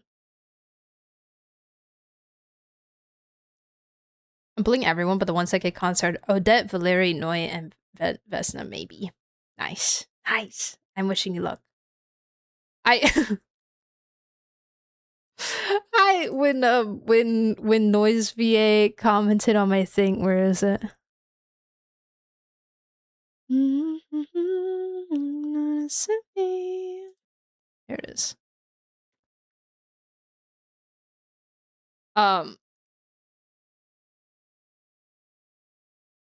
I just said you sounded amazing. We're all pulling, and he said, "I welcome your C6."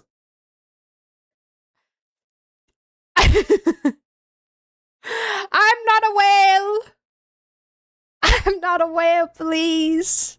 Please don't overestimate my capabilities.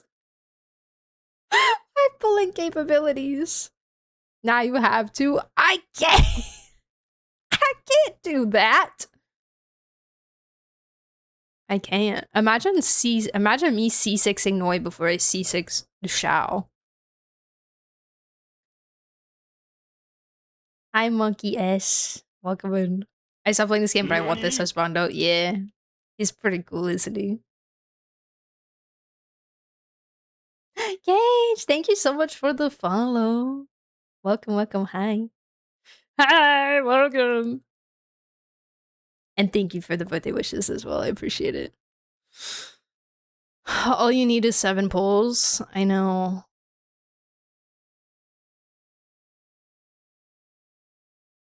Community crowdfunding. Shao would be sad he would. VAs are upset. Like, I know he's marketing. You can C6 him on Speeder's account. There you go. If you pull 7 separate noise on 7 accounts, it's basically C6. Right. Right. Sure. Yeah, okay, loophole. It's a workaround.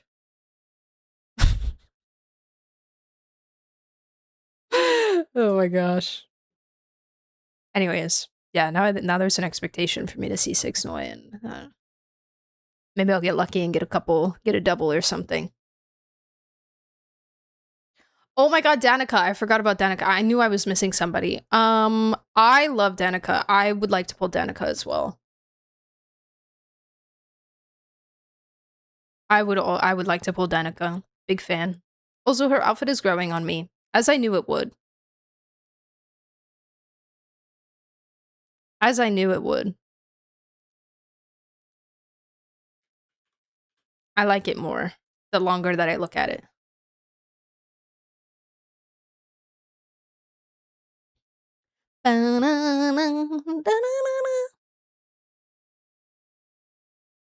Hi, Blonde. He looks so, but I can't see his neck tattoos, anything but a tacit mark. Yeah, that's kind of what a lot of people are saying. It's either the tacit mark thing or like the Asmodee portal thing. You know, like in the beginning of the game when she steps through her diamond portal. A lot of people are drawing connections to that.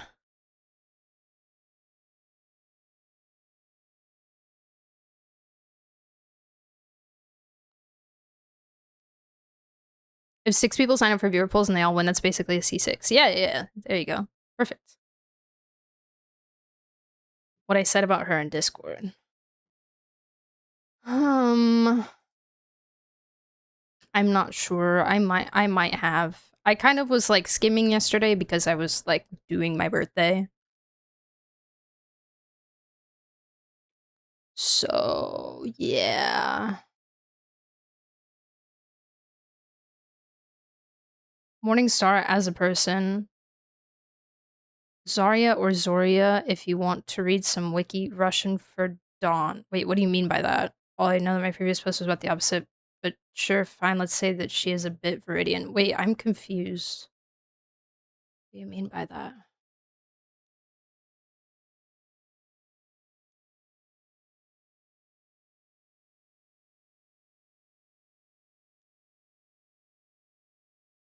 Rosaria's formal professional sister, true. I'm new here. What are we doing right now? We've literally just been talking for 4.5 hours. This is a belated birthday stream, so we were we opened some blind boxes. We talked about the blind boxes. We watched some trailers, some things that have released. We've been yapping about lore. We had an entire conversation about what constitutes a character as a human / a living being / a person, and what constitutes whether or not character death is actually a death or not.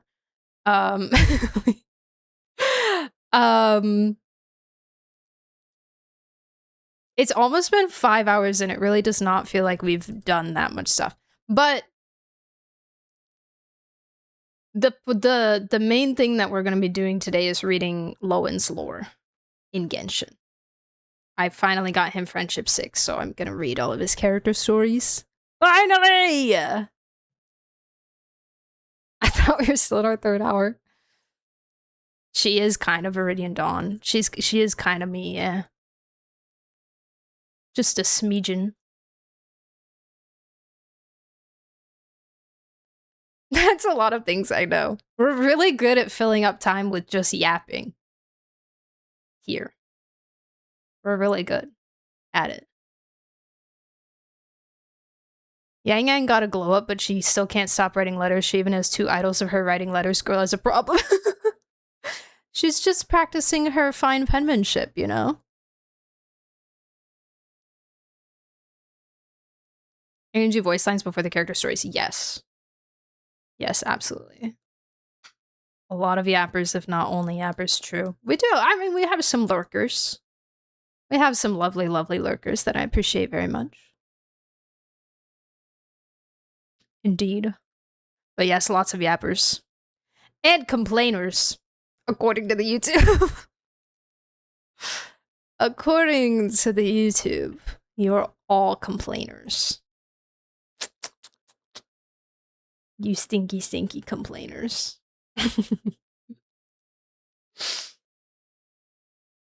Wait, really? Yeah.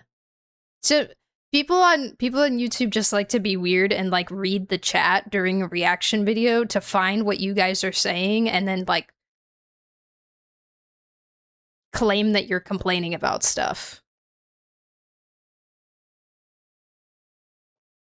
Like chat complains that this and this and that.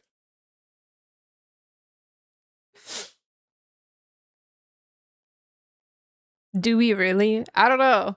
I just think we're talking, you know? I just think we're saying our honest thoughts. YouTube reviewers are kind of weird. What? I mean, what? No, I love them all so much. I love so many comment sections fighting over nothing. Literally. A lot of I've said this many times already, but this is related to the topic. I posted reaction to Sandrone's animated short, which has a lot of her and Columbina content in it. And there's 102 comments on that video, and let's see if we have an updated count. Hold on. Pause. Give me a second. I gotta find the thread. 102 comments on that video. 54 of those 102 comments are a single thread of people fighting over whether or not they are sisters or girlfriends. Or their relationship is like sisters or girlfriends.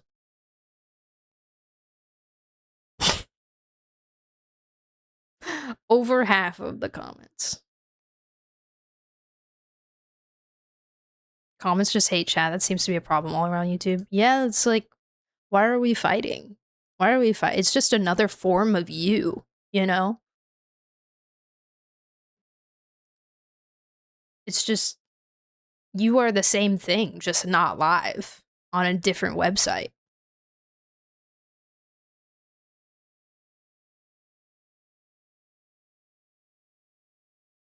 Three of the most powerful people in Tibet are moms. Oh my god, I've been dying over Arnold doing the copy pasta for like the Alice. That one person that was like, oh, it would be weird if Alice was playable because she's a mom, you know, that post.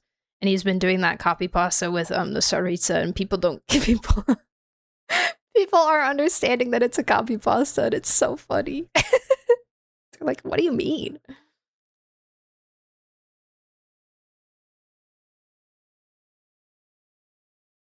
Poor OP who posted where on that thread. Yeah, the person who the thread happened under, like, wasn't even part of any of the argument. They were just making a nice comment that people started fighting under their comment. Having the energy to fight over made-up scenarios with other people online is the kind of spare energy I want in my life, right?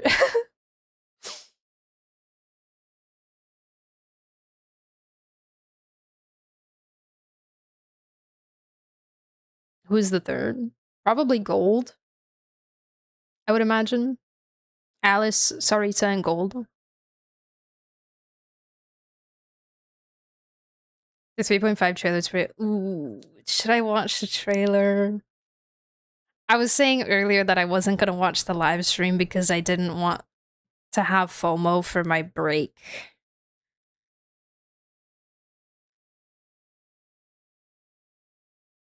But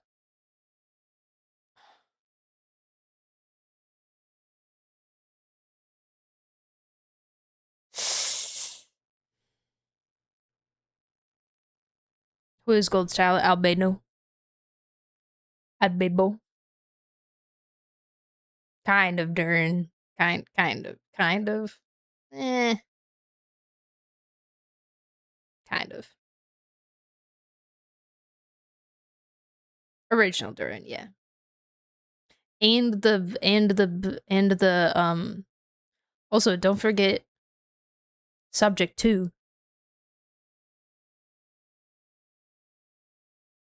Like, technically, current Durin has OG Durin in him. So, she's, like, kind of, technically, like, an adjacent parent.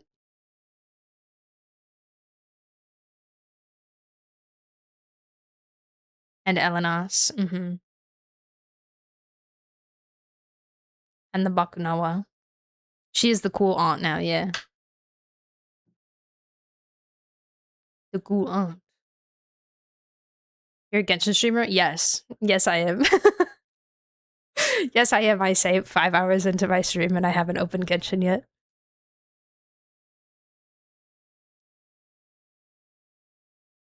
If you want one stream spoilers about the banners, they're bringing back 1.0 characters on a kind of Chronicle Wish banner, but you get temples free and you can get more wishes by pulling on the banner. Is it like, pulls just for that banner? Or just regular pulls? I don't think I have anybody from 1.0 that I really want.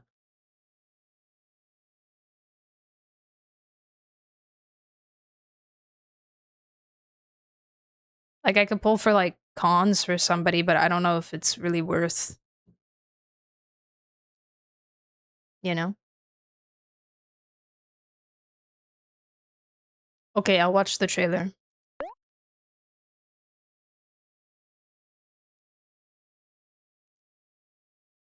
It's nice that they actually fixed this issue. Wait, what do you mean?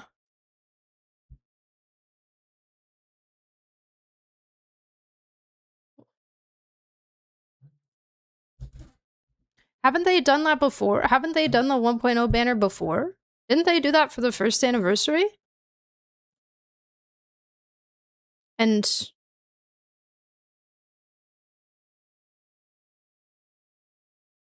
was it the first anniversary?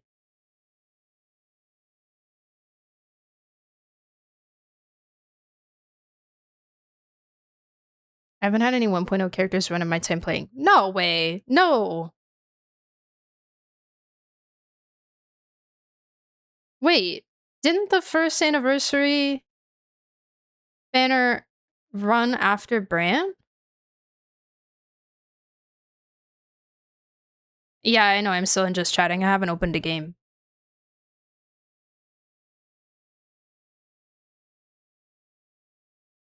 But not all 1.0 characters. Oh, I thought there were so many. They ran so many characters on that banner. I can't even remember. I just know there were people there. There was a lot of people there. I was also brand crazy. Yeah, you probably. It probably wasn't very feasible to pull then, anyways. Okay, fine, guys. I watched the trailer. I might not have a lot to say because I might be like emotional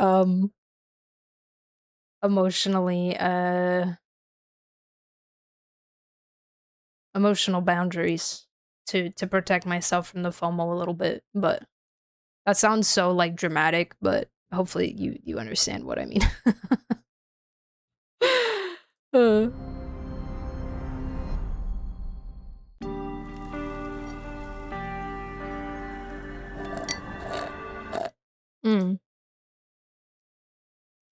Okay. Let's check.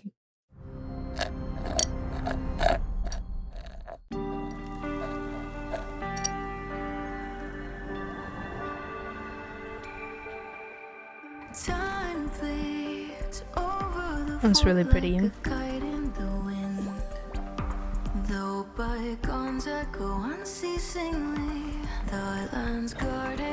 Whoa. She's so pretty. Hi! Hi, part 2.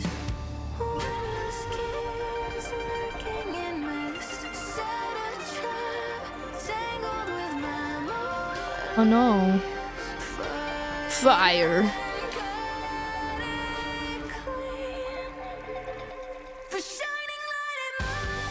Ah, yes, her.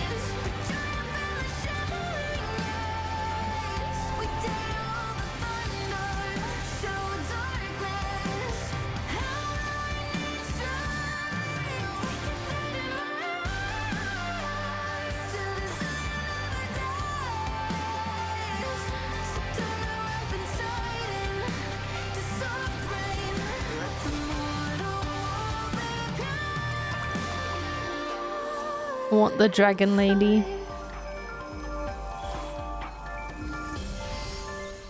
Woo! Wait, the red girl didn't show up. Or is she just not part of the story yet, maybe? I guess. For this patch. I forgot what her name was. Shuoming. Shuoming. Yeah. Maybe she's just not part of it yet. Maybe she will. Maybe she'll show up at the end or something, and maybe she'll, I don't know, be an antagonist or something like that. Anyways, yeah. They didn't show a lot of Jingran, honestly, but the dragon lady looks really cool. I like her a lot. Those are like my top two that I would get if I pulled, or if I pull on like reruns. That's who I would get. This banner can't end yet? Yeah, because I still need to pull too. I still need to pull. But it's okay. I have like 2 weeks, almost. A little under 2 weeks. I have time. Danjin has a whole exploration quest this patch. She's finally started. Wait, that's so cool. Just Danjin, or are they doing like more? Well, maybe if they do Danjin now, they'd do more characters, more old characters in the future. Claim the live stream codes? No, I have not. I need a Hoyo buddy for Wuwa so that it can do it for me. Lene skin? I have seen the Lene skin. I have seen that. Genshin hates me. They gave me 3 crit rate rules on a Nicole set. I'm not in need of it on that set. No! It's always the sets you don't need crit rate on. It gives it to you.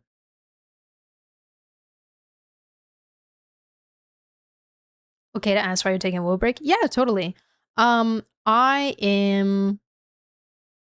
have been, oh, and of course the ad is silencing me.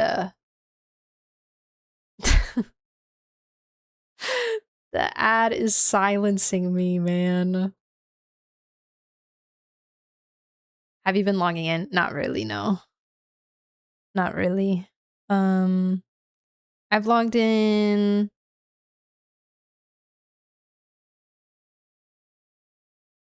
I've logged in a couple times. Just to kind of check on stuff. Kind of see how many pulls I had. I got my free Rebecca. And I think I did some end games. Oh, Oracle's been getting the login pulls for me. Yeah. I think he said that I have them all, or almost all of them. Last time he updated, so yeah. Yeah. So we're good on that. That's crazy. It's very nice of him to do. For sure. Appreciate it a lot.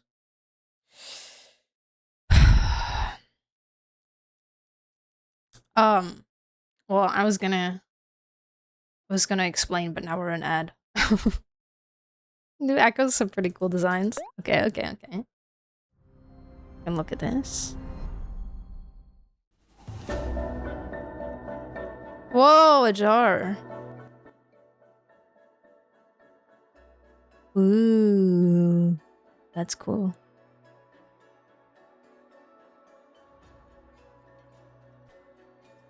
Hey, that kind of looks like the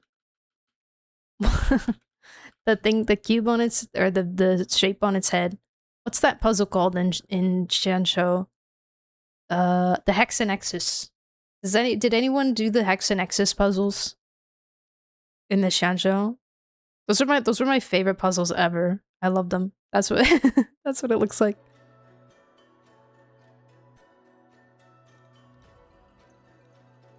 Oh yeah, Zhongli meteor. I love the echoes that they do where it's like weird objects that became sentient. Auto puppets? Cool. Oh, that guy's got a sword. Awesome.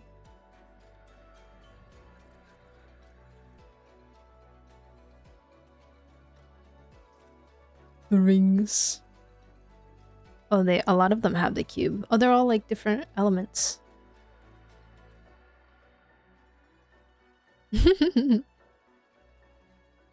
They have so much personality.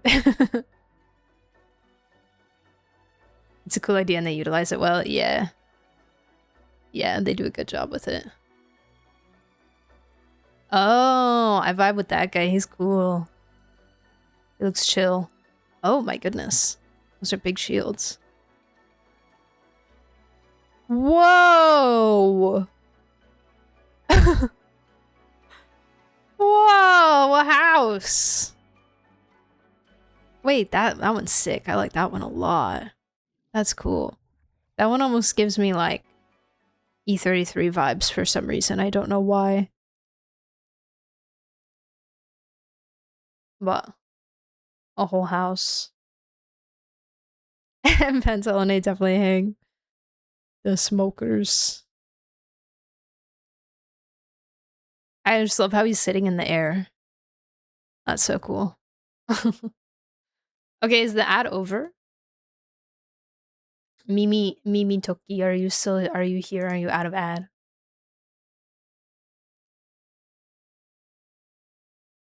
I waited for you. I'm here. Okay. So yes, absolutely fine to ask. I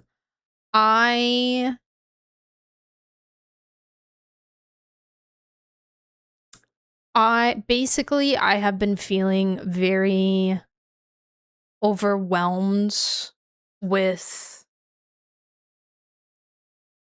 not just playing but covering content on multiple gachas over the past like year.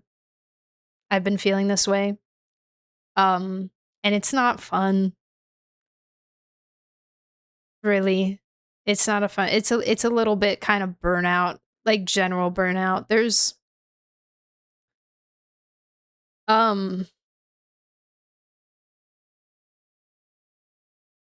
like I don't have burnout with all of the games, like every individual game specifically. It's just like a general thing of time and also like doing the daily grind on multiple different gacha games every day. And so I kind of shifted to like only playing them when I really felt like it, you know? If I didn't feel like logging on that day, I wouldn't. And so there's that, and then building on top of that, the fact that Shania is coming in the fall, well, in August. And I feel very backed up on all my Genshin stuff. And I felt a little bit with every game that it's like I'm spreading myself so thin that I'm not able to like really enjoy each of them properly. Like in the way that I really want to, you know? Even with Genshin, it's like I'm so behind on all the world quests and stuff. With Wuwa, I was just getting like really frustrated because I couldn't invest the time that I needed to invest into it to enjoy it. So every time I played the story, it just made me mad. It just angered me like every time I did the main story because I wasn't there, you know, and and I didn't understand a lot of what was going on because I'm not consuming like the side content and stuff, and so I kind of got to a point where I was like, I think I just need to take a break. And then just like let that go a little bit. And I don't know like when I would come back. I don't know if it would be like I'm gonna take a long break and then I'm gonna come back and play WoW in the same capacity that I did before, or if it would be like, oh, I'm taking a break and then I'll like pop in a WoW stream once in a blue moon to like pull for a character or something, you know? We'll see. And I think I've been having a bit more peace with that decision because I've been able to focus on one game at a time a little bit more recently. Like you guys, those of you who have been here know I've been doing a lot of the story quests in Genshin right now, and I've been having the best time with that, being able to enjoy a fuller experience of the game. And also, just to be clear, like, I'm not trying to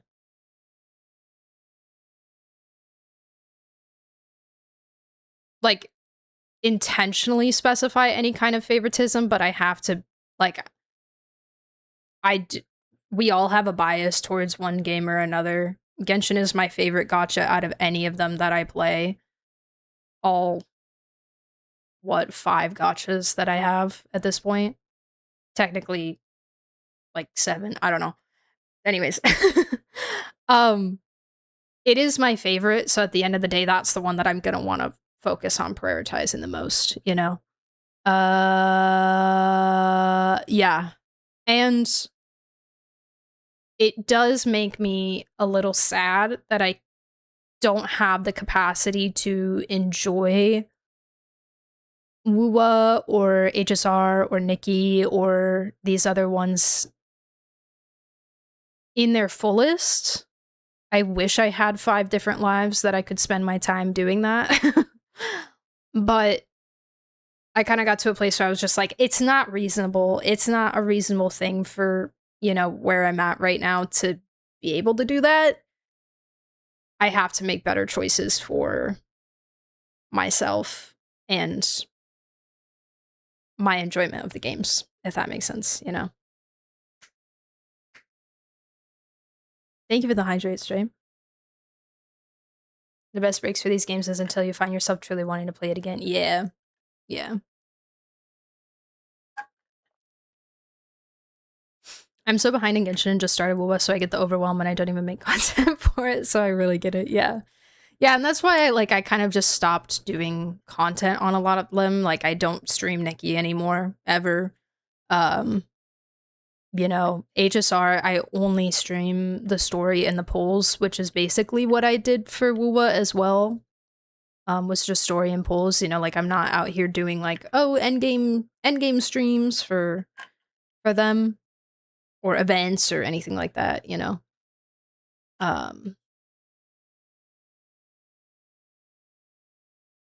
So yeah, I kind of just started like shaving off. Shave out. More and more gachas started to come out. More and more gachas started to get on my plate, and I started shaving off bits of them to fit into the content schedule. And then I do have like boundaries of like, Lads is my off-stream game for multiple reasons, but you know, that's my personal gacha. That's my personal thing. And like, obviously we talk about it on stream like we did today, but you know. They all want you to give attention to them, only so much attention a person can give. Yeah. So I kind of see it as like emotional boundaries I have to put up, because if I let them all suck me in with the FOMO, and if I try to spread my attention so thin and pour my cup everywhere, you know, it's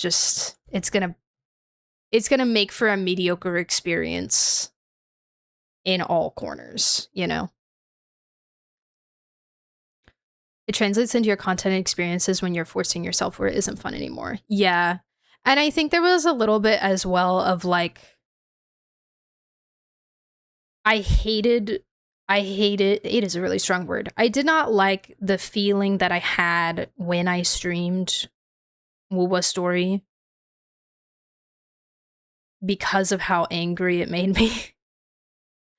And I know that there were a lot of people who would watch and say like, oh, I really enjoy this perspective from you actually, because you do ask so many questions and like you are coming at it from a bit of a different viewpoint. So I know I don't want to say like, oh, nobody enjoyed that. Nobody enjoyed my Wuwa Story playthroughs, because I know people did. But there was definitely a point at which I was not having fun. I don't want to say not having fun, because it was like this weird dichotomy of I did enjoy my time playing the story, but then there would be moments where it just wasn't a good feeling, because I was so frustrated at not being able to comprehend the story, you know? And then it just left like a sour taste in my mouth, kind of. And I didn't feel like I really could connect with the story in the same way that everybody else could. Not everybody else, but like, you know. ZZ Genshin, my faves, I do play Nikkei when a new story comes out. Yeah, sometimes you just pop back into something every so often, just to see what the vibes are. Silver Palace drops. Yeah, I have to prepare for Silver Palace too, because I will be playing that. I will be playing that for sure. But yeah, I kind of talked about this the other day, but I have not applied yet. No, I still need to do that.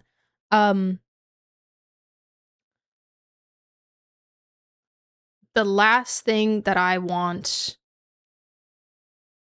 is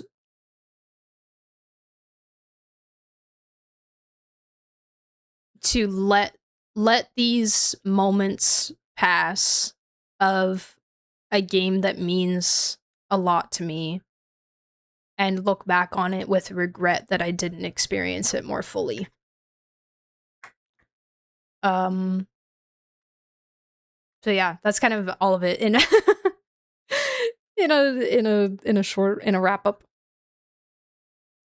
Will it be a new perma game? I can't say that without playing the game. I can't look at a game I've never played and say I'm playing this game forever. We'll have to see. Burnout can color the entire experience in such a unique way where you want to keep going, but nothing's ever hitting the same way. It can be frustrating to want to enjoy something, but being unable to. Yeah. Yeah. Very, very frustrating. Some very frustrating moments for me. Some really cool moments. But I think the frustration outweighed it a lot. And I just felt, because I knew what I was experiencing was a good, was supposed to be a good experience, and it was supposed to be a good story, and there was like intention put into it, you know? But I felt so lost and so frustrated by it, and I think that made it worse, you know? It's a matter of preference of how stories are told. What Genshin does so well is make their characters and their relationships deep and layered, which really draw you in. How the gacha space, I know the gacha space loves to compare, but really each game is very different and appeals to different people, and that is okay. Yeah. I agree 1000%. I think part of it is that, and part of it is also the fact of like,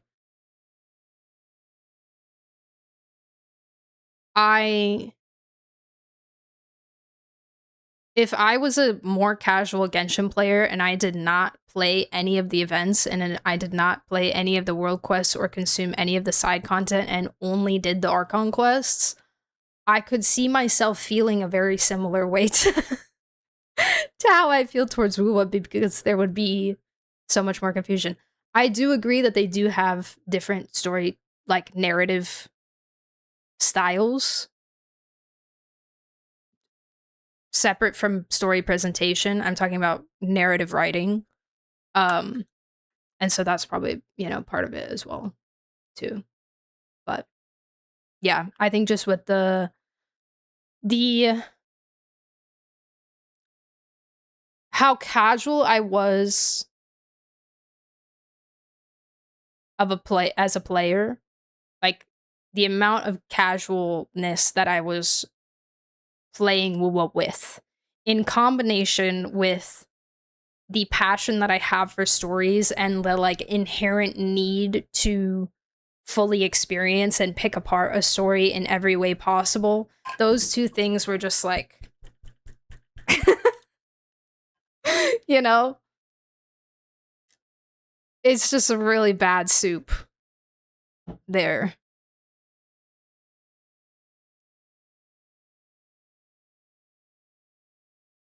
Played the Sumeru quest without knowing the lore of those world quests. Yeah.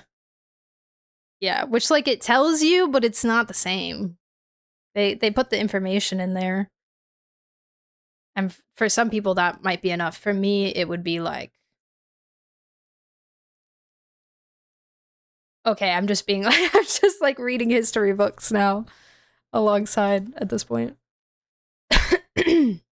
Which they can only do so much, right?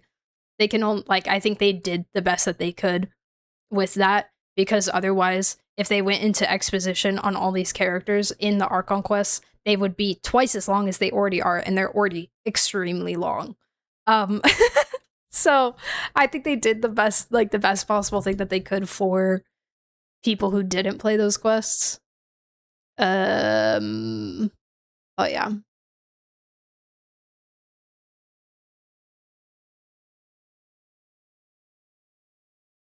A Porsche NTE yesterday? Oh my god. Amazing. I only ever bought one car in NTE. Okay, guys, I said I needed to pee an hour ago.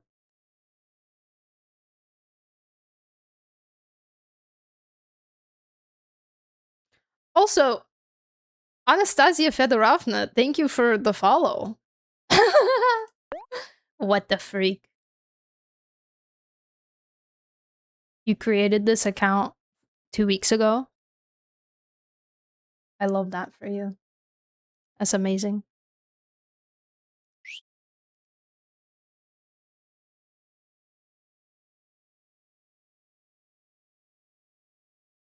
It would be the same runtime, but filled with expo instead of progressing the story. Yeah.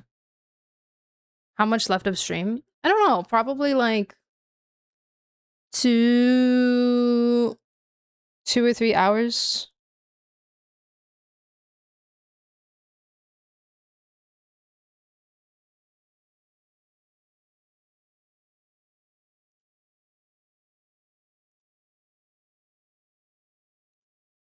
I'm gonna do my dailies very fast and then read lohen lore. Lohen stuff and that's it. Yeah. I put Sandrone prep on the schedule, but like I'm basically prepped. I kind of just need a couple more bugs and then I'm pretty much good, I think. I don't know if I need mob mats. We'll see. Thank you for the hydrate the posture check. 2 or 3 hours is very short for lore. I know. I know. It's okay. It's fine. We'll be fine. We'll be fine. We'll be fine. And on that note, so we can get into it as soon as possible, I go bathroom, okay? I see you guys in a few minutes. Remember, if you're new here, we do have a community Discord server where the stream schedule is also content. I make it. And my sunshine reactions there. Okay, have a good break, guys. Bye.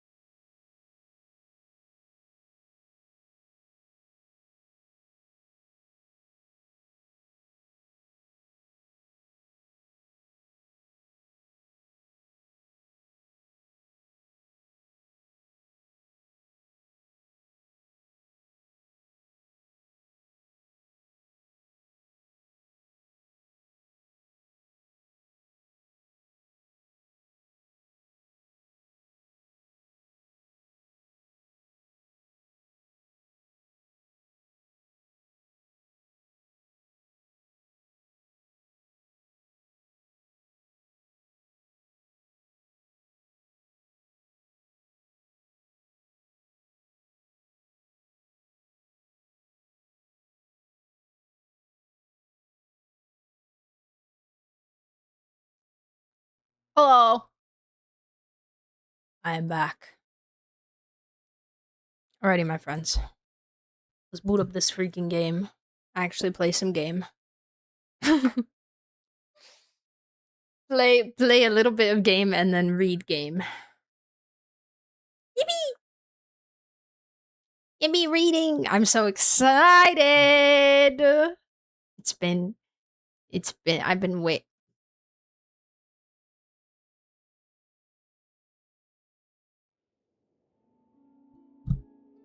Whoa, the Genshin Impact screen looked weird. Weird. Hi, Jamchi!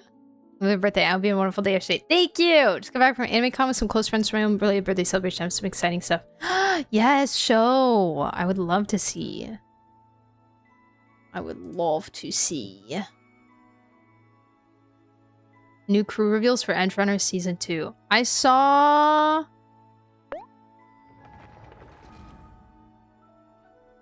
Oh, I haven't seen this one yet. Oh, but I think we've seen this character, though. I've seen this character in some of the, like, teaser stuff. But I saw the 2 reveals where they did these 2 characters. I love this child. I love this little guy. He's so little guy. And I love a little guy. I love me a little guy. This guy's like cool or whatever. This is just a guy to me. I like these 2 the most. The main character being a media. What does that mean?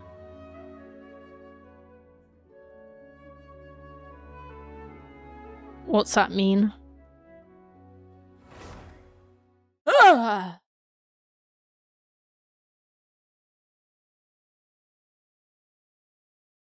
Never being the side.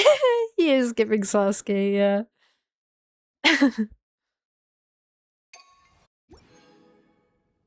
Lohen! Hi, Lohen! Hi, Lohen! I missed you, Lohen! Hi! Miko birthday. What is she saying? What is she yapping about? Fortune. Oh my god, she brought up A. Yuri.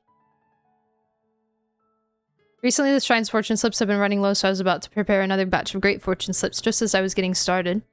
Another batch of great fortune. She's raking it.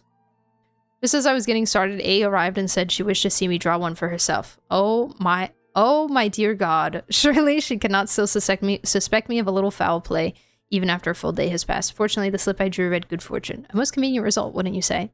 I can guess what was weighing on her mind. A thinks far too much and allows herself to accept far too little. When luck smiles upon you, you ought simply to be pleased and take it. Life is much easier that way, after all. That is precisely why I, her familiar, draw only good fortune and still be the happier of the 2. She was silent for quite some time, then said she wished for more tea. Very well, if there is one thing we are never short of, it is tea. Should curiosity get the better of you, come and draw a slip yourself. I shall have tea and sweets waiting. I don't think I read Ace. Oh, today, Miko insisted that I visit the shrine and draw a fortune slip. She claimed that it has recently caught on in Inazuma to draw a fortune slip on one's birthday as a way to divine the fortunes of the year to come. The first slip I drew bore the words great fortune. Upon seeing Miko's knowing smile, I suspected some contrivance on her part. Thus I drew twice more. The result remained unchanged, great fortune. Miko then said, you are the deity who protects Inazuma. To draw great fortune 3 times in succession is surely an omen that Inazuma too shall know peace and prosperity in the coming year. If Miko's words hold true, then I could ask for no more auspicious sign. I have hung the fortune slips upon the sacred sakura, entrusting it with my wish that Inazuma remain under its protection. Sacred sakura stands as stately as ever, its blossoms flourishing in abundance. Should you pass by, come join me beneath the boughs so we can enjoy the view together. Yuri! Yuri! I love them. I got to meet a Genshin BA for the first time. I'll let you take a few guesses who first.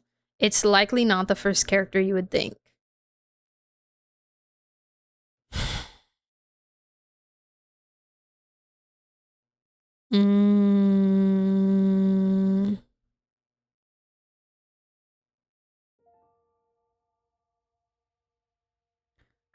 Navia. I don't feel like I see her saying she goes to cons a lot, though. Alejandro is everywhere. Ether is everywhere.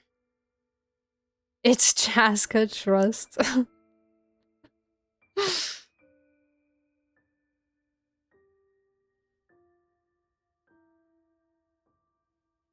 Not Navia nor Ether, not Alejandro.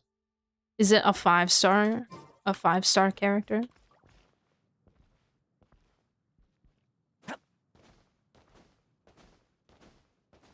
Medias are basically a character type all the way back in the TTRPG Cyberpunk game. Same Johnny Silverhand being a rocker boy, just some cool lore. They replied, no, you're good. You're good, thank you. A character type, okay. That's cool.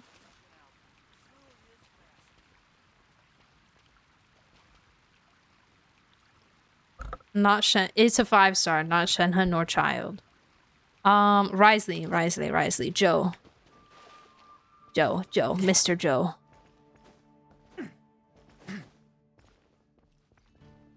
Mr. Joe. Shit. How do you say his last name?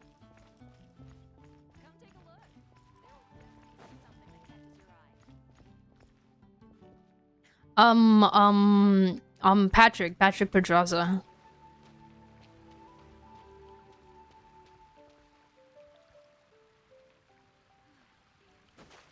Or Lohen. He's been going to cons. I've been seeing him do con announcements. Okay, what am I doing with myself? Oh my god, my resin's capped. It's a female VA. Is the character female? Wait, that would narrow it down way too much if you said female VA, not female character. That would be a little too easy.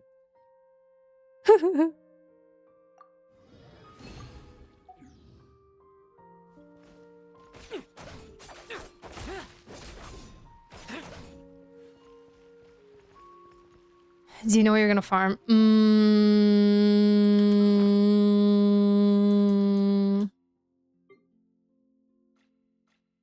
Well, Sandrone books are open today. Well, let me get my dailies first.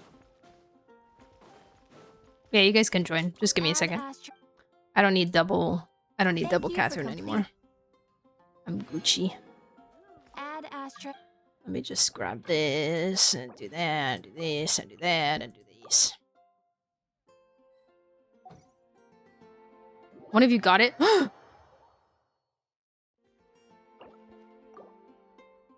Arlecchino, Erica, so Venti, Arlecchino, Venti, Jean, Amber, Xiao. Oh, Xiao's VA goes to a lot of cons.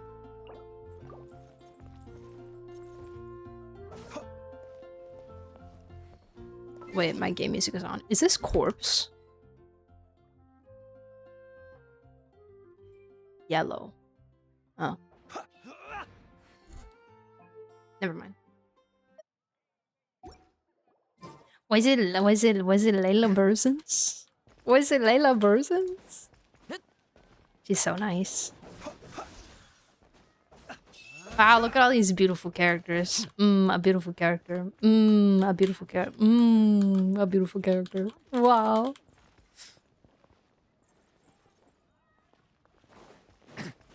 Okay, I have this many.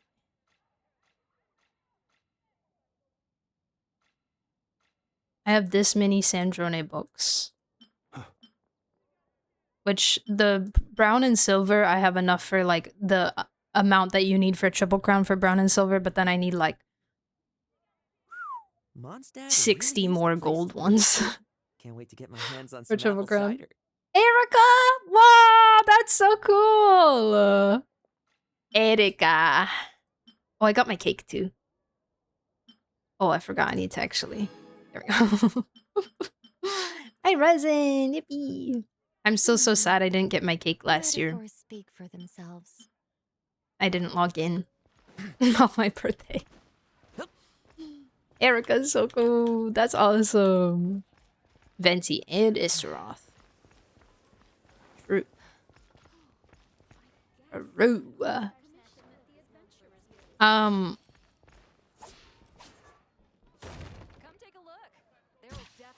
What was I gonna say? Oh yeah, I remembered that I recognized the VA name for Vesna, and I couldn't remember who it was, but it's Yao Guang. Well, I'm certain Vesna's VA is Yao it's Ari Thrash, it's Yao Guang's VA. Right?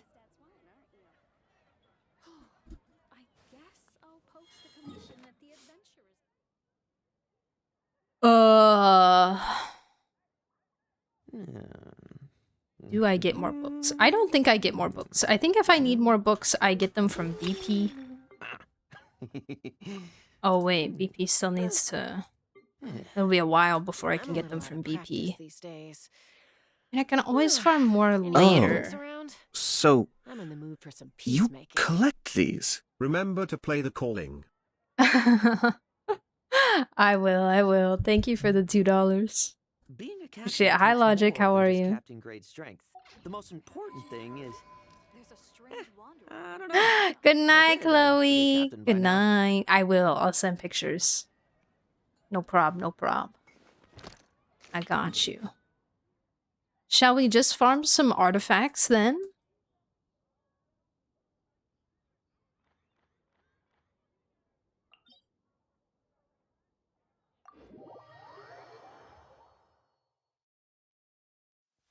Rain's Hi, getting heavy. Pico. Who Thank knows what the floods will you. wash away. Pico, I played Val last night.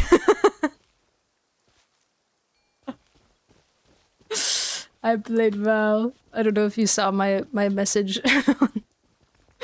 But I played, and I did a deathmatch to like warm up, and then I did an unrated. I did one unrated, and I got 10 whole kills in an unrated. I still, in fact, did go negative. I think I went like 10 and 15, but I got 10. I got 10 whole kills.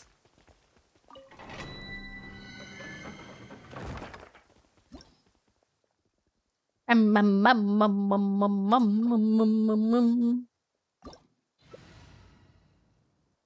time I go to a con, I'm gonna try to cosplay someone, thinking of cosplaying Venti or Eva. Both of those would be so cool. Both of those would be awesome. I need a snack. I'd have lost myself long ago if I allowed myself to be led by the whispers of the abyss. I don't want that as a snack. I Surviving want is tough, cheese. but taming I the just want beast cheese. I'm gonna have my tteokbokki after tougher. stream, I think.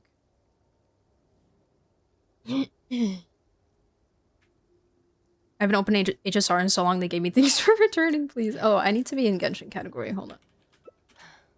Genshin Impact. There we go. Just doing what you're good at won't cut it, you know. Sometimes the only way to grow stronger is to step out of your comfort zone.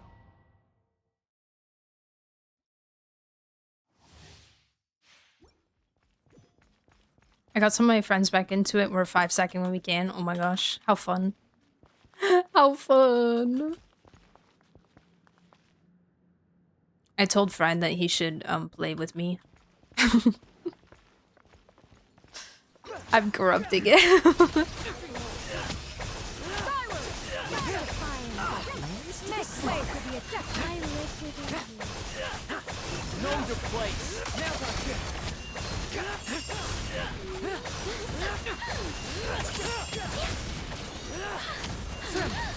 Hi, Skajuice. How are you?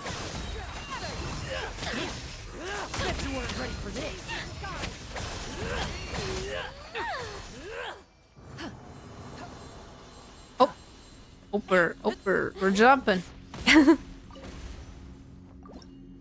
The birth of a sinner. He did not say yes.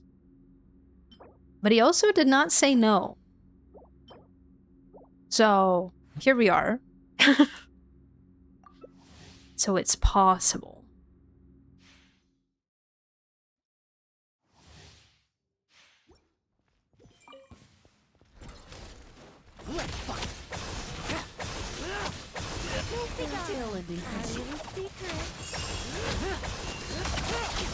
I'll ask him too.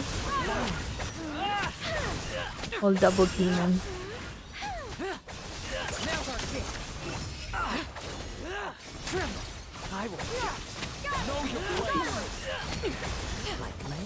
I don't know, he might need to work on his aim.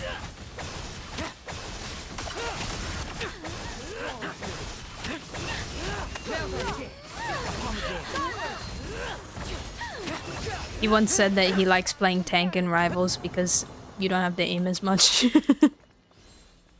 He was like, because my aim is bad and it's more forgiving.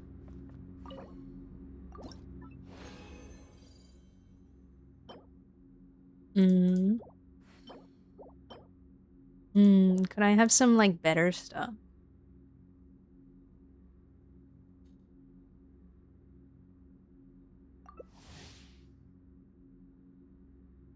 I started playing Omen instead of Yoru and been having a bunch of fun. Amazing. I'm so happy for you. I want to get another agent unlocked so that I can get Clove. Hi Josh, how are you? Thank you so much. Thank you, thank you. Josh, we were gonna go see Obsession yesterday. After our shopping excursion, but then we decided that we were too tired. So I think we might go see it on like Wednesday or something, he said. Ow. Did that hurt? The freak.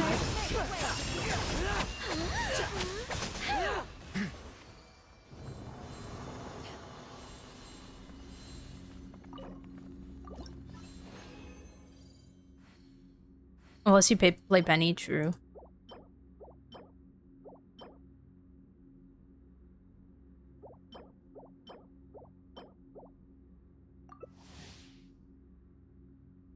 Most of my friends don't play Genshin, so when I showed them the Venti print, some of them were shocked Venti was a dude. Every time, every time. Venti, I think, is the biggest.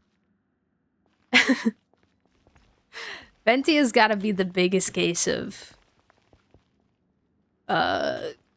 non-Genshiners thinking it's a girl. However, whenever I show characters to my parents, most of the time they for most of the male characters, they think they're girls.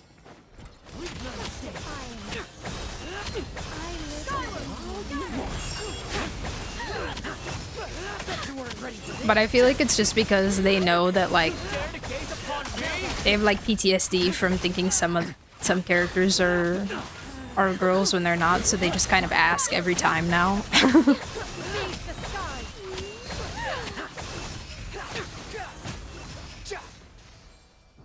That's not Josh. We went and saw Obsession. I don't think you have much time. Yeah, it is still in theaters now, but I'm not sure when it will be out. Coming to digital June 30th. Oh. Okay. Noted, noted. Oh my god, speaking of the end of June. I think it's the 30th. They're taking Gilmore Girls off of Netflix. And I'm going to lose my mind. I actually forgot about that and I just reminded myself and now I'm pissed again. Because what do you mean? I know. I opened it the other day and it said last day to watch, June 30th, and I was like, what? Where is it going? Where is it going? Why?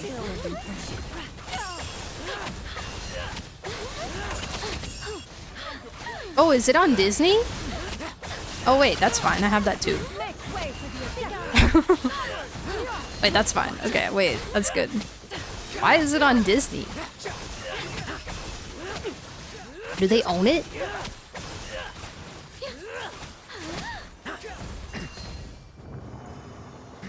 Did they buy the rights to it? Or maybe Hulu bought it?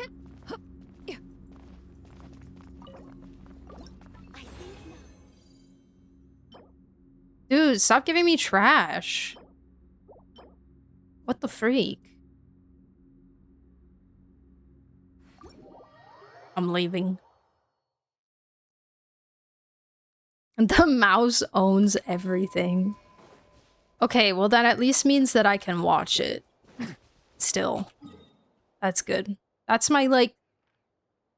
That's the show I fall asleep to, dude. Like, I can't live without that show. Oh my god. Oh, please, guys. I have a man to visit.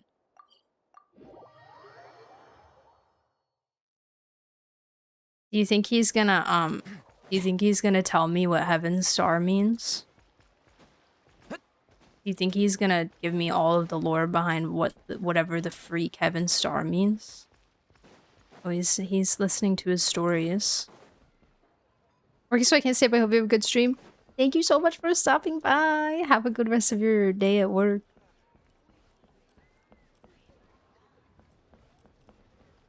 Oh, he's deep in thought. He's doing the thinker. And with that, the fate of the Brotherhood was... I don't want to listen to the song right now. I like that song, but I don't want to listen to it right now.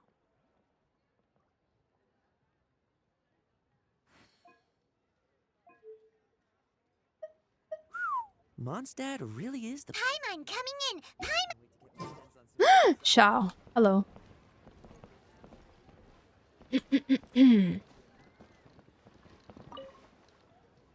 When you lose... I wonder how this tea will taste. When you lose...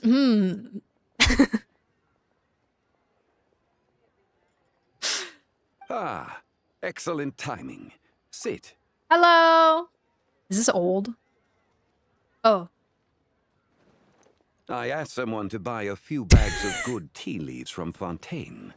Quite the pricey purchase, if I might say so. What is happening? I've long heard of the differences in water and soil makeup between Fontaine and Lille. So I've been curious as to the flavors tea leaves from the former will produce. Was it supposed to be that Ether sits down there, but because you were sitting there, he can't, so now it's just confused? This isn't water and soil makeup. Why don't you also get some water from there? Oh, wait, wait, are we getting Nouvelette? Wait, hold on. You do have a point. Though, as the ancients say, living water's silt once drawn. Oh. Were we to fetch water from Fontaine, You should ask the turbulent, tiring Nouvelette. journey may rob the liquid of its flavor, rendering the resultant tea lesser as a result. This sounds like an excuse for you not to see Nouvelette. Is there really that much to getting water? To brew a good cup of tea is no less demanding a task than organizing an army for battle, along with all the elements that entails. Buying good tea leaves is akin to elevating a wise and capable general to command. Yet, if the water and tea set are lacking, and if perhaps even the climate and weather not suitable, then no matter how outstanding the general, if burdened with incompetent officers and feckless soldiery, the battle will surely be lost. As such, rather than chasing distant solutions, it would be better to simply brew this tea with some spring water from Lille. Sure, buddy. Perhaps the blend of two natures might produce a unique flavor all its own.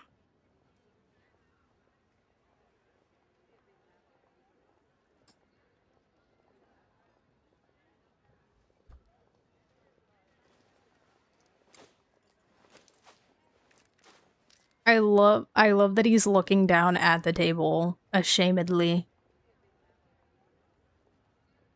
Ah, it should be about ready. Try some, if you would.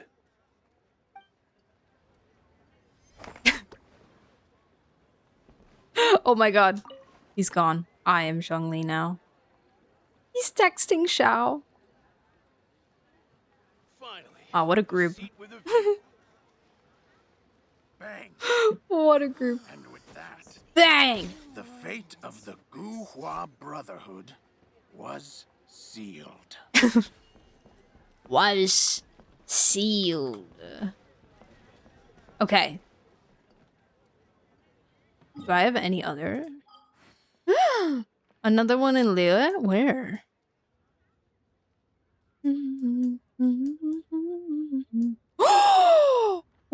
Ooh, the two of them on the same day?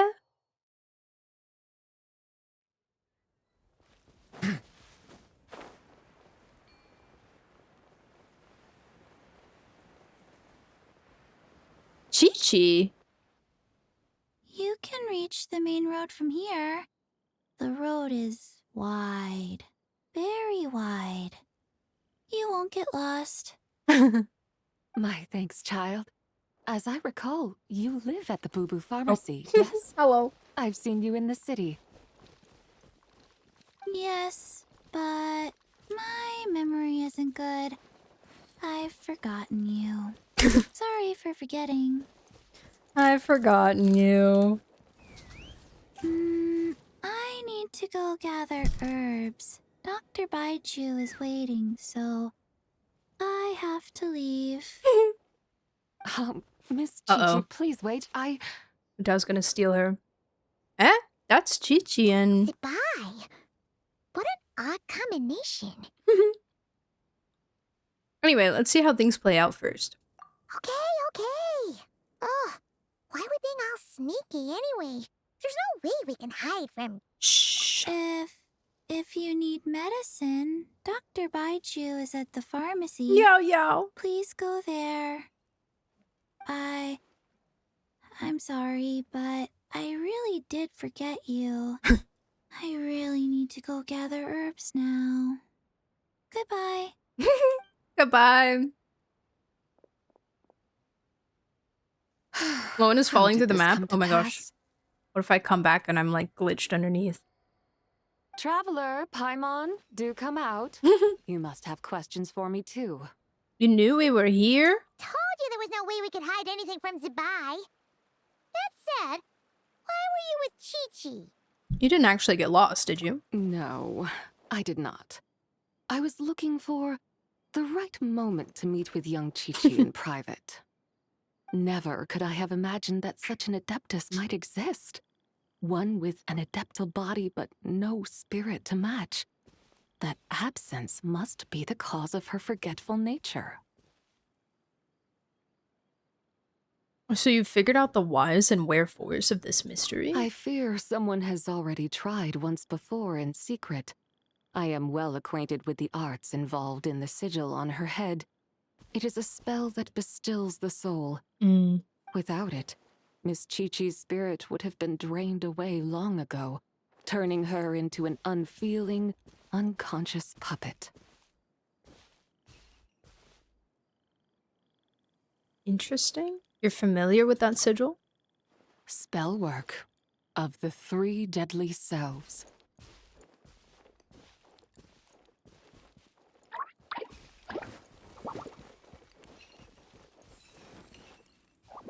Wait a second. Lily? Wait a sec. Really? Doesn't the sigil on her head involve similar techniques to the one you used? That means Chi-Chi is like you. Indeed. She has also had her 3 deadly selves severed. Having traveled with and observed her carefully, I perceive only 1 deadly self remaining in her present body.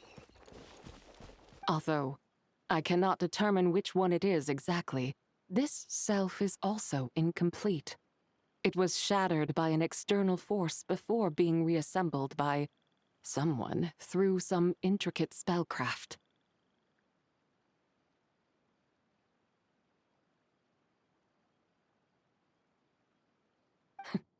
Though the it slime might not spawning necessarily in. be a person. Perhaps some adeptus used their powers to pull Chi-Chi's soul together before, using sigils to stabilize and nurture it.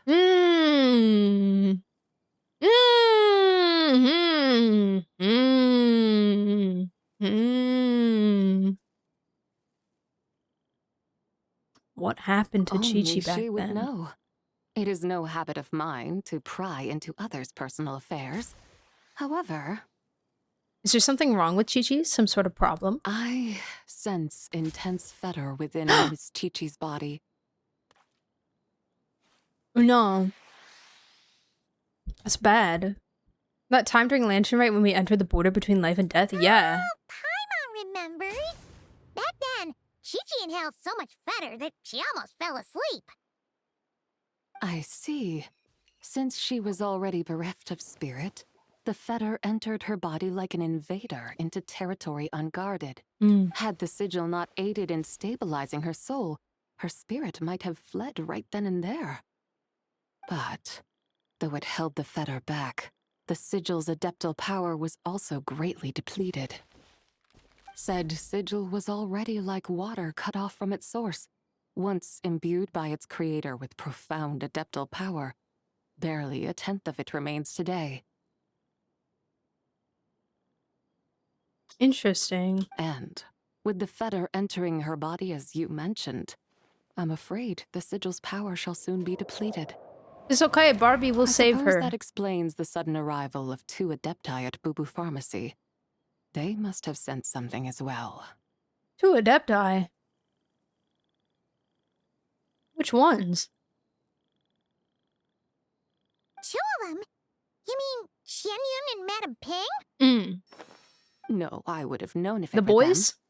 The 2 Yeah. I speak of were a bird and a deer who took the, The forms of human boys. men before entering the city. Ah, so that is what they are called.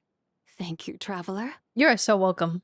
Since we are all here to aid Miss Chi-Chi, perhaps I should go and meet them. Yes, no time like Have the present, fun. as they say. I shall set off shortly to pay them a visit at their abodes.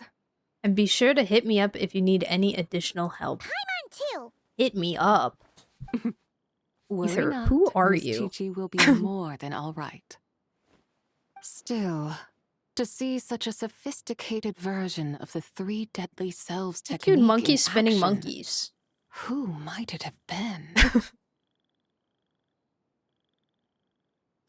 I've heard this song so much in my life from TikToks. Just text Ether. Just hit up his phone. Slide in the DMs. See such a sophisticated version of 3 the deadly selves technique in action. Who might it have been? What the freak?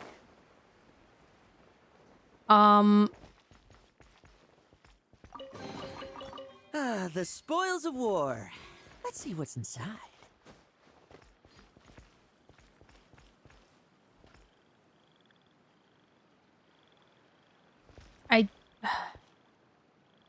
It could have been the Yakshas?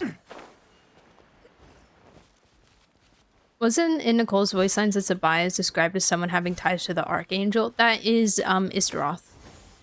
Skyward!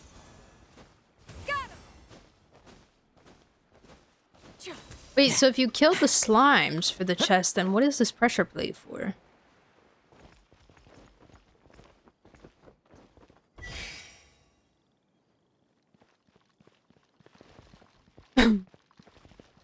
Aura.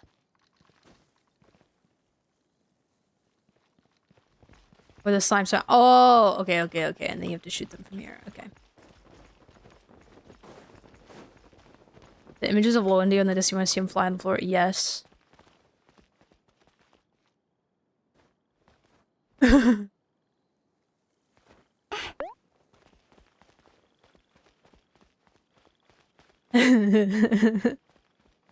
If you are presently It's unoccupied, a Lohen plant. perhaps we could stop a How while do I at get one's along with abode the for other some knights? repose and Well, conversation. He has just certain sprouted. I've left a deep impression. That can only be a good thing. He hath only just sprouted.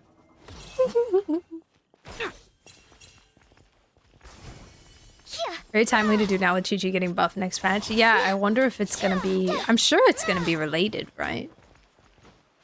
Surely.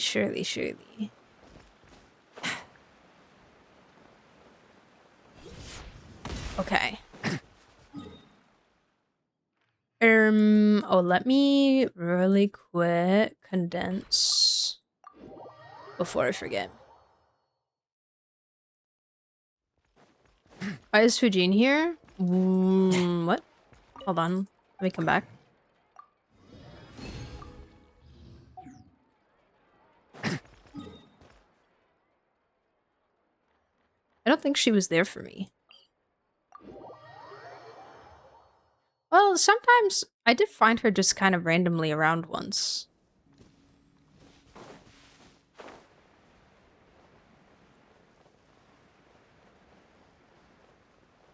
Fujin, my love.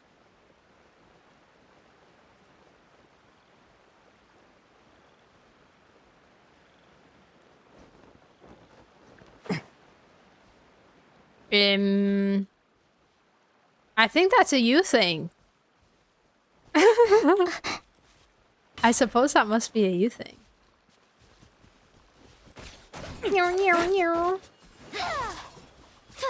Any more anecdotes? Yeah, I think I have one more.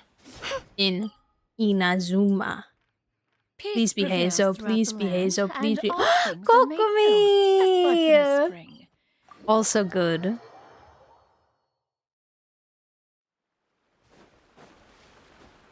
Also a keychain plush? Amazing. Oh, I'm jelly. I'm so sad. I wanted to get more Genshin merch when I went shopping, but they really didn't have any.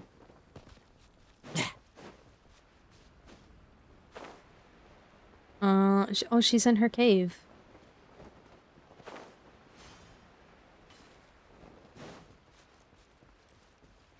She is studying. Oh, she's asleep. She's asleep.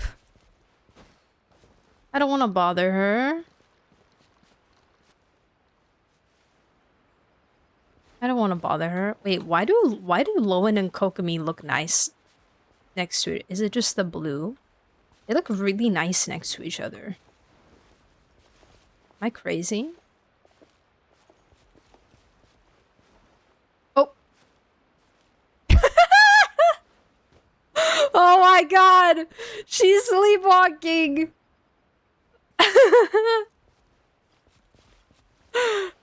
Wait a second. Wait. She's in the table. Wait, this is reminding me of the when we first started playing Nikki. And there's that one scene in the where they're like interrogating some guy, but they didn't code the models to sit down in the interrogation room, so they're just like standing clipped inside of the chairs. Like their legs are in the chairs. And like the cameras are focused on them as if they were sitting, but they're not sitting, so their heads are just cut off, and it's a whole mess.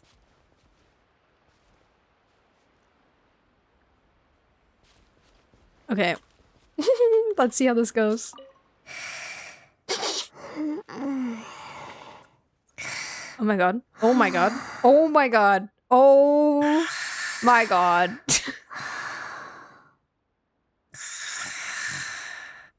How cursed can I make this?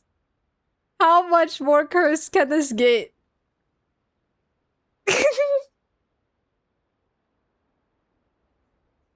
Oh my gosh. Nightmares, nightmares.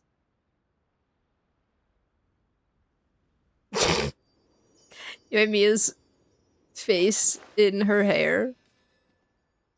The way that it's like the perfect distance away.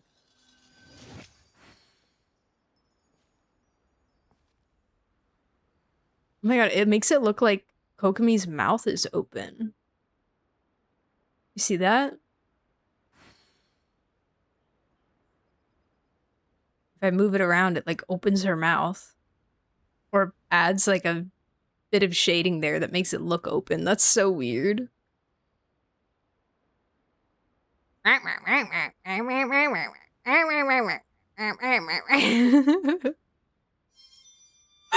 might be breaking the game. I'm gonna get banned. Kokomi appears to have fallen asleep. No way. Piles of documents line the table. Wait, I gotta get her mouth open. Come on. No! Files of documents line the table. Going through.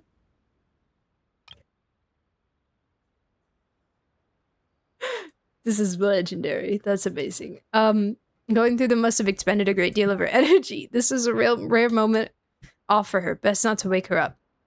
You wait for a while more. You unconsciously glance at the notebook that has fallen open on the table. Elegant writing catches your eye. Sage hasn't visited Watatsumi Island in a while. Energy -3. Oh, guys! She misses us.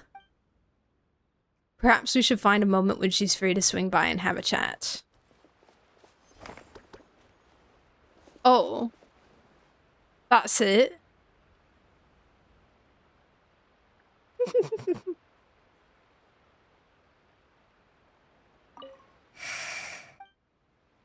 Okay.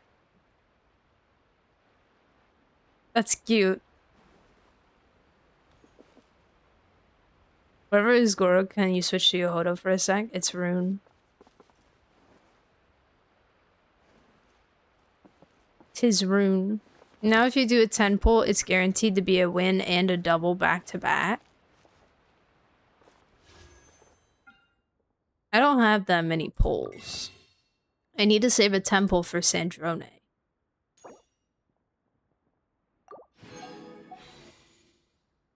Here, I'll do 1. Wow, you lied. Actually, you didn't lie because you did specify 10 pull. That's okay. Surely enough to convince anyone to become a wanderer. Oh. They look so funny like this. Also, why are their teeth never, like, together? Like, I know your teeth aren't together when they're in your mouth, but, like, are they ever that? You guys sit with your teeth that separated?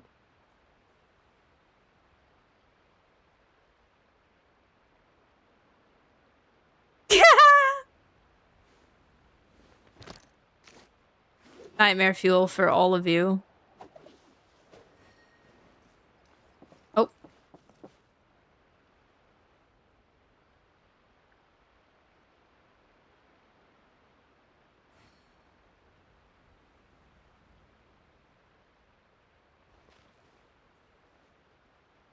No funny eye layers? Wait, why would she have funny eye layers? I love her little mouth. Can we try Kaya? I'm curious if it'll show eye. Yeah. Gotta stand here.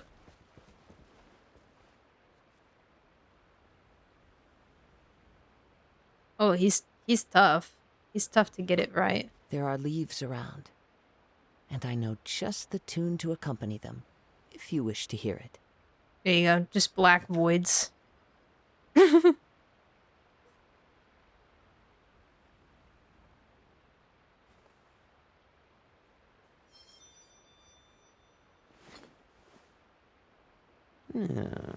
The eye patch, yeah, you can kind of see it like slanting over.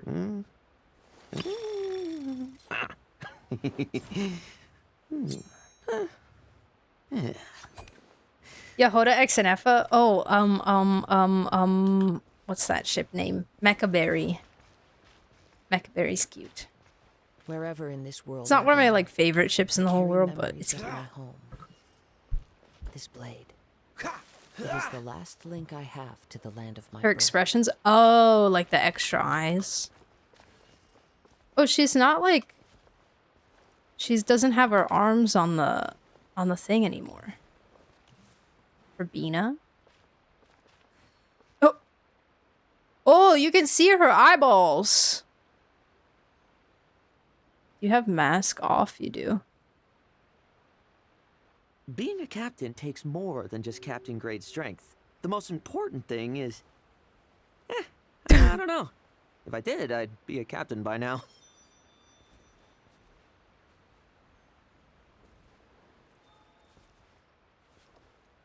Why can't you see her eyeballs and nobody else's eyeballs? Her eyes are so powerful. They have to be preloaded in.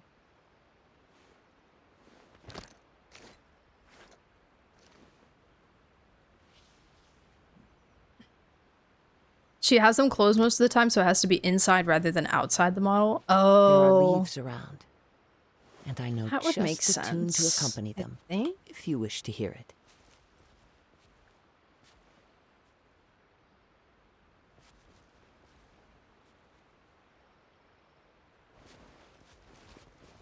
What are you doing? Oh, nothing. Yeah, why did she change position? Oh, there we go. Oh. Okay, I'm here, I'm here, I'm here, I'm here, I'm here. Yeah, now... Yeah, there we go. So when they're open, the black part is bigger. And I think it's because her eyes are How do I get along with closed. the other knights? Well, Yeah, there we go. I'm certain I've left a deep impression. Because her eyes are closed, you That can can only see be the a good pupil thing, more. right?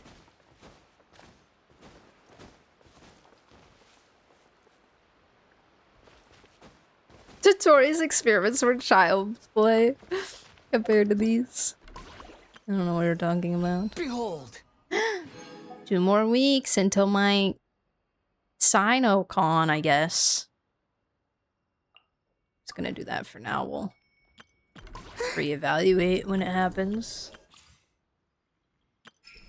The wind rises. Oh my god, I need to do theater. Ugh. I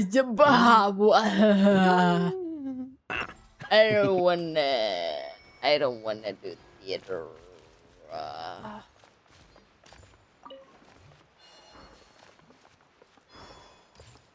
I can't get close enough for him. Importance of the plot? Yes, of course. Of course it is. Ah, hi Watatsumi. I missed you. I love you. Wow, Inazuma is so beautiful.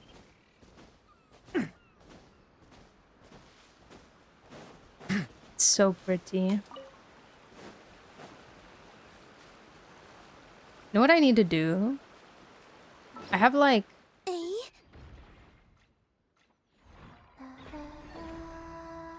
Where are they? Those things that are for Enkanomiya. I have a lot of these too, but... I'll get there eventually. The seal things. Mondstadt really is the place to be. Can't wait to get my hands What on is some this? Wherever in this world I roam. I carry memories There's of no my need to home. exchange pleasantries. This blade. It's rather pathetic to force It a is the last conversation. Oh, I this have was to the justify start for that my one. Okay. Silence. Never mind. Never mind. Lowen's work report. What are these? Stella fruit. Beside Blue Amber Lake. Oh, frick. Relax. Questing. Ah, look at all my boys. Look at my boys.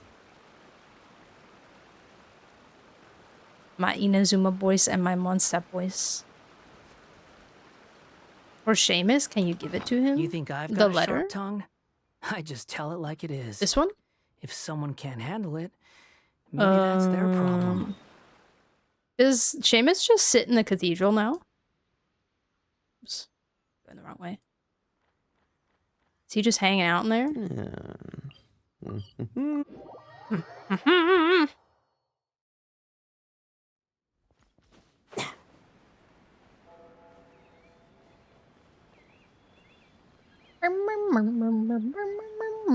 Let's go visit Mr. Seamus. I want him to have another anecdote. With Dahlia. The first one was so funny.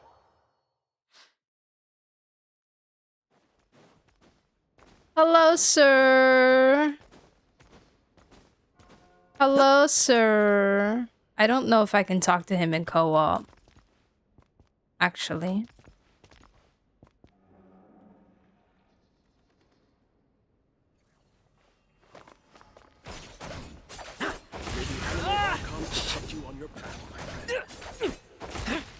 They're committing heresy in the Church of Barbados. I wish they would let us go down into this basement as well, for no reason. I am the speaker today, and I declare The officiation of National Prank Day, in which it is completely and perfectly legal to play whatever pranks you want on any persons in the nation of Mondstadt. Any objections from the council? May the animal archon protect you on your Oh. path, Uh-oh. Leave it to me. Well, too bad Barbados told me to say it himself, so. Boing. National Murder Day. It's just the purge. It's just the purge. That's all it is. May the animal archon protect you on your path. I didn't know I could do multiple people at a time. That's cool. Surprise baptism! Cool. Okay, wait, should we read Lowen's lore in the church? We need to confess all of his sins to God. Ah! I flew.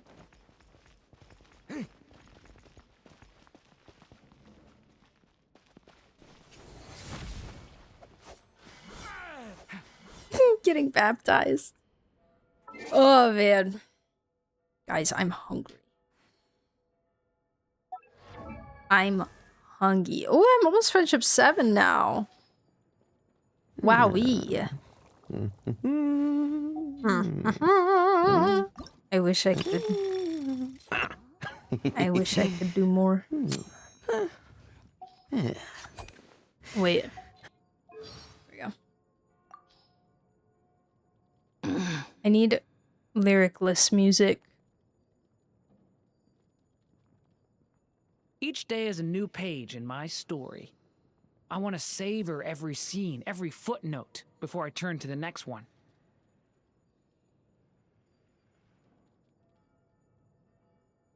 Being a captain takes more than just captain grade strength. New The most soundbar sounds way important better thing than is- just the TV speakers. Oh my gosh. I That's don't know. amazing. I'm so happy If to I hear. did, I'd be a captain by now. Wait, I want a soundbar. I want to get a soundbar. That sounds awesome. Hold on, guys, one moment.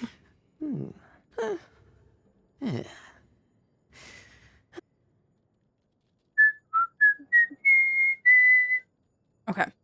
Do you hear that? We're all holding There's a hands. voice Wait. whispering on the wind. It says, some guy just took a Oh. stone to the Let me head. take a picture. Okay, guys, stop idling. Oh my god, we all got our freaking books.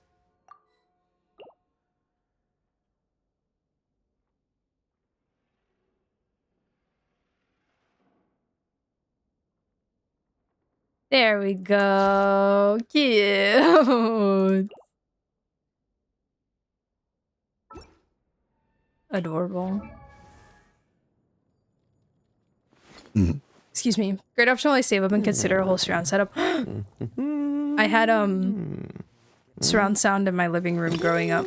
Well, not always, but like we installed it at a point in time and it was awesome. Send that to Discord? Absolutely. You know what? I can do it right now. What kind of environment you may find Where yourself should I in? put my hands when I'm thorough nervous? reconnaissance? Because You should be otherwise able to I might establish forget. a Everyone. I might have to turn off the voices. Ooh. Stop. Shut up. Stop. I can't.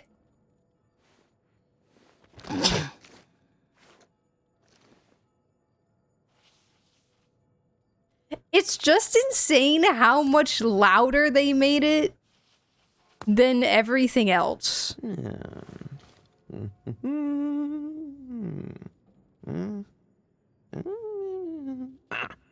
Each day is a new page in my story. I want to savor every scene, I got every the pictures. footnote, before I turn to the next one.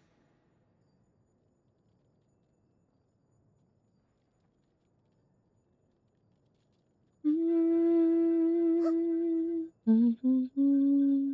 have so many goated pictures that I need to edit.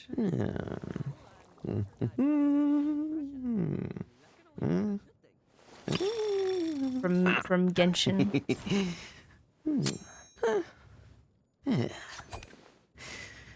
Wait, a soundbar was surrounded till Lucy sat on it because she didn't want to hear it anymore.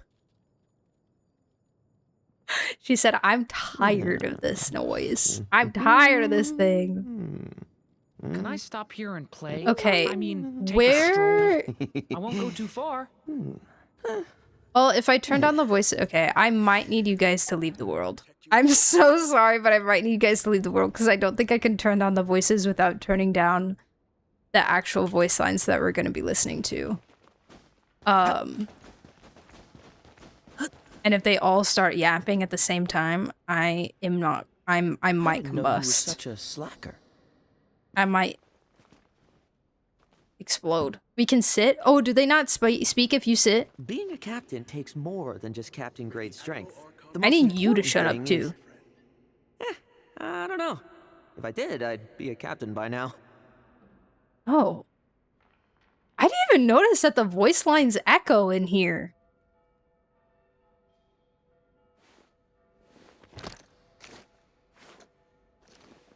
Sit too, yeah. I'll sit on this side, even it out a little bit. No, one in. No. What, you can't sit like on the edge here? Okay, guess I have to sit here. We can sit far away so you won't get interrupted a lot more. Oh. I feel like maybe they also don't speak when you're sitting. I'm not sure.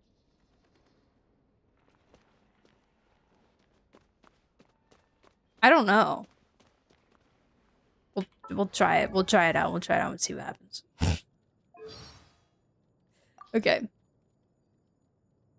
So, which one opens up? Where does it open up? Which voice lines are locked at first? Is it... For some, power is a convenient excuse. Gives them a reason for fail. I try to avoid anesthetics. They make it hard I remember to fight. this. Besides, my fighting style couldn't be more simple. Yeah, I remember As that. you can see, I'm vice captain. Well, that fool Theodore got exactly what he deserved. Still, I feel like his talents can be put to good use.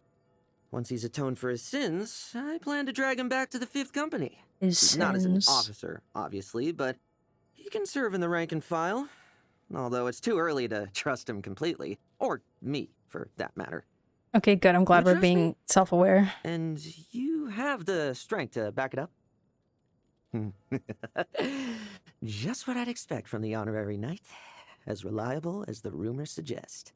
You'd make a good captain of the 5th Company. I'm sure Varka wouldn't object. A captain? Me? I mean, if I'm captain and you're vice captain, then that means we would get to, like, work together and, like, hang out a lot together, right? That means we would see each other a lot. Right? Right. I'm down. Sign me up. This vision has proved pretty useful out in the field. Just a shame it's only good for killing monsters I can touch, not the unseen ones that linger within. Right. Okay. There are 2 wolves inside you. Hi, Helios.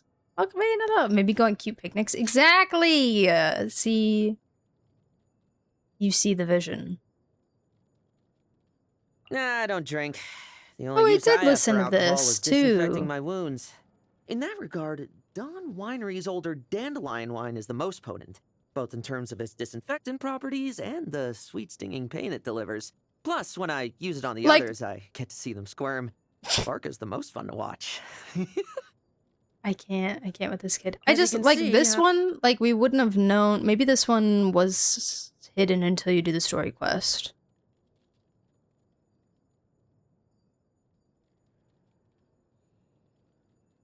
or something. I don't remember him mentioning. I feel like I would remember if he mentioned Theodore, and I'm like, who the heck is that?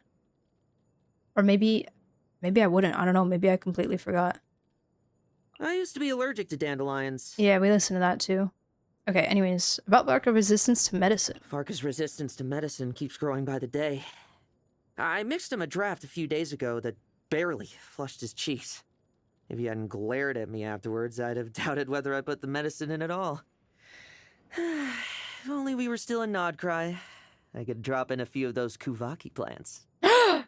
That would get him. That would get him. We know he's not good with Kuvaki.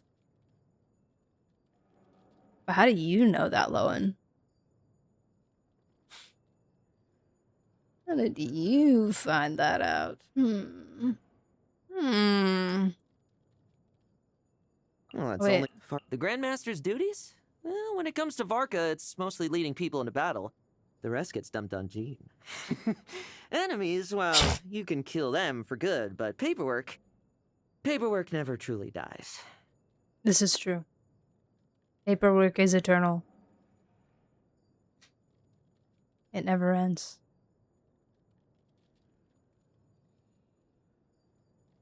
Nicole and Lohen both love torturing Varka. Do you think Lohen got information from Nicole? Do you think Lohen colluded with Nicole to find out Varka's Kuvaki tolerance?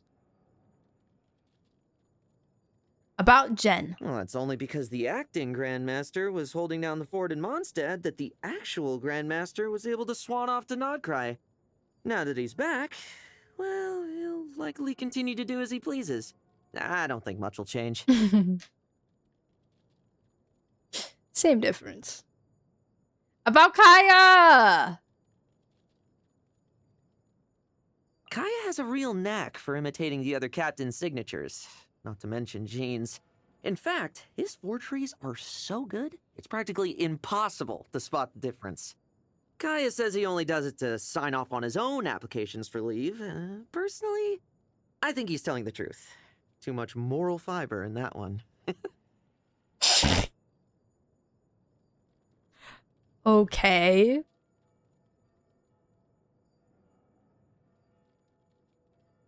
Okay. Do you think he's telling the truth? Is this the voice line that one person was talking about when they were like, I can't stand when people compare Lohen to Kaya.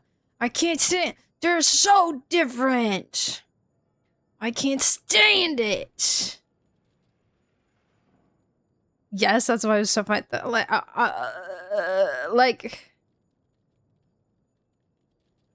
I gotta find it again. Oh, kinda annoyed. Sorry, I was being really dramatic. Kinda annoyed how people can't stop comparing him to Kaya. Like, guys, no. He literally says how Kaya is too honest and nice for him.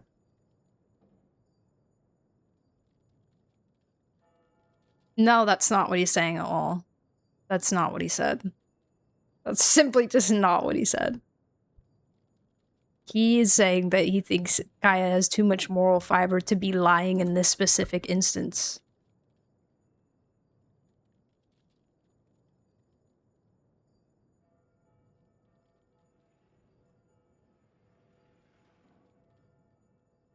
Doesn't even say this is a bad thing and doesn't even call him nice. I know, like, it's not in a negative way.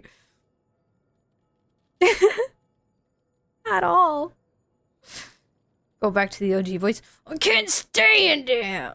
I can't stand it when people do that. God. So annoyed when people compare characters. Because I don't think they're exactly the same. I can't control myself. Or my feelings about other people's opinions.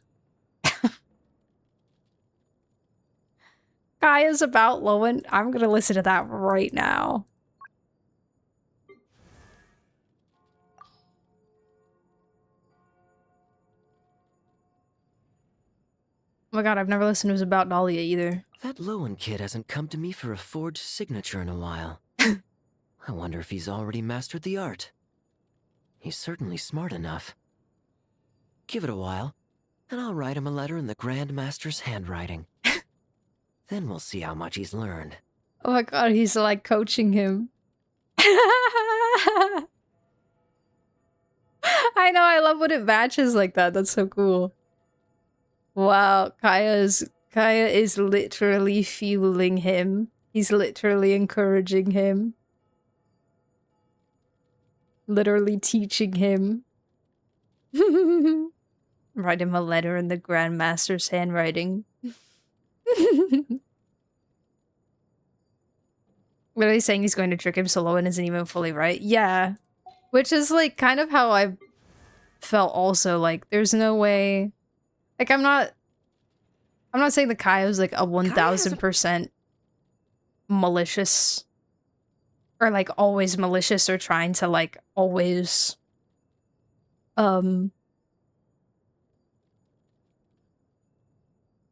do this for like bad reasons or whatever.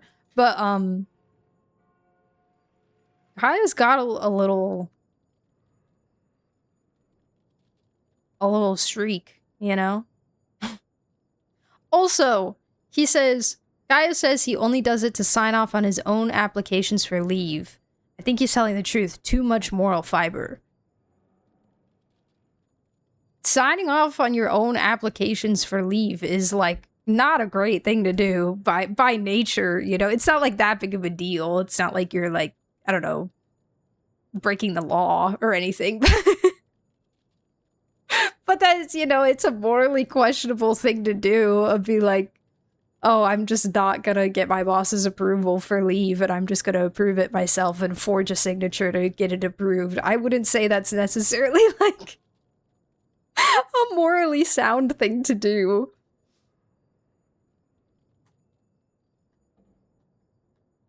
So we also could be making a little hee hee ha ha joke. When are you gonna voice someone in Genshin? Watching high quality honey being thrown away. You want me to voice someone in Genshin with that voice? My throat already hurts, dude. I think I strained my voice doing that, I'm not gonna lie.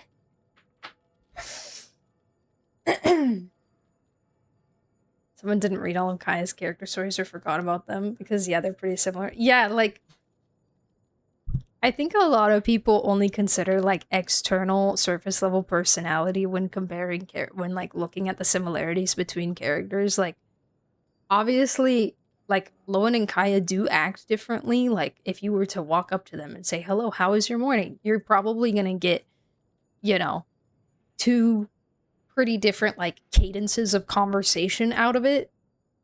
But that's not all there is to a person, you know?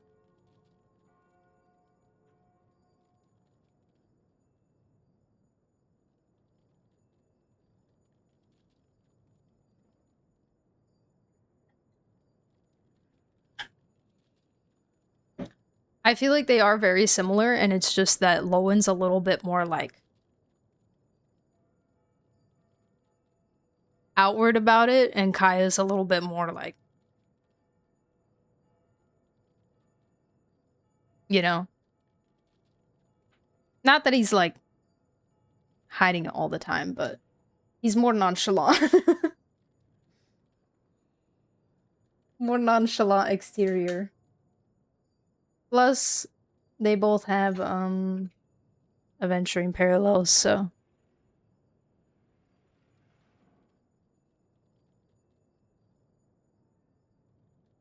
They will pay you for my, for my vocal cord repair.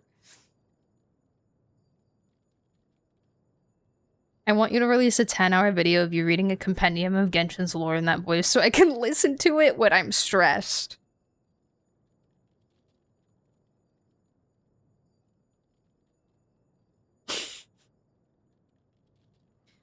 Right. Audiobooks. Wait, that's actually kind of a good idea. Like, not with that voice, but like just audiobooks of the Genshin lore.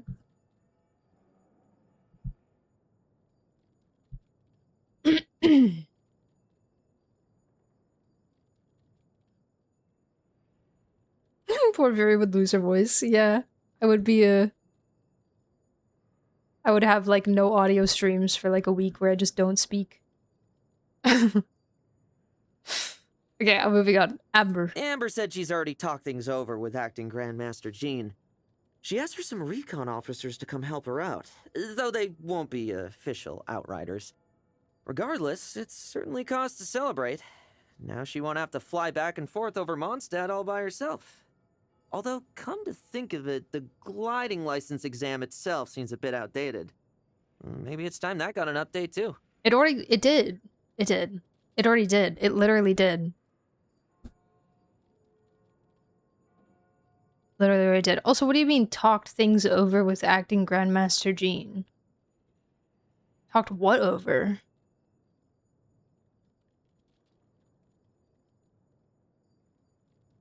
Just like workload? I think it's about Gretel? Oh. Wait, in what way though?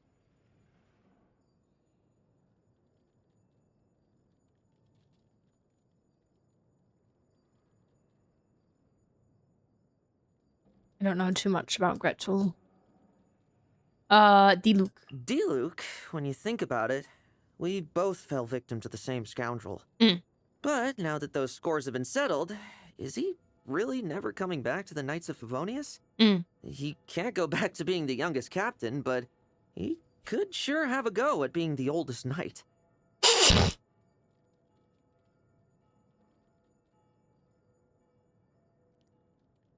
Wow.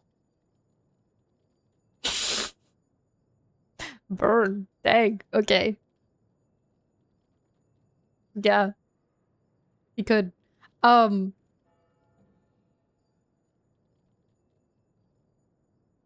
Imagine Diluc joins the Knights for Endgame. Back in my Destiny days, there was this one dude that was doing lore videos and eventually worked with the devs to release lore books of the most important stuff. Then he released videos of reading each of the books, so I'll go back to them once in a while. That's so cool. That is so sick. I love that. I love when people are like that passionate about the media to make extracurricular stuff for it. With like that level of effort, you know? Noelle. Noelle's still not officially a knight, huh? How long has it been now? I thought for sure she'd have passed the selection trials. Is Varka holding out for some kind of special trial just for her? Her knightly title's gonna have to be pretty long to match the length of her training. He's just like, why isn't anybody a knight? Why isn't Diluc a knight? Why isn't Noelle a knight? Why?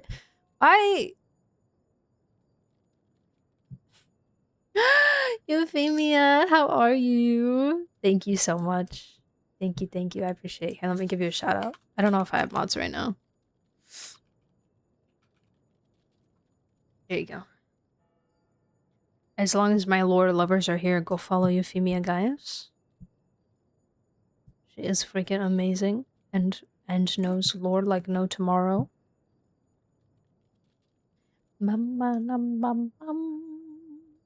That seems the first game that showed me what lore games could be. Gem of a game. The shame Sony killed it. Wait, so like what happened?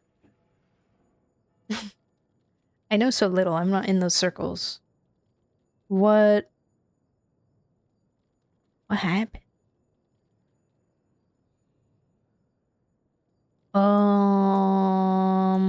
Eula. What stands out most about Eula is the sound of her boots stomping about the place. When she's in a rush, you can hear the dump, dump, dump from a floor away. Just like her fighting style. Loud and penetrating. An impression so deep, it's impossible to forget. You're talking like you don't like it.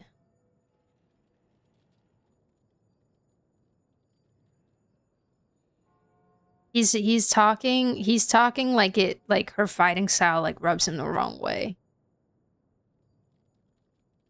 Which is interesting because he has a very like abrasive, like he talks about his own fighting style like it's very abrasive, you know?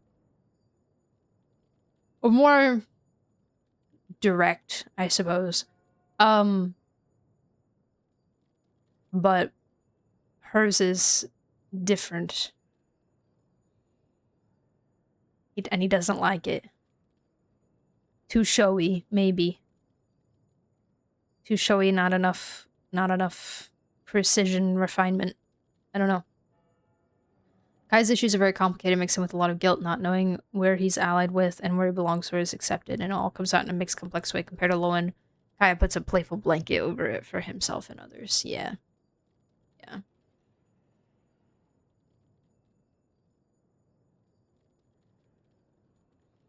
I think Lowen's character is...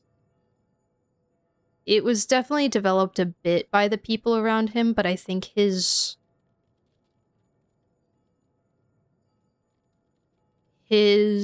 narrative and his character complexity feels a little bit more internal than Kaya's does. Not that Kaya doesn't have, like, internal stuff. Obviously he does, but I think, like,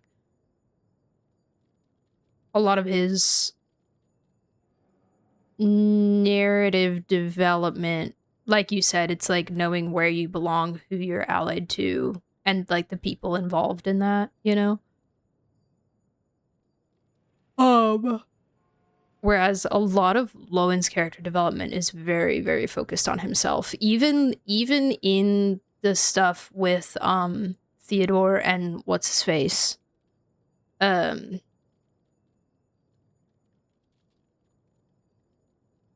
was one part.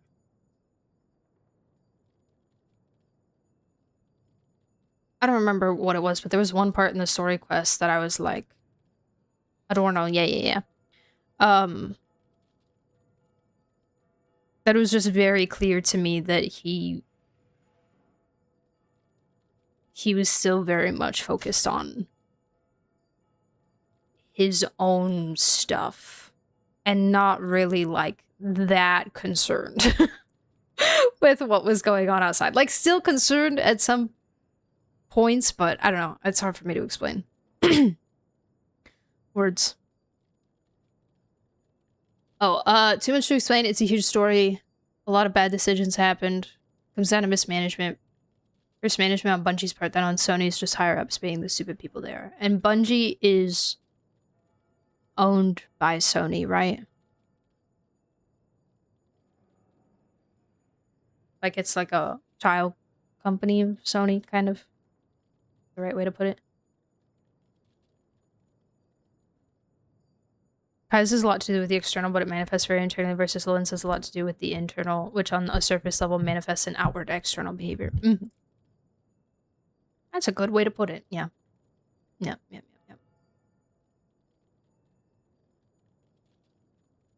I would agree. Bungie is now owned by Sony, bought 2 years back for the very normal price of $2.8 billion. Ah, yes. Chump change. Just a few pennies in my pocket, you know. Small tuppence. Alright, Albedo. The fifth company's consumables are all developed by Albedo and the eighth company. Our crossbow bolts, bullets, and various alchemical products are all top quality. I sometimes drop by Albedo's office with plans for new weapons research. Though recently it's been Sucrose receiving my requests instead. I guess Albedo must be working on something big. Again.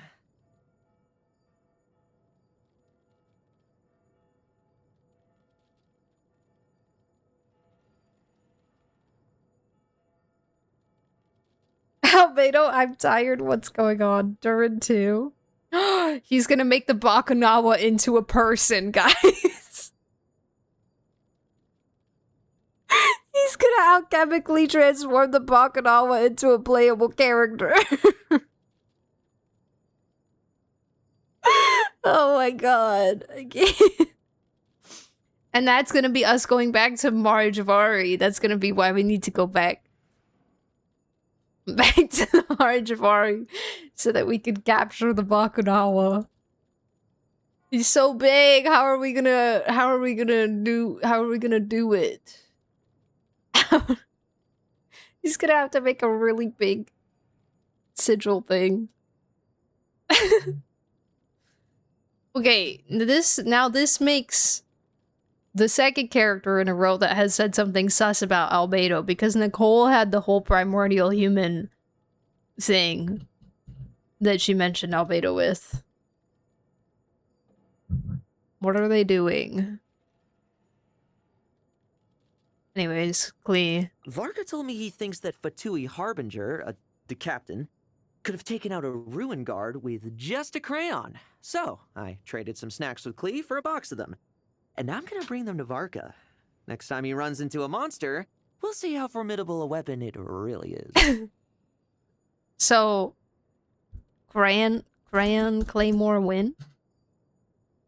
Giant Crayon Claymore? The VA's name is Nick Wolfhard. Nick Wolfhard? Yeah, it's, Finn Wolfhard, that one actor from Stranger Things. It's his brother.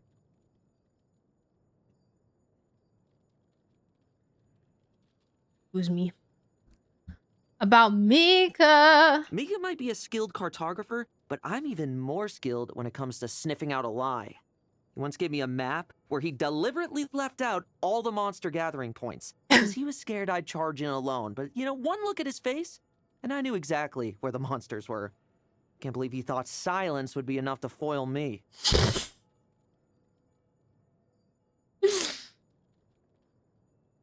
And then when the captain stands up and becomes playable, he uses the grant. True. Yeah. In like the edgy dark color. Or like a nice like light blue to match his cool cryo. Klee also has a voice line for Lohen. Oh, I don't have Klee. Sadly. Okay, now we have more about Lohen, 1 through 5. Sorry to disappoint, but I don't have any deep, dark secrets worth sharing with anyone else. That one we listened to? I prefer to use a polearm. But I still belong to the 5th Company, so I make sure to keep up with my... The 5th Company? Just an ordinary range support team. Nothing worth mentioning. We can lay down some decent firepower. Nothing is worth mentioning for you. Exceptional enemies. The most we can do is provide cover from the sidelines. Like that time we followed Varka to intercept the Rayhir of Solnari. In the end, the main assault was left entirely to the Grand Master, while we were ordered to form a perimeter and hold off the Wild Hunt. That was the only way we wouldn't get swept up in his battle with Revrier. I think we listened to that one too. Why do I insist on using a polearm? I'll put it this way. The tastiest bait on the battlefield is the one who looks the most like a commander. I can draw the enemy's attention while giving everyone else the space to fire at will. As for dangerous enemies, the more intense it gets, the easier I find it to concentrate. The feeling of pure focus really is to die for. Just a pity that ever since I left Nodcry, there have been too few battles where I can truly lose myself in the moment. He said the content's too easy. Just throw him in dire. Oh, Mika too? Okay. I'll check Mika. Hi, Shinigami! Thank you very much. I appreciate it. Thank you. Hi, Bionic. What's up? Klee says Lohen is the best. Lohen is the best. Last time Klee saw him, he gave me so many yummy treats, and he only wanted a small box of crayons in return. Lohen has the time. Klee would love to watch him drop. Maybe we can invite Uncle Varka too. Please, play date. Play date with the 3 of them. That would be so cute. Do I feel fear when fighting at close quarters? Not as much as my enemy does. I'm no slouch, you know. Besides, I've got medics waiting in the rear. What if the enemy has them too? Well, I'll just have to take out their medics first. True! You'd be so good at Marvel Rivals, Lohen. You just kill the healers and then you win. Easy. Light work. Hey, thank you, Bionic. Appreciate it.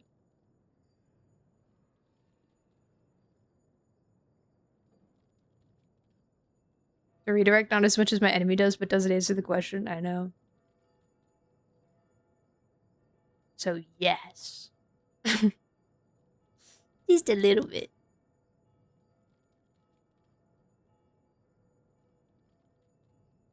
Hobbies. Besides the rush of battlefield slaughter, my favorite pastime is preparing little surprises. That one we've listened to. Troubles? The good days of being stationed at Dornman Port are over. Now I'm back in Mondstadt. And acting Grandmaster Jean is nowhere near as easygoing as Grandmaster Varka. Aren't there any more missions in the field they could send me on? I wonder where he lives. Do you think he lives alone?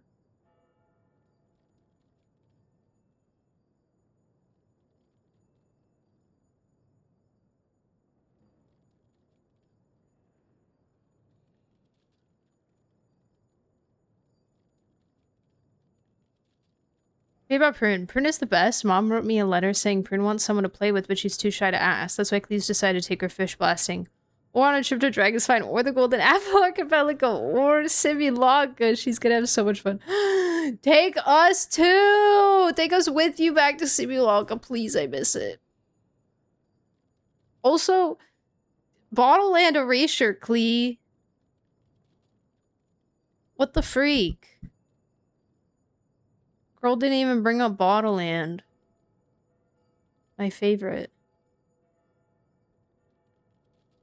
I think we did favorite food and least favorite I food. like to Spicy eat, food, and he doesn't don't like drink, alcohol. all right? Don't drink. Whew, thank you. This is exactly what I like. Yeah, we know these. In fact, today is your birthday, so I got you I a remember mini this. crossbow. Yes. Okay. I came up with Yeah, the I think it design was just myself. like the about lines. Dun, dun, dun, dun, dun, dun. What if it's a teaser in which we go back to every single summer event ever?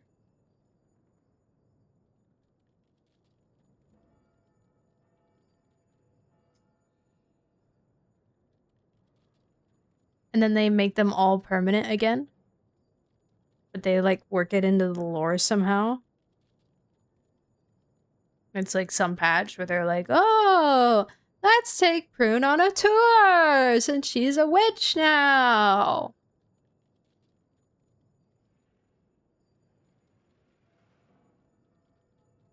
And then it's just like all the things are permanent. You listen to everyone's birthday lines on your birthday? If not, Larper.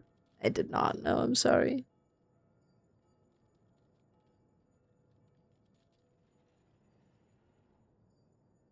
Just nice summer we do them all in one patch and an extra one. Rewatch Bottleland again. I know. I love Bottleland so much. I miss it dearly. It was so good. I was in a chat the other day and someone said that Bottleland was the most forgettable one.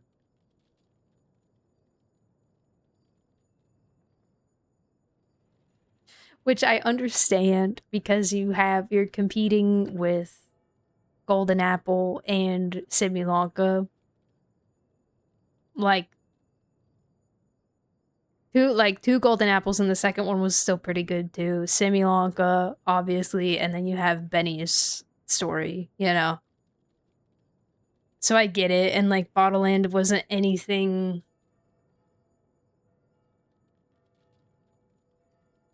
super crazy significant for like a playable character in particular. I think like, you know, there was like some stuff, but it was kind of a little bit more NPC focused. Like the characters were there obviously, but like the story was focused around the NPC family, you know. But it was just so beautiful. I mean, they had like the D&D vibe going on, and the roller coasters, Kaya's skin, and the mini games were fun. And we got to help them with their story.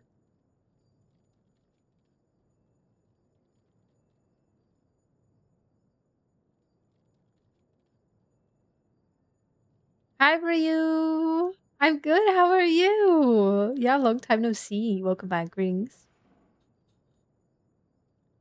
Character moments and vibe a lot, but I get it for people who like more crazy lore and stuff. Yeah. Yeah, and they didn't really do it. I don't think it really connected with too much in like Fontaine other than just like, oh, Oceanids, you know? I don't know. I'd have to maybe look at the story of it again and see if there's any parallels between it and Fontaine's stuff.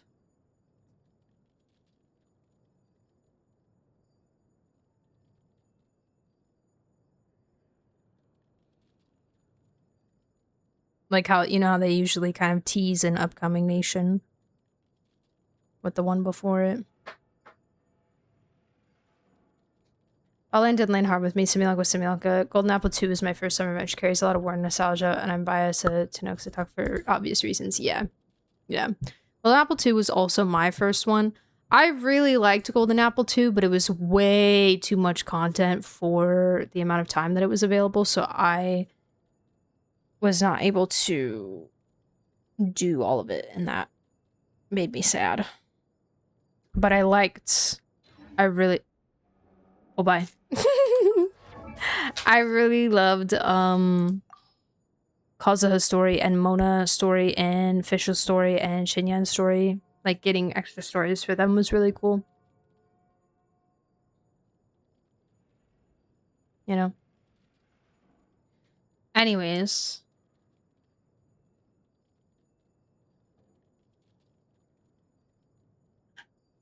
Are we ready to read, my friends?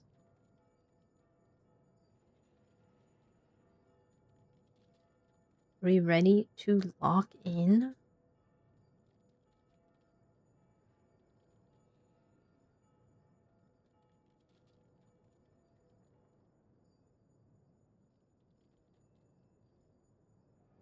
Hold on.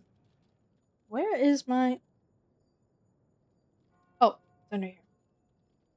My notebook. And my new pens. Ad warning. What the heck?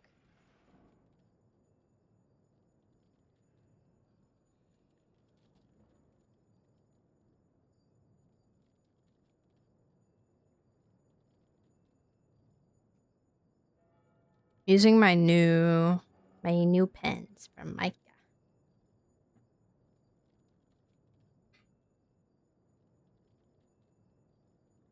Ocean Cream people. Yeah, that's kind of what I was saying. Like, it kind of introduced the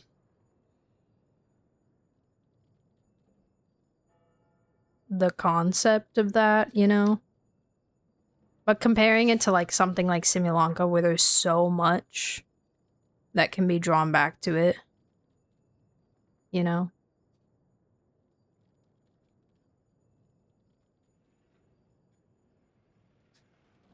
So now I will be watching the VOD. No worries. You are all good.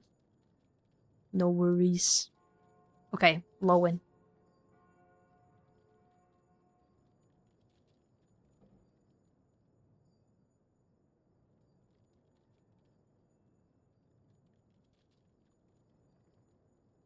All right. 7-hour stream, let's go. Barely had the expeditionary force begun its journey home when the bards were already on their way, carrying the heroes' stories back to the taverns.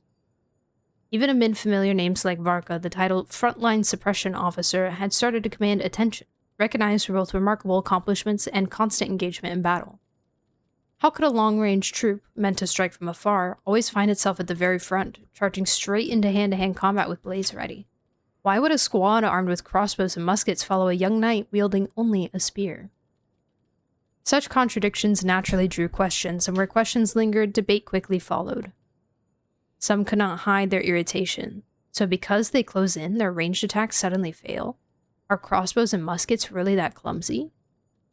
No, you dum-dums, it's because you get disadvantage with ranged weapons at close range. D&D rules. Others spoke in defense, pointing out the archers were already among the strongest and most elite soldiers, and sending the very best of them to the most dangerous front lines was only proper. Yet all argument fell silent in the end, still by the accounts the bards had gathered from those who had witnessed it firsthand. He is the squad's keenest spear, slicing through every line. He is its strongest shield, turning back every assault. That said, the bards usually skipped the second half of the knight's comments, since it was too mundane for a heroic tale. To be honest, Vice Captain Lohen probably just thought this would be the quickest way to get it done. Yes, his story holds none of the glory and pageantry of chivalric tales, nor the sweeping drama and twists of heroic legends. Spears, hidden arrows, ambushes, poison, surprise attacks, infiltration. He never debates which weapons or tactics are stronger, nor does he consider a fight in terms of glory, shame, or gain and loss. Every method carries its own feel, but the pleasure it brings fades beside victory itself, and pales even more against the raw reality of life endured. Only the last one standing has the right to ponder the meaning of victory. Only the last still feeling pain may speak of survival. Fight, win, survive. Over and over, the cycle repeats. Such is Lowen's story, such is the life he lives. Fascinating. Chasing the high. Chasing the high of victory. And again, I feel like another thing that is very much doing it for himself and not for any, you know, like, external influence. I think he can find some joy in his methods on, like, how it affects other people, but I really think it's all mostly for himself. Thank you for the hydrate and the posture check, guys. Appreciate it, appreciate it. Oi.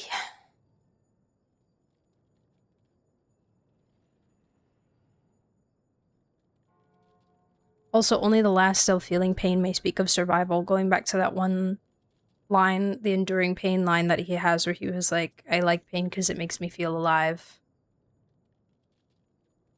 Pain means you're alive. Pain means that you won, you know?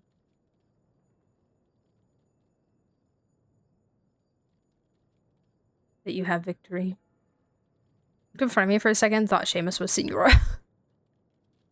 She's back! She's back. Whoa, Senora! In Lowen's memory, the very first toy he ever had was a small, supple bow. His father, always stern and serious, oh my god, parents mentioned, handpicked the finest fir wood and carved the bow, while his mother, precise and deliberate, cut the leather and kneaded it again and again to form the string. Though it was only a toy, his parents followed their usual bow-making routine, completing it without a single lapse. Oh, his parents made weapons?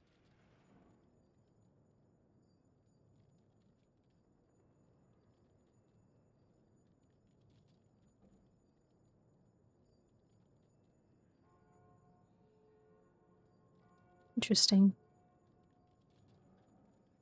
They were, yeah, they were a couple's bow-making business. And yet his father did not teach him to draw the bow or set an arrow, despite Lowen's hopes.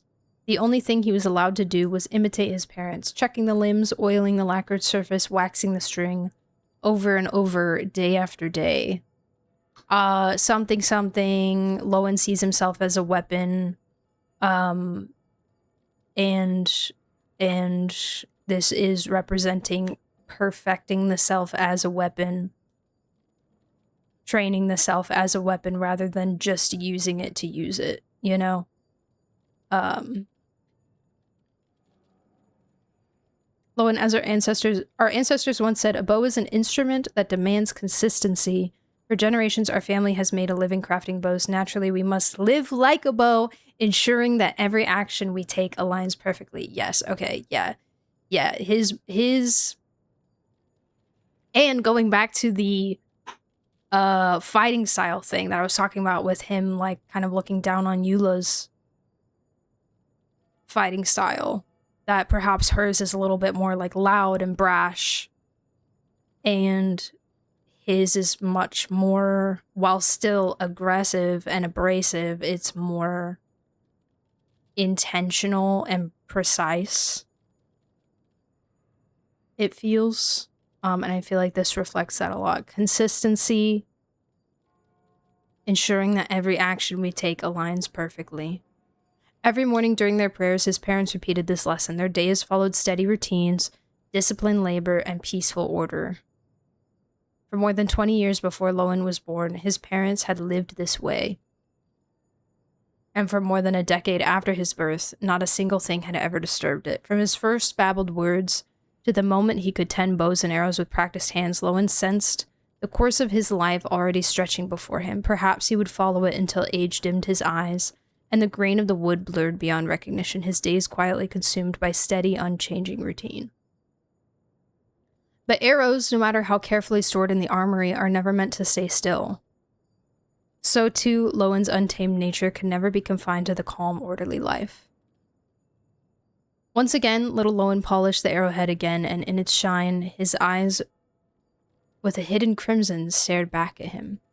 The arrow lingered, poised for release, and that moment was already near. On an ordinary day, Lohen sat in the cargo wagon as he always did, accompanying his father on the trip to Mondstadt to deliver an order. But today, routine gave way to danger. A group of masked, skilled bandits had marked their cargo. His father shoved Lohen hurriedly into the covered carriage, warning him not to move or make a sound. Then he shouted, trying either to draw the bandits away or to summon the Knights of Favonius from wherever they might be. The wagon was filled with bows and bolts strong enough to pierce stone. His father had the skill of a master archer honed over years of testing, and yet the bandits subtly tried to coax him away. Despite it all, the long habit of a quiet, orderly life left him so flustered that he didn't question the situation or think to fight back. The clamor outside the wagon slowly died away, and before long the curtain was drawn back, but the figures waiting beyond were neither his father, who had scattered the bandits, nor the knights sent to rescue him. Instead, a group of masked men in black robes stood before him. Oh, this is when he got taken. They grabbed Lohen before he could react. Every kick and twist was useless against hands like iron. In that moment, Lohen had no idea whose scheme he had been caught in or where they were taking him. Little Lohen sat quietly in the cramped, dark cell, simply pondering. Had his father stood against the bandits with his bow, none of this would have happened. And if he himself had been quicker and more alert, maybe he could have found a hiding spot before they got to him. From the next cell, the cries of the other abducted children grew louder. Seizing a brief moment when no one was watching, Lohen slipped a small arrowhead, one he had brought from the wagon, into his sleeve. Perhaps the animal Archon had heard the children's desperate cries, or perhaps some unseen force had gathered Lohen's silent plea for strength, had answered Lohen's silent plea for strength. As the villains hurried to move their captives, the agents of justice finally arrived. Leading the group was a single, armored figure, bow in hand, striking with ease. The criminals fell before him. Perhaps to keep them alive for questioning, perhaps to avoid harming the children, he used nothing but blunt arrows in the fight. And yet, in his hands, even blunt arrows carried unstoppable force. Each vibration of the bowstring rang through the air, answered by the heavy thud of a body hitting the ground. The arrows streaked through the air, fierce and radiant, holding little Lohen's gaze captive. Even his hands, poised to move, fell still. Only when Adorno pulled back the curtain of the prison cart and looked at him did Lohen snap back to himself. If I were as strong as those arrows, these ropes would already be severed. And I wouldn't have had to hear that goof Theodore crying all the time. That thought quietly took root in little Lohen's heart, but what Adorno saw was something entirely different. Among the cluster of crying children, one boy stood apart, his face cold, showing no trace of fear. At his wrists, the tightly bound ropes had already been nicked, a subtle cut made by the arrowhead he had hidden. Indeed, this boy is remarkable. I'll have to keep a close eye on him. Good night, Naota. See you later. Thank you for hanging out.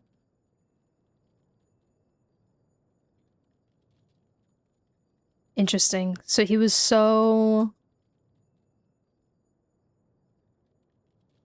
used to routine, so used to not taking spontaneous action that he was almost numb to all of this that was happening, but still thought to take this arrowhead to have some kind of grasp of control over his situation.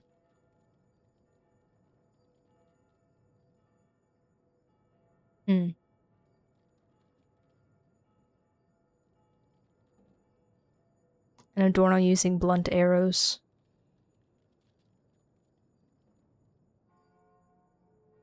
In his hands, even blunt arrows carried unstoppable force. He didn't need anything more. He's too good. Adorno. 07.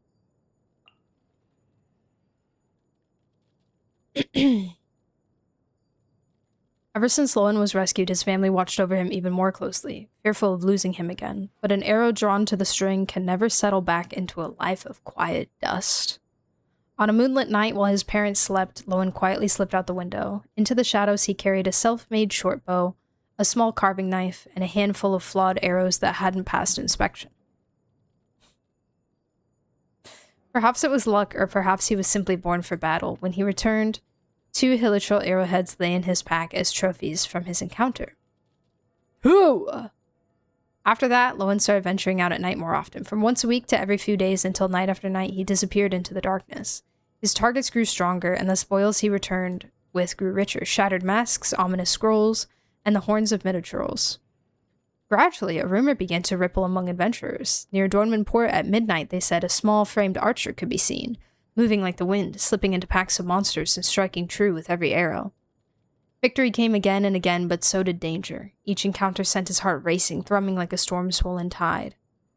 Somewhere along the way, a question began to stir in his mind. If he faced those attackers again, would things be different? Or would he still be the helpless child, waiting for someone else to come to his rescue? No matter how many dangers he braved, and no matter how many arrows tore through their marks, the question lingered, growing heavier in his mind. It would never answer itself. Only striking through that first target could. When Lohen finally donned the adventurer's uniform and revealed the truth to his parents, their first reaction was stunned silence, followed quickly by a storm of outrage. It was Master Cyrus, thumping his chest, who calmed the storm, assuring them that Lohen would be the one to bully the monsters, not the other way around. Only then did they begrudgingly accept what could not be undone. Perhaps what they came to accept wasn't Lohen's skill as a top-tier adventurer, but the simple truth that he would never again be the obedient child they once knew. Even so, they couldn't bring themselves to give up. For years, they tried to persuade him to stop putting himself in danger, even seeking out Adorno, the veteran knight who had once rescued Lohen, hoping he might be able to talk some sense into the boy. Once an arrow is drawn, it cannot be recalled. As bowmakers, you should understand that, Adorno said, as if he had long foreseen Lohen's choice. But we can still guide it before it leaves the string, point it in the right direction. That is my advice as an archer. Adorno agreed to speak on their behalf. Lohen's parents never learned the details, but in the months that followed, he seemed to settle down noticeably, supposedly preparing for exams. Several months later, Lohen suddenly appeared at the Knights of Favonius selection trials and, displaying overwhelming skill, claimed first place. Though some questioned his methods, he ultimately succeeded in joining their ranks. Well, it wasn't so bad. At least within the Knights, he had a proper position and comrades to watch his back. Far better than wandering alone as an adventurer. Besides, just a few months earlier, Lohen had already grown bored of the Adventurers Guild commissions and was thinking of leaving Mondstadt in search of far more dangerous prey. His parents comforted each other, but the question of what Adorno had said to make him join the Knights lingered in their minds, leaving them more puzzled the longer they thought about it. Kid, we've traced who is behind those old kidnappings. Lohen, who had barely paid attention to yet another mediator, suddenly fixed him with a sharp look. Who was it? We'll be issuing an official notice soon, but there's no point in dwelling on revenge, Adorno said calmly. He's already dead. After a long pause, Lohen spoke again. Who killed him? Suicide. That kind of person... Oh, this is Lohen speaking again. That kind of person doesn't just kill himself. You know what I'm really asking. Who drove him to that point? Adorno let out a faint smile. Our Grandmaster, the Knight of Boreas. Mondstadt's living legend. Think that makes a worthy new target for you?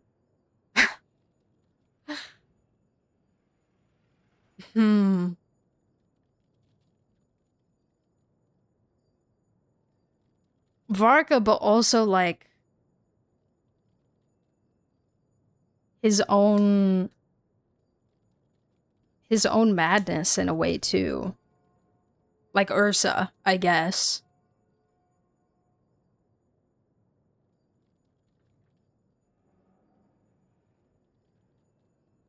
Which would make Ursa being the new target. Or his, like, himself, basically. As per his story quest. Oh my god, I'm so hungry, guys. I'm so hungry, but I don't want to eat now because I'm reading, and I can't eat while I'm reading. Ugh, starving.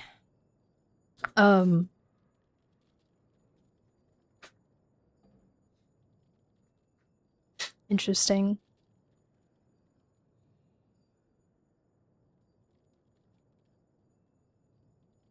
Yeah, this is where he started to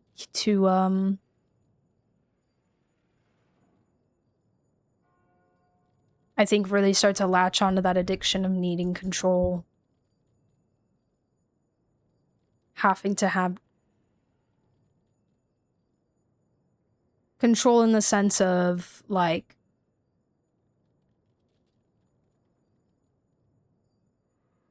an assured victory. Needing to know that he would win, if he would win or not. It's also getting really hot in my room. Hold on, I'm gonna be right back. I'm gonna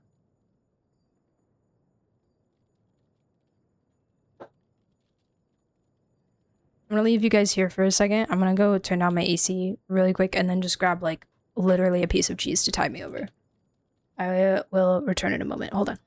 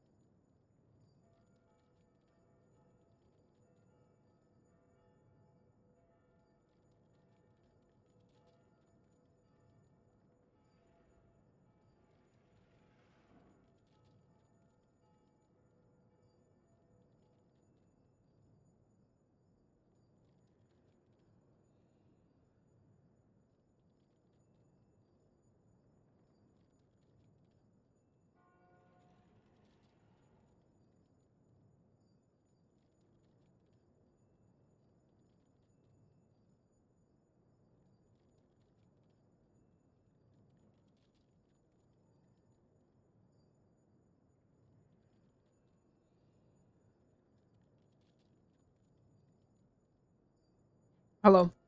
I'm back. Also, fantastic news.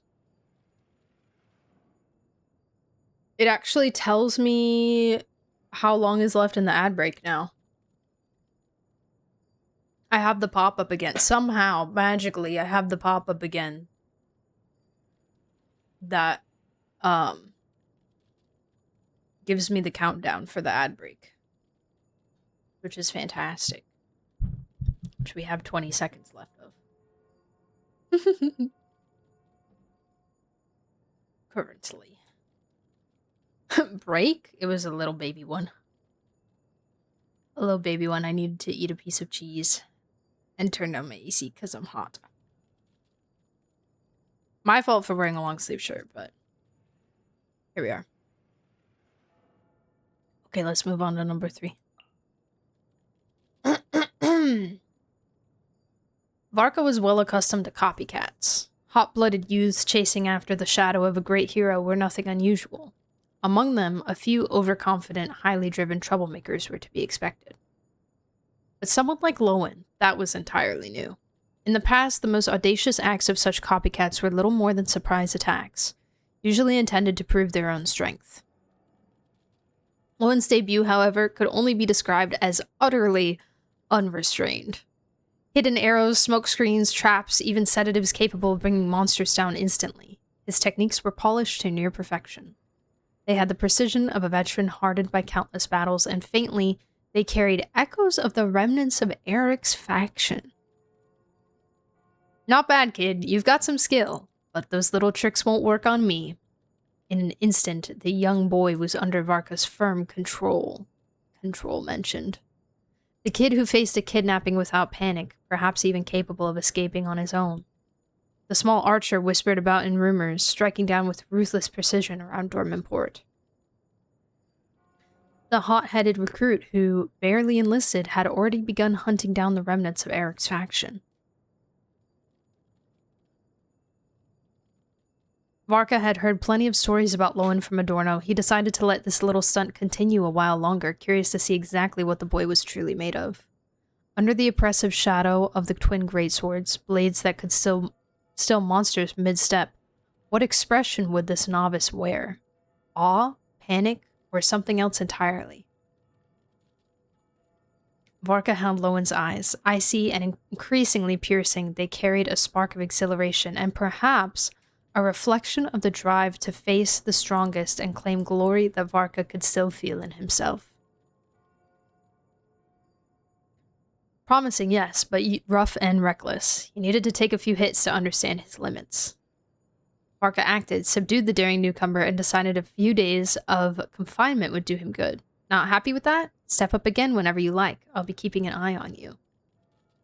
Guess you'll just have to wait and see. Lohen shrugged and smiled faintly as they kept him inside.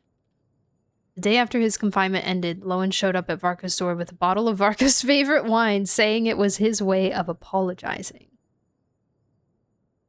Oh, not bad. You even brought my favorite, dandelion wine.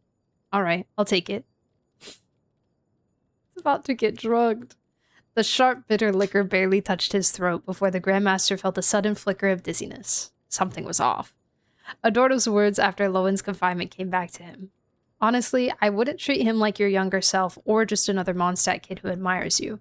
Sure, he respects your strength, but if I had to guess, what he's really after is a way to challenge you. If I'm right, here's what's going through his head. Finding a way to test the mighty Varka must be fun in itself. Winning or losing hardly matters. Worst case, he's flat on his back for a couple of days. Glory? Don't think that's on his mind at all. With nothing but sheer strength and iron will, Varka righted himself, defying the dizziness as Lohen watched, wide-eyed. Unbelievable. By my reckoning, that dose could have taken down a dozen forest boars. Kid, I told you, little tricks like that won't work on me. From that moment on, Lohen saw strength in a whole new light. It was the kind that no trap or poison could shake, forged through countless near-death moments and grounded in absolute certainty. From that moment, 2 new goals went straight onto Lohen's list. First, to take down Varka by any means necessary. Second, to try out those same tricks on himself and make sure he could never be knocked down. This I find interesting, mostly this paragraph right here. Finding a way to test the mighty Varka must be fun in itself. Winning or losing hardly matters. Worst case, he's flat on his back for a couple of days. Glory, don't think that's on his mind at all. So here it's more of like a... Whereas before they were talking about his need for control and a more of his need to win. kind of aspect. Still not for glory or fame, but just a need to know that he could win.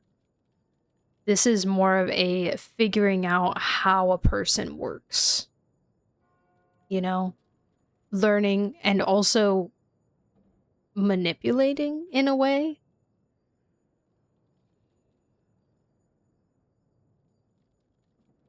And that's what he probably, I would think, probably because Varka is someone that he respects and looks up to rather than like an enemy, you know?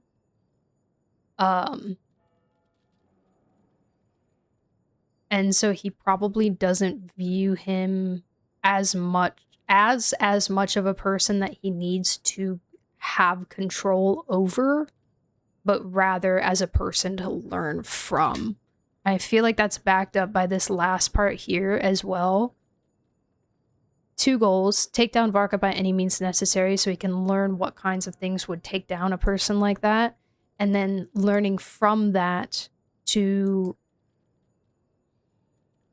make himself be a little bit more like Varka in that sense, to like, you know, grow himself and his own abilities.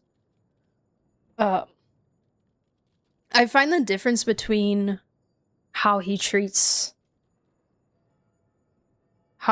enemies and how he treats people he respects very interesting.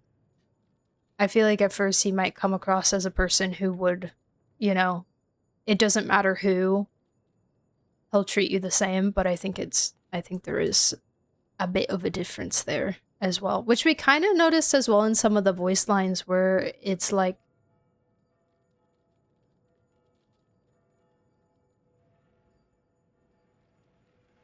what was it?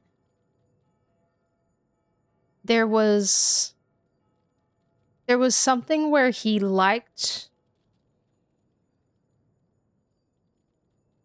seemed to enjoy seeing allies suffer more than seeing enemies suffer. Where was it? How do I get a...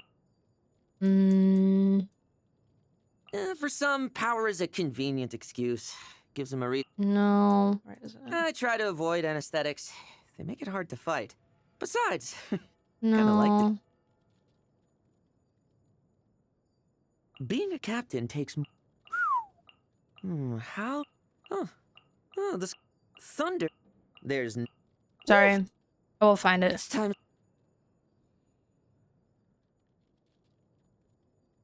The line between the two is kind of thin. Like, between control via victory and control via gaining knowledge. I try to avoid... for some, power is a convenient excuse. Gives them a reason for failure, justification for fear. The goal really does provide people with some strange sense of safety. I feel like he's projecting. My fighting style? Couldn't be more simple. Seek out the leader, engage them in combat, and decide the victor as quickly as possible. The other knights should be used to it by now. But if they're not, what difference does it make? As you can see, I'm vice captain. Well, that fool... This vision is proof... I don't drink. The only use I have for alcohol is disinfecting my wounds. In that regard, Dawn Winery's older dandelion wine is the most potent, both in terms of its disinfectant properties and the sweet stinging pain it delivers. Plus, when I use it on the others, I get to see them squirm. Varka's the most fun to watch. Which, like, this could just be more of, like, less of, like, the deep psychological stuff and more of, like, oh, he just likes to prank people. He just likes to be a little stinky, you know?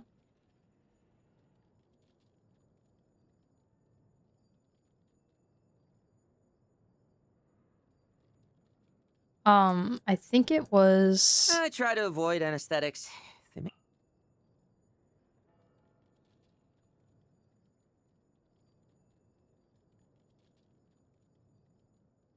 Reminds me that I'm alive, unlike my enemies who feel nothing. Oh, we talked about this at one point, but I can't remember where we concluded on it. Between how he treats adversaries and how he treats what he considers his own people.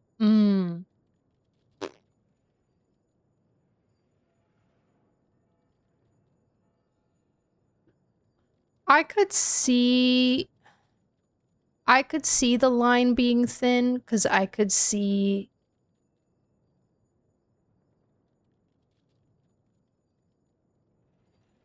I personally view him as, like, not a self-centered person, but a person who is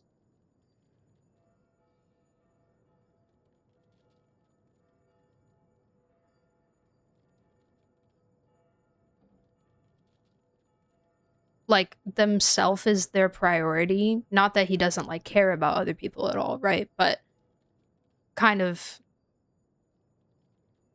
thinking about everything outside of you from a very like personal internal perspective, and possibly viewing almost everything in everything and every other person in your life as a bit of an adversary, not always in a enemy kind of way,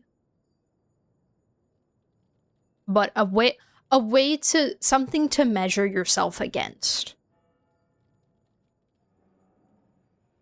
If that makes sense more? Everything in your life being a measuring stick for your own capabilities and successes and failures. Yeah. A possible challenge and everything.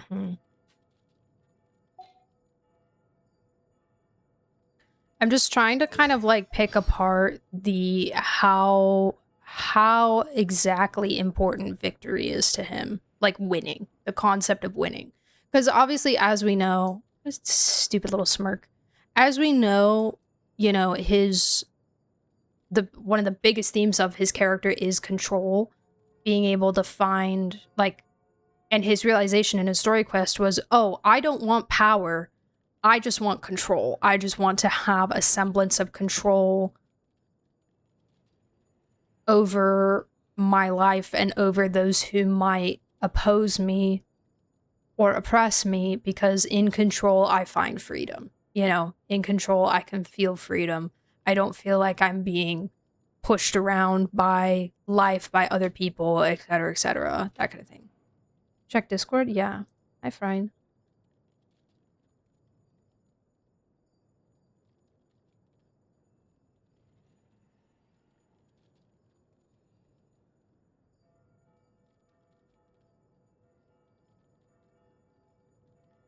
Wait, are you asking?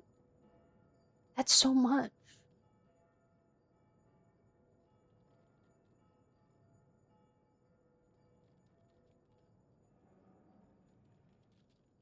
Wait, wasn't he just here?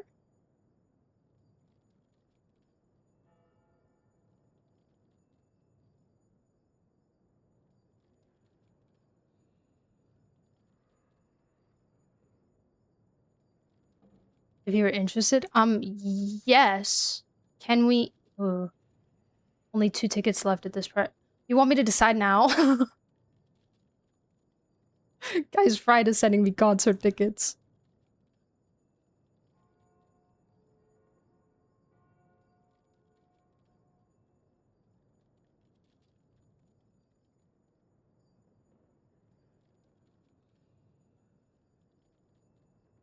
No, there's more. Oh, like there's more options? We can talk about it later.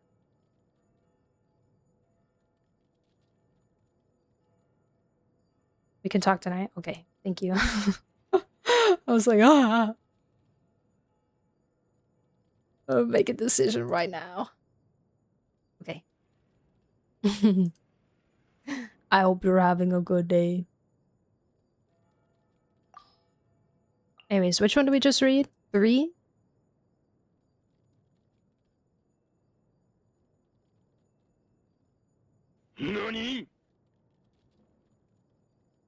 Yeah, basically, I'm just trying to figure out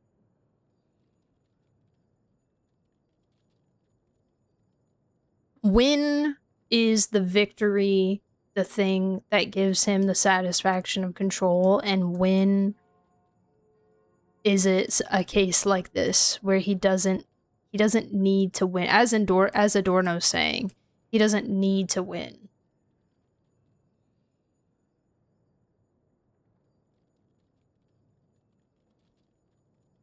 He just wants to find a way to make Varka budge in some way or another. Like, that's his victory, to figure out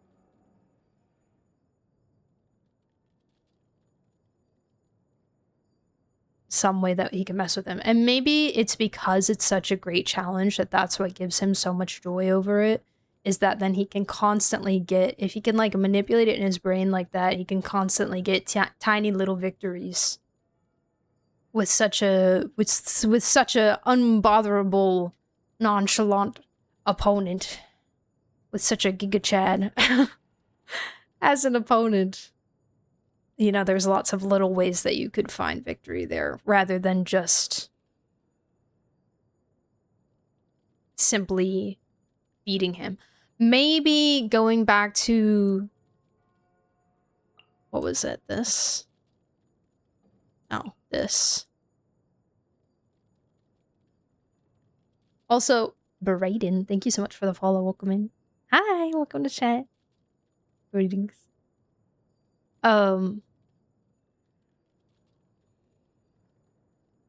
Every method carries its own field, but the pleasure it brings fades beside victory itself and pales even more against the raw reality of life endured. Only the last one standing has the right to ponder the meaning of victory. Only the last still feeling pain may speak of survival. Fight, win, survive, over and over, the cycle repeats. So there might also be something of like, just like hollow victory, you know? Simply fighting and winning as fast as possible. It brings a high, it brings a dopamine rush, but it fades quickly. And something like this perhaps was a kind of like a newfound form of thrill and excitement for him. Something that an adversary of sorts that cannot be defeated, and so he gets forever perma entertainment out of it, in a way. I don't know. I'm just yapping at this point, but that's probably the best I can do right now with that. Okay, next, 4. The Knights of Avonius are an order with a long and storied history, one that has seen countless heroes rise and endured just as many tragedies. From these legends and hard-won lessons, the knights have learned a simple truth: stray from the path of knighthood and tragedy will follow. It was for this very reason that doubts began to circulate within the order over Lohen's appointment as vice captain of the 5th Company. After all, a madman who thrived on stirring up trouble, ambushing the Grand Master, and relying on poison and traps in battle hardly seemed like the sort to embody the ideals of knighthood in the eyes of most. Lohen, for his part, paid the whispers no mind. I know you probably don't worry much about others' feelings. Still, an expedition isn't a one-person job. If no one's backing you, it's obvious your application won't go through unscathed. Adorno paused, as if unsure whether Lohen could handle the situation or worried that he might make things worse. Ever since Varka announced the unprecedented grand expedition, Lohen had been itching to join. Far-off battlefields and unseen dangers thrilled him far more than any toy. But joining the expedition proved a different kind of challenge. Assessment lists came and went, and his name never appeared. Adorno knew Lohen could handle anything on the battlefield. This, he suspected, was a problem somewhere off the field. Lohen, entirely unconcerned, replied, "Fine. If an unorthodox knight like me can't take the test, then I'll just take the examiner's seat instead." Oh, and this is like when he poisoned the guys by the fire. Whoa! Brayden, thank you so much for the tier 1. What the heck, you just got here? You just got here. Thank you so much. I appreciate you.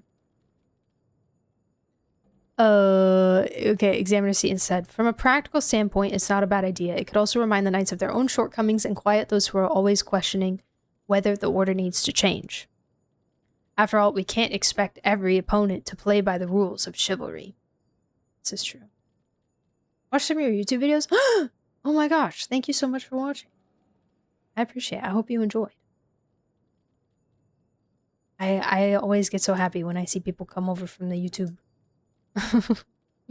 when the two websites collide. Oh frick.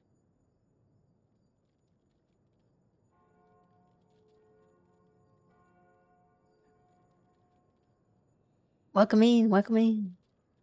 We're reading lore. We're reading lore. Today is a very unstructured stream. We kind of just yapped for like 5 hours. And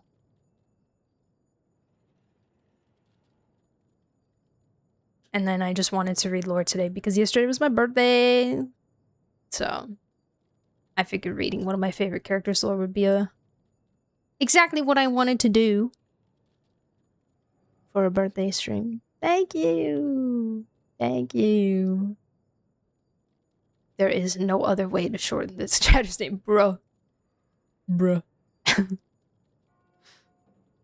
Bruh. Okay, as he flipped through Lowen's rather unconventional application, Varka considered it carefully. The report laid out a long list of tests. The usual night raids, traps, and poisons hardly surprised Varka anymore, but these new methods caught his attention. Ambushes and disguise, sabotage of supplies before exercises, and other clever tactics were among the innovations included. At the very end of the report, Lowen casually dropped in a so-called famous quote, and Varka nearly spat out his drink. If the Knights of Favonius can't even protect themselves, how can they protect Mondstadt? Quoted from the previous Grandmaster on the night he was ambushed. Youthful missteps never failed to catch someone off guard. After a moment to collect himself, Varka stamped the application with his approval. Unconventional knights require unconventional tests, both for the expedition bound and for Lowen himself. It was an unconventional expedition as well. Okay, next, I want to keep going. Though he is the most likely to inherit the title of Benevolent Knight, Lowen is perhaps the least like one in all of the Knights of Favonius. Where most imagine a benevolent knight saving people from danger, pulling them back from the brink, Lowen seems far more interested in diving headfirst into peril himself, and taking others with him for the ride. Naturally, those others are usually his enemies, and not always human. Still, Lowen's unusual hobbies weren't without their benefits. When it came to special operations and high-risk missions, he consistently performed far beyond what most expected. As a result, many of the expedition's covert assignments naturally fell to him. One of these was a confidential request from the current head of the Northern Intelligence Network. Intelligence reports indicated that an underground auction house was taking advantage of the current chaos to operate in Nog Krai. Oh, is this his trailer? They trafficked in both smuggled goods and dangerous items, moving with extreme caution and almost certainly relying on powerful backing. Taking them out would be a clear way to earn the trust of the Northern Intelligence Network. Our confidence in your capabilities is without question. Nevertheless, in environments where the code of chivalry does not apply, strength alone cannot be taken as a measure of overall effectiveness. To address the Northern Intelligence Network's concerns, the Expeditionary Force put together a cautious step-by-step plan. Lowen's task was to quietly apprehend isolated individuals and extract the time and location of the auction. From there, the team would rely on surveillance, eavesdropping, and systematic tracking to identify everyone involved, while keeping risks as low as possible. It was a mission made for Lowen, moving alone, executing each capture with precision, and hitting the heart of it all. Challenging, silent, and exactly suited to him. Only one detail had escaped Nanina. For Lowen, a plan that was too quiet rarely meant it was complete.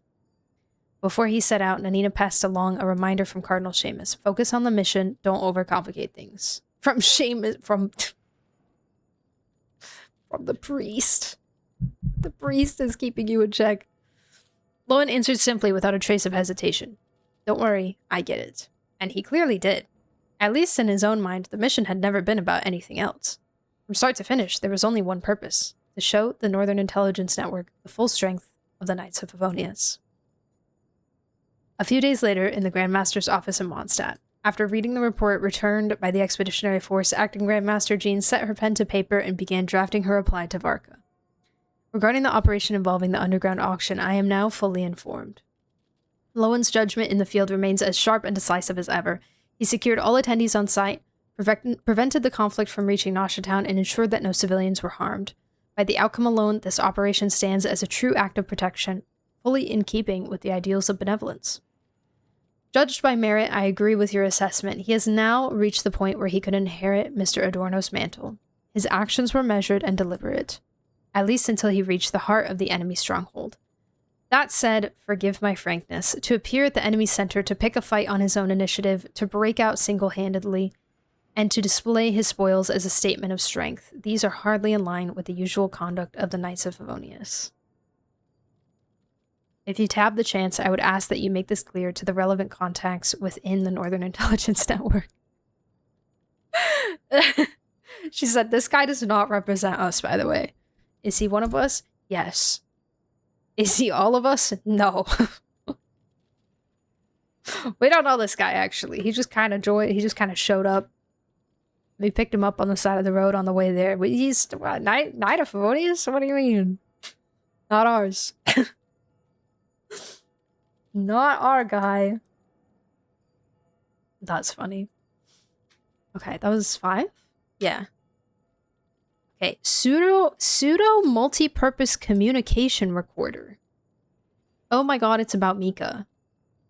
Mika always carries his multi-purpose frontline surveying device with him, keeping it meticulously organized. It records detailed terrain, key locations, and standard marching routes, and is occasionally updated with traces of monster activity or assessments of hazardous areas. Intelligence forms the backbone of any campaign. Yet some knights are drawn not just to the information itself, but to the instruments that gather it. Lohen was one of them. It's a complicated piece of equipment, and you handle it like it's nothing? After finishing his usual check of the enemy positions, Lohen suddenly threw out a compliment. Really impressive.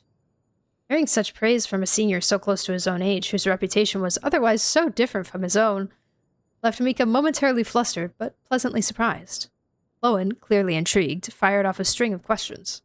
Mika, who rarely talked about his surveying device with anyone outside the technical team, found himself drawn into the conversation before he even realized it. So, with a device this efficient, you must know quite a few spots where enemies tend to gather, right? And how do you usually maintain it? Do you keep spare parts on hand? Perhaps this notorious senior wasn't quite as intimidating as the rumors made him out to be. Mika answered every question with eagerness and thoroughness. Lohen narrowed his eyes and nodded, quietly noting what caught his interest and letting the rest slip by. After a few rounds of questioning, Mika started to notice a pattern. Any area that had caught Lohen's attention seemed to settle down within just a few days. Looking at the fresh cuts that kept showing up on Lohen and thinking about his sudden, short disappearances, Mika could no longer write it off as a coincidence.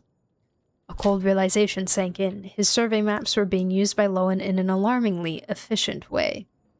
Out of caution, Mika began leaving out certain monster gathering points unrelated to Lohen's operations when handing over his maps. And when Lohen pressed him for details, he grew increasingly evasive. I've already reported everything. I think it's best to let the Grand Master give the orders. Yet Lohen didn't push further. He just let a knowing smile play across his lips, his eyes wandering toward the surveying device. Mika hugged to his chest, seemingly without thought. How did he know? How did he know? From that day on, Mika handled the surveying device with extra care. He made sure the notebook was tucked safely before leaving his seat. When passing materials to others, he checked the pages over and over. Even after putting some distance between himself and the desk, he found himself glancing back as if someone might be watching the booklet from behind. Yet despite everything, Lohen's movements remained unhindered, as if he already knew every secret Mika was trying to keep from him. It was almost like magic. Mika had been scratching his head over it for a while, and it wasn't until one of the Expeditionary Force's campfire nights that it finally made sense. That night, Egbert had been eager to show off a new Fontaine magic trick to liven things up, but he'd clearly had a bit too much to drink, and unsurprisingly, things went sideways. He had imagined a spectacular switch of deception, but two nearly identical cards ended up flashing into view long before he was ready. The idea was simple enough. Swap the chosen card with a disguise fake, hold everyone's gaze on the decoy, and in that sliver of a moment, work your magic on the real card. Sadly, the trick was over almost as soon as it began. Amid the laughter spilling across the campfire, Mika's mind wandered back to a question Lohen had asked him long ago. How do you usually maintain it? Do you keep spare parts on hand? And suddenly, the past started to make sense as small, unsettling fragments. Spare parts that had quietly vanished from the stock, book pages that wouldn't cooperate every now and then. Did someone really start plotting tricks on a colleague right after meeting them? Could anyone wear a mask of friendliness and curiosity while secretly hatching a sneaky scheme? And surely no one could, in the blink of an eye, swap out his surveying device with a phony one, copy the intelligence, and then boldly return everything as if nothing had happened. Right? Amid the lingering unease, Mika suddenly felt a sharp awareness, like a predator's gaze had fixed on him. He lifted his eyes quickly, and yet Lohen was just there, laughing with the crowd, his attention seemingly on no one in particular. The laughter was bright and genuine, unforced. The same warmth Mika remembered from the first time Lohen had approached him, with eager curiosity without a hint of pretense. He's not plotting tricks on you. It's like, I feel like it's another string of being very self-focused. He's not thinking about, some of these things that he's doing to, like, he's not doing this to bother Mika, you know? He's not doing this to try to like, bully Mika. But he's also not thinking about, you know, how it could affect Mika, because he's just trying to do it as sneakily as possible for his own purposes, you know? But however, one thing that I do think is funny is that after stealing it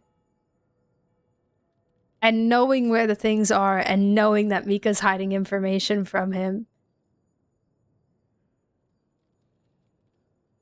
or like knowing that Mika's thing is wrong, he still went and still went and pressed Mika, even though he knew what the locations were. He didn't need to know from Mika. He just probably wanted to hear what kind of excuse he had for not giving it to him, which I think is funny.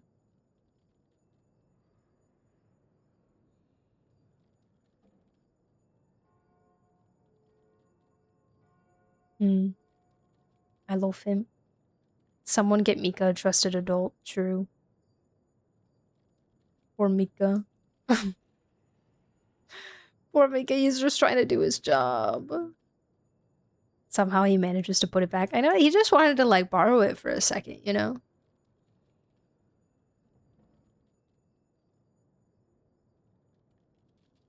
He could have well, he probably knew that if he asked, Mika probably wouldn't have let him have it or copy it. I don't think. Oh yeah, the Mika voice line. Let me listen to that now before we listen to the last one. Or read the last one.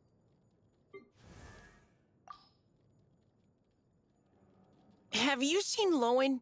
I just realized our notebooks got switched and I don't know where he went.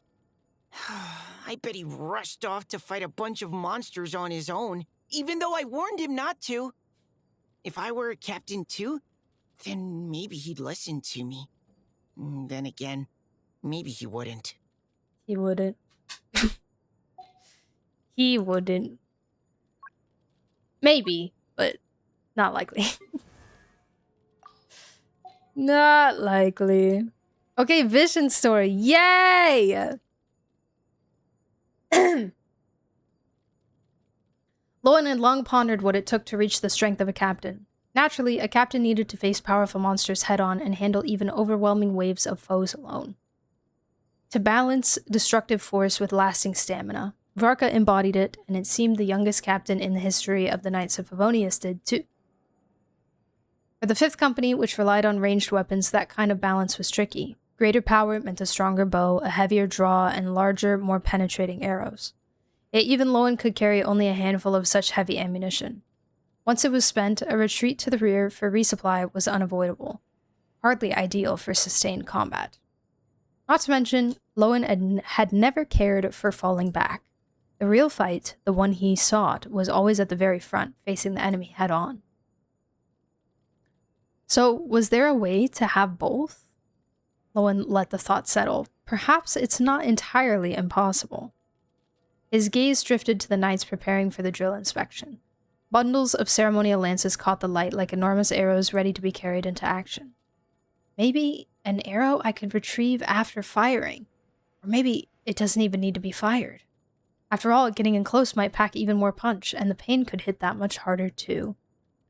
A little over 10 days passed before the next scheduled drill. Everything seemed the same at first, but somewhere in the midst of the ranged ranks, a single spear had appeared.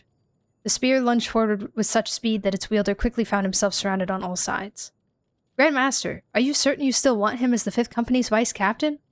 Observing the drill from off the field, Cardinal Seamus spoke up with a question. This is so interesting how involved Seamus is with the knights. I don't think I ever really realized that before. I don't know if they ever really talked about it much before. I mean, obviously there's like Frederica, but just like, yeah, in work, like as in his position, being so involved with the knights is interesting, especially because they've made it pretty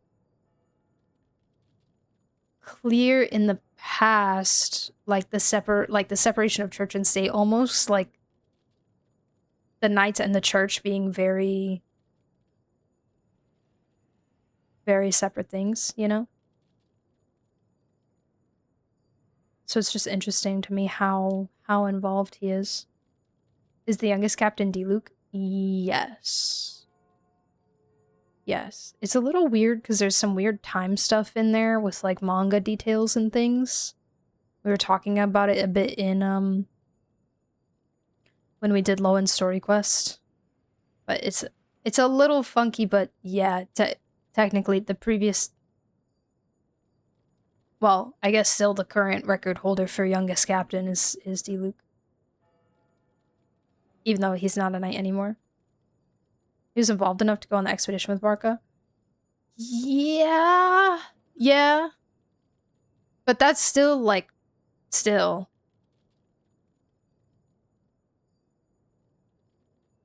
It's interesting to me. Well, and after the expedition, he went and, like, took care of his own business, you know? He had like his own stuff to do, and I'm very curious. I'm very curious about Seamus and what he's doing, you know? Ash coming in like a minute. Okay, well, let me finish this. Come on, look at him with the rest of the range squad. Isn't he fitting right in? Fitting in? Honestly, all I see is a bullseye painted on him. Every enemy in range and half our own archers too are zeroing in on that one target. Relax! Look, the range squad strikes are way sharper now, and he's still on his feet, isn't he? That alone proves his plan isn't half bad. Not half bad! Seamus almost barked a protest, but the brilliance of their results left him speechless.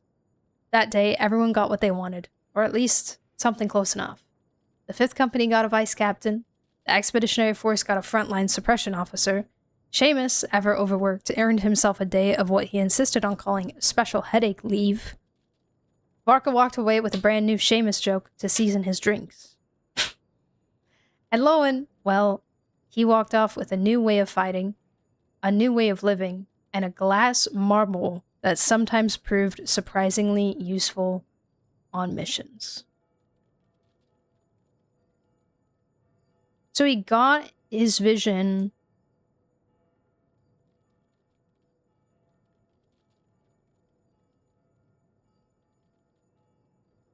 interesting that he got his vision after, like, almost being accepted by Varka in a way. Not like a defining moment of being accepted by Varka, but, like, there's a little bit of an attitude shift from Varka here. And I think also there is a significance here in, like, the vision obtaining moment of him making a choice for individuality in the sense of, you know, switching from the arrow to the spear, of deciding this is more me, this is what works better for me, and I'm going to do it unapologetically.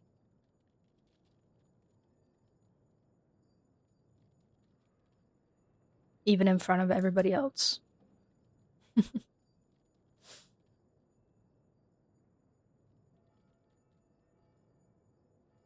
I love vision stories where it just like shows up.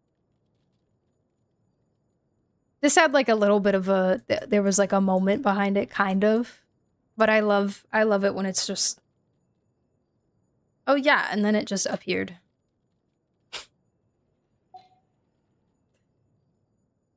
It's my favorite thing. Man, I love him so much. He's a really interestingly written character. I think he's obviously got like the layers of his surface layer of like, oh my gosh, it's the maniac character, and then, you know, at the end of the day, they could have just done a, oh, well, underneath the surface, he's not actually like that. Underneath the surface, he's not to like subvert the expectation, you know? But he is.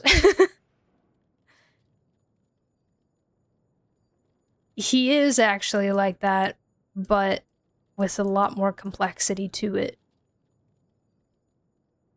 And I like that they did that with him. I like that they didn't like take away that from his character. And they still gave it to him, and they still let him maintain that like hunger and that like need for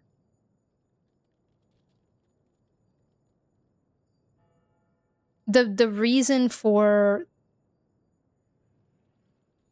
that behavior, which stems from the need for control, and also exploring and explaining why he is that way, and him gaining some kind of self-awareness of, I don't want power, I want control. And understanding that about himself, and not necessarily changing as a character, but discovering himself and changing his perspective of himself a little bit. And Seamus was an adventurer that ventured with Varka for a bit before joining. Oh, true! They did, yeah. Varka trusts his martial advice a bit more than normal church members. This is true. You're right, I forgot about that.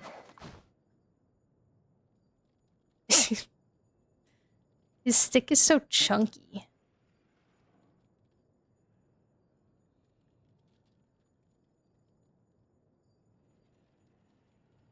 It's so funny. I honestly did not love this weapon, the design of this weapon, very much when it came out, and I kind of still don't like it that much. But someone pointed out that the design of this part right here reflects the design of his clothes, like the shoulder guard and stuff, which could be representative of the whole seeing yourself as a weapon trope, you know? A reverse ice cream cone? It does. It does, and it's spewing ice cream out of the top. Bottom. Like, what even is that part of it? I'm so curious. Does he just have, like, combustible cryo power in there that is just bursting out?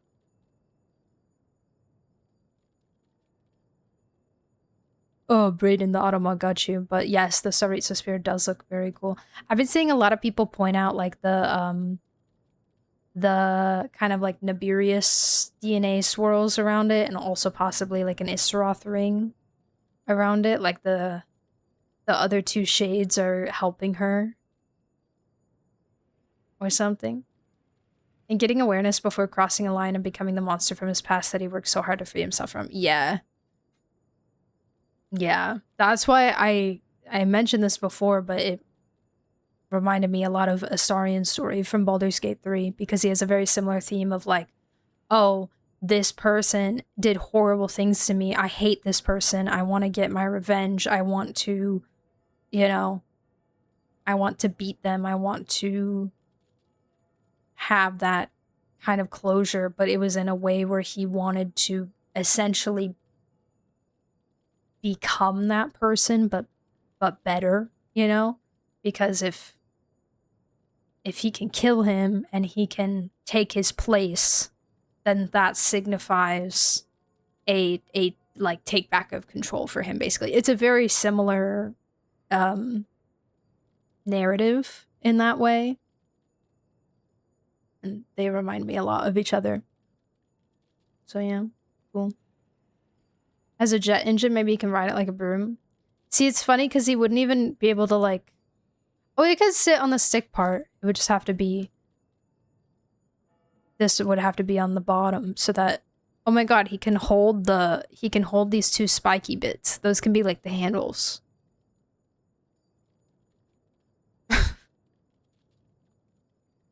And then the spear would be forward, and then he could just like ride it into the enemies and spear them. And then that would give him like a if you're on the spear and then you ram it into the enemy and then it's stuck, right? And then you can like, that gives you a grapple point basically to like get, maybe it's a really big enemy and now you can like jump off the spear and onto it to attack it or something.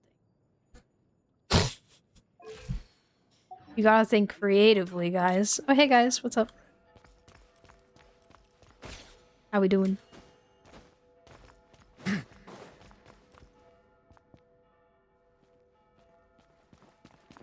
Hi, silly. Oh, whoa. He's got like... What are these? What are these loop things around the top? Is that when his ult is up, or a passive is up, or something? You had your chance, sinner.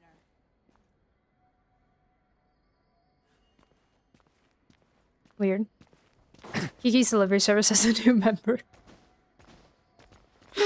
A scary new member. May the animal archon protect you on your path, my friend.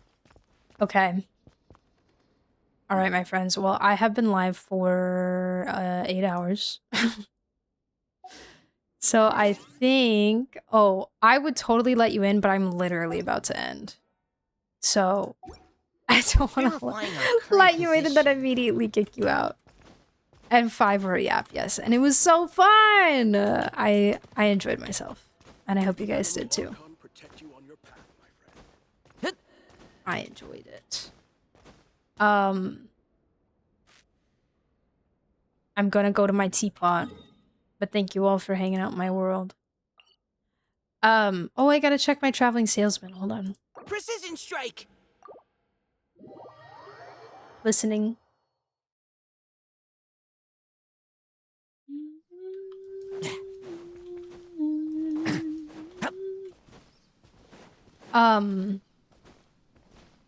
Tomorrow, reminder that I won't be streaming tomorrow. I'm so sorry. But I have sad. I have a wedding shower to attend, and then I am going shopping again with my friend for mostly pants, because I just need new pants really badly. This realm is truly... But I also need to get... Oh my god, almost friendship technical. I also need to get a dress for my friend's wedding, and I don't know what else. Maybe some other stuff. Maybe just like some clothes in general. I don't know. We'll see.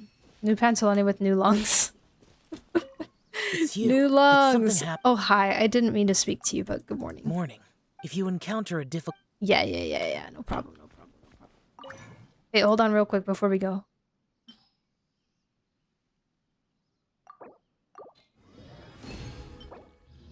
Oh, holy. Can I give Durin an attack goblet?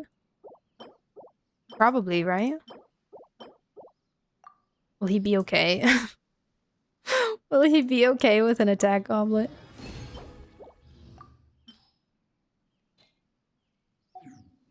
A misfortune slip? No. No. Rip. 07.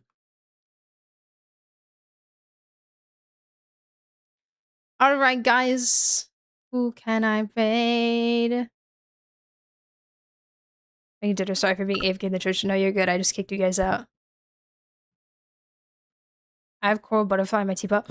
I just closed the game, but I will grab it later. Wait before raid if you have time. Yeah, I have time. I got time. What are we waiting for? Are we getting raided?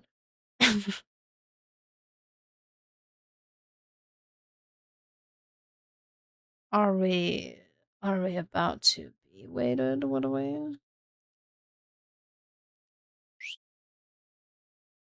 Has anyone asked your opinion on the new League of Legends character Locke? Oh my god, is that who that is? I saved a fan art of that character, and I didn't know that he was from League. Wait, where is it? Oh, if I looked at the hashtags, I would have seen that it said Art of Legends, and I would have known. This is the art that I saw. And I said, God damn. I said, now that is a man. Now that is a man. Okay, well now I have to find out. Isn't this so good? Isn't that so beautiful? Now I have to find someone I watched played against Locke, and I said, oh, Viri must know about him. Locke, League of Legends. I need to see like the actual game art and stuff. Ignites his soul. Oh, I don't like his in-game model. Oh dear.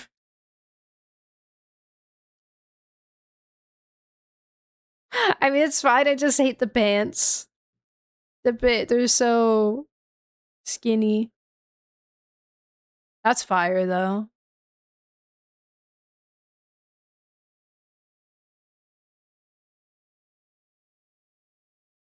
Kieran Reagan, that's Hazo. I think.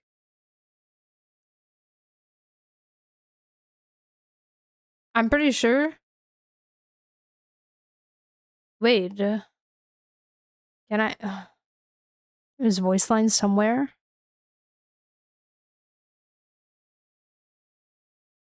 Skins. Oh, fire. Okay. High noon. Wait a second. Wait a second.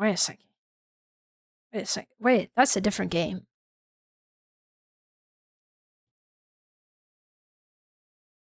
That is a different game. It's high noon. It is Hazel? Okay. I thought so. An Aoife outfit. Yeah. Hi, Sam. How are you? Welcome back. Anyways, yeah, he's cool. I still don't like him better than Hui, though. I think ignoring like my arcane bias stuff, if I just ignore all the arcane related characters, I think Hui might be my favorite League character. Now, granted, I haven't seen them all because there's also so many. So just literally out of the ones that I've seen, but where is he? Come here, Stinky. I mean, I don't think we've ever seen like a more fork. Like if we just look, this is like, that's just me, you know? He's got some cool skins too. Whoa, demo skin. He's just so beautiful, man. League of Legends mentioned. Oh no. I'm summoning the league people. But yeah. I love.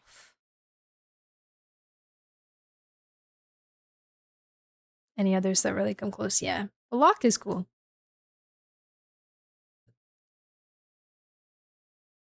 He's cool. He's new. He like just came out.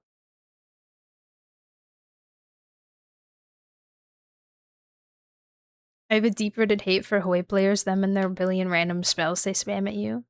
That sounds like fun. That sounds like fun. You should totally play League. No. No! Stop. Stop it. Stop it.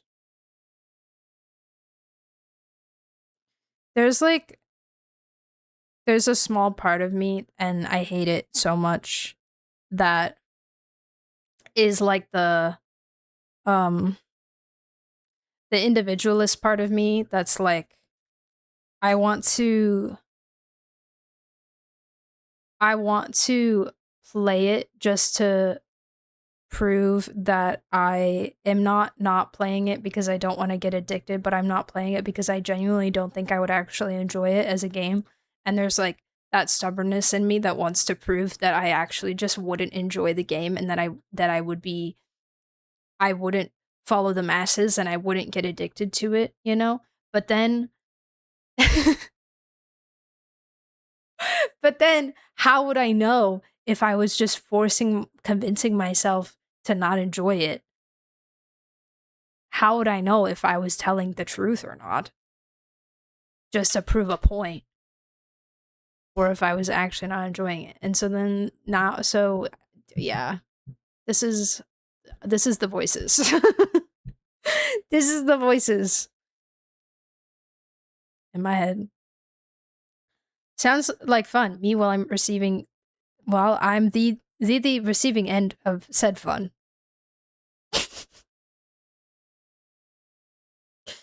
But think about how much fun it was for the other person. Need to play 100 games to find out. We say don't play Genshin to new players for the memes. When we say to not play League if you value your sanity, we are not joking. See, I tell people to play Genshin. You and I are not the same.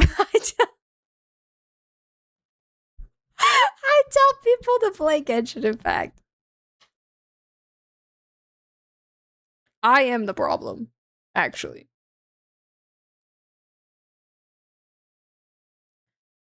League of Legends is maybe the single most mentally caustic video game on this planet. You only lose your sanity if you play ranked. If you play it with friends, League is actually fun.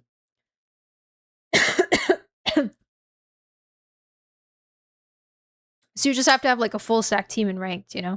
But if you're solo queuing not ranked, I assume there's like a quick play mode. If you're solo queuing not ranked, there's gotta still be like annoying people, like toxic people, right?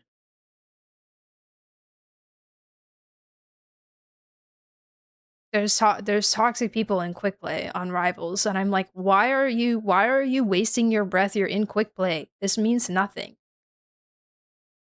This means I had to stand up for somebody on the enemy team from their own teammate in Rivals the other day. Cause they were crying. It was like a DPS or something, was crying in the public chat about their healer and like being really mean to them. Like not in a casual like, oh, like Gigi's no heels kind of way. Like they were being really rude to them and stuff. And then the other person was like getting sad about it. And so I piped up and I was like, hey, don't worry. You did great. It's quick play. This guy needs to calm down. Like it's quick play. I don't know what this guy's on. You did awesome. I hope. And they were like, I just wanted to like hop on and have fun on this game. And I was like, and I hope you do have fun for the rest of the night. And then the guy goes, shut up. I don't need your platitudes. Or they don't need your platitudes. So I said, I don't care. And then they proceeded to be misogynistic.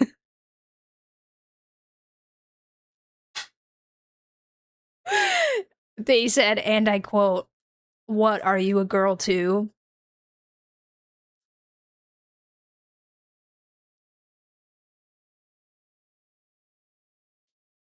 Which we never confirmed that the healer player was a girl. Platitudes? I know, big word for Elmo. Kind of crazy.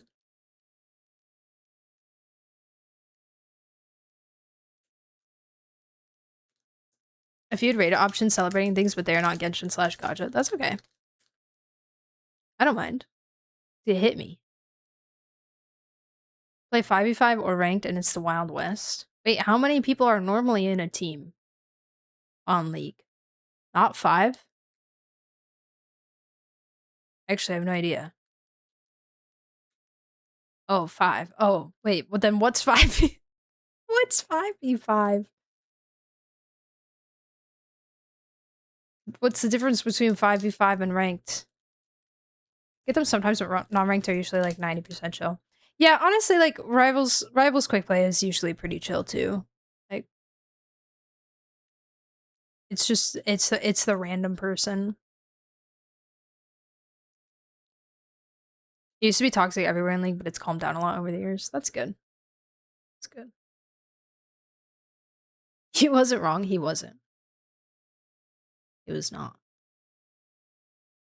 It's just a match. 5v5 casual, 5v5 ranked. Ah, okay. Okay. 1 year anniversary 12-hour stream. Sky thinks 444. Okay. Oh, please. Can I find... Close this window. Yes, please. Thank you. I need... Oh, wait. No, I actually needed that window. It's okay. I'll get there.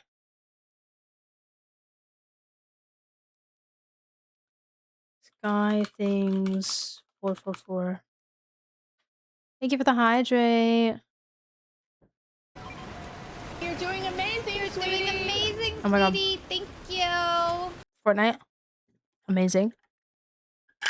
You guys want to watch Fortnite?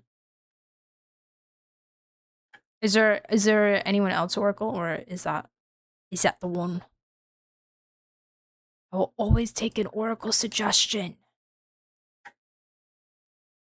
5v5 ranked is a new mode they're trying out that allows solo queue players to find 4 friends, including themselves, to queue up together to play against another 5-stack.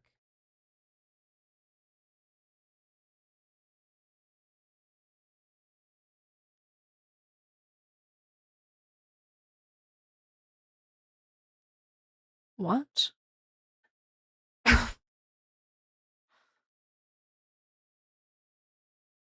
Oh, so it's like quick friend make. So you're playing with the same people. So they're strangers, but you're playing with the same people every match. Continuous same 5 people. Okay. Sorry. That took me like way too long to process what that meant. I was like, you just described matchmaking to me. What do you mean? I think I get it though.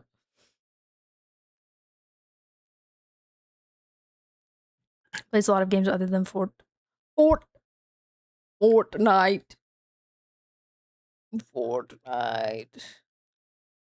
But all sorts of games would have finished. Burrow game, Hollow Knight, Dead Space, Still Wakes the Deep, Detroit Become Human, Pragmata, Beyond Two Souls, Dark Picture. Oh my god, that's a lot of games.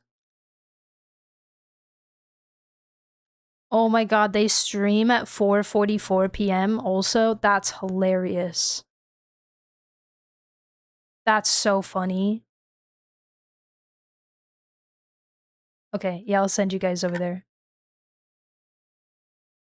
A lot of games exist. What? I thought there were only like 5 games in the world. Genshin Impact, Honkai Star Rail, Wuthering Waves, Infinity Nikki, and Love and Deep Space. What do you mean?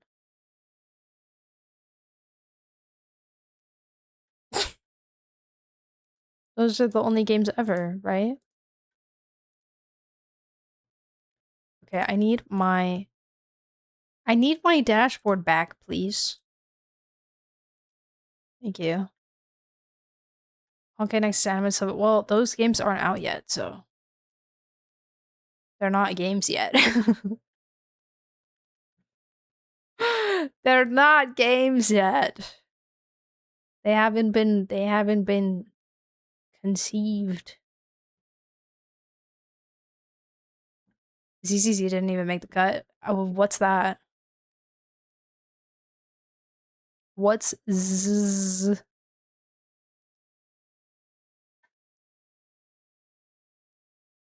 I don't think that's a game. I don't think that's a game.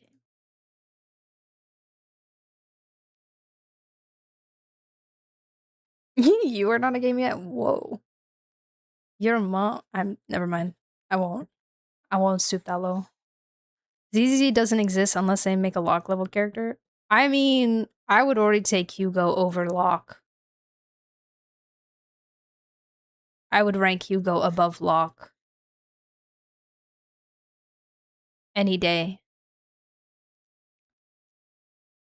Oh my god, I forgot the username already. Something for Sky Things. Sky something. Sky Things. Very is a game. True! I am in the game The Calling, available to play the demo on Steam now. Go play as me in The Calling and listen to my voice saying words as you click heads. Yippee! Okay. Alright, get out of here, guys. Again, reminder, I won't be going live tomorrow. I'll probably be live next on Tuesday for sandrone pulls. Probably. Maybe I'll be live tomorrow if I really feel like doing a little short something or other. But yeah, I don't know. Other than that, it'll just be a surprise. Also, schedule will be out tomorrow, and Virapulse sign up sheet for Sandrone will be out tomorrow. I will be doing Virapulse for Sandrone. Not to fear. And thank you all so much for the birthday wishes. I appreciate you guys a lot. You guys are all really cool and awesome. And I had a really, really wonderful birthday. And thank you all for showing up on Thursday night when I randomly streamed the trailer, and I'm really excited to experience Shenzhen with all of you guys. This was the best birthday present ever, and I'm so lucky and grateful to have all of you guys alongside me for this experience. So thank you. Thank you so much. Now get out of here, people. Make sure you copy your raid messages. This ring light is so bright in my eyeballs. My eyes hurt. It hurt. And I'll see you guys later, okay? Make sure you have a good night. Make sure you take care of yourselves. Get some good sleep. Stay hydrated, okay? All right. Bye-bye. Bye-bye. Adios.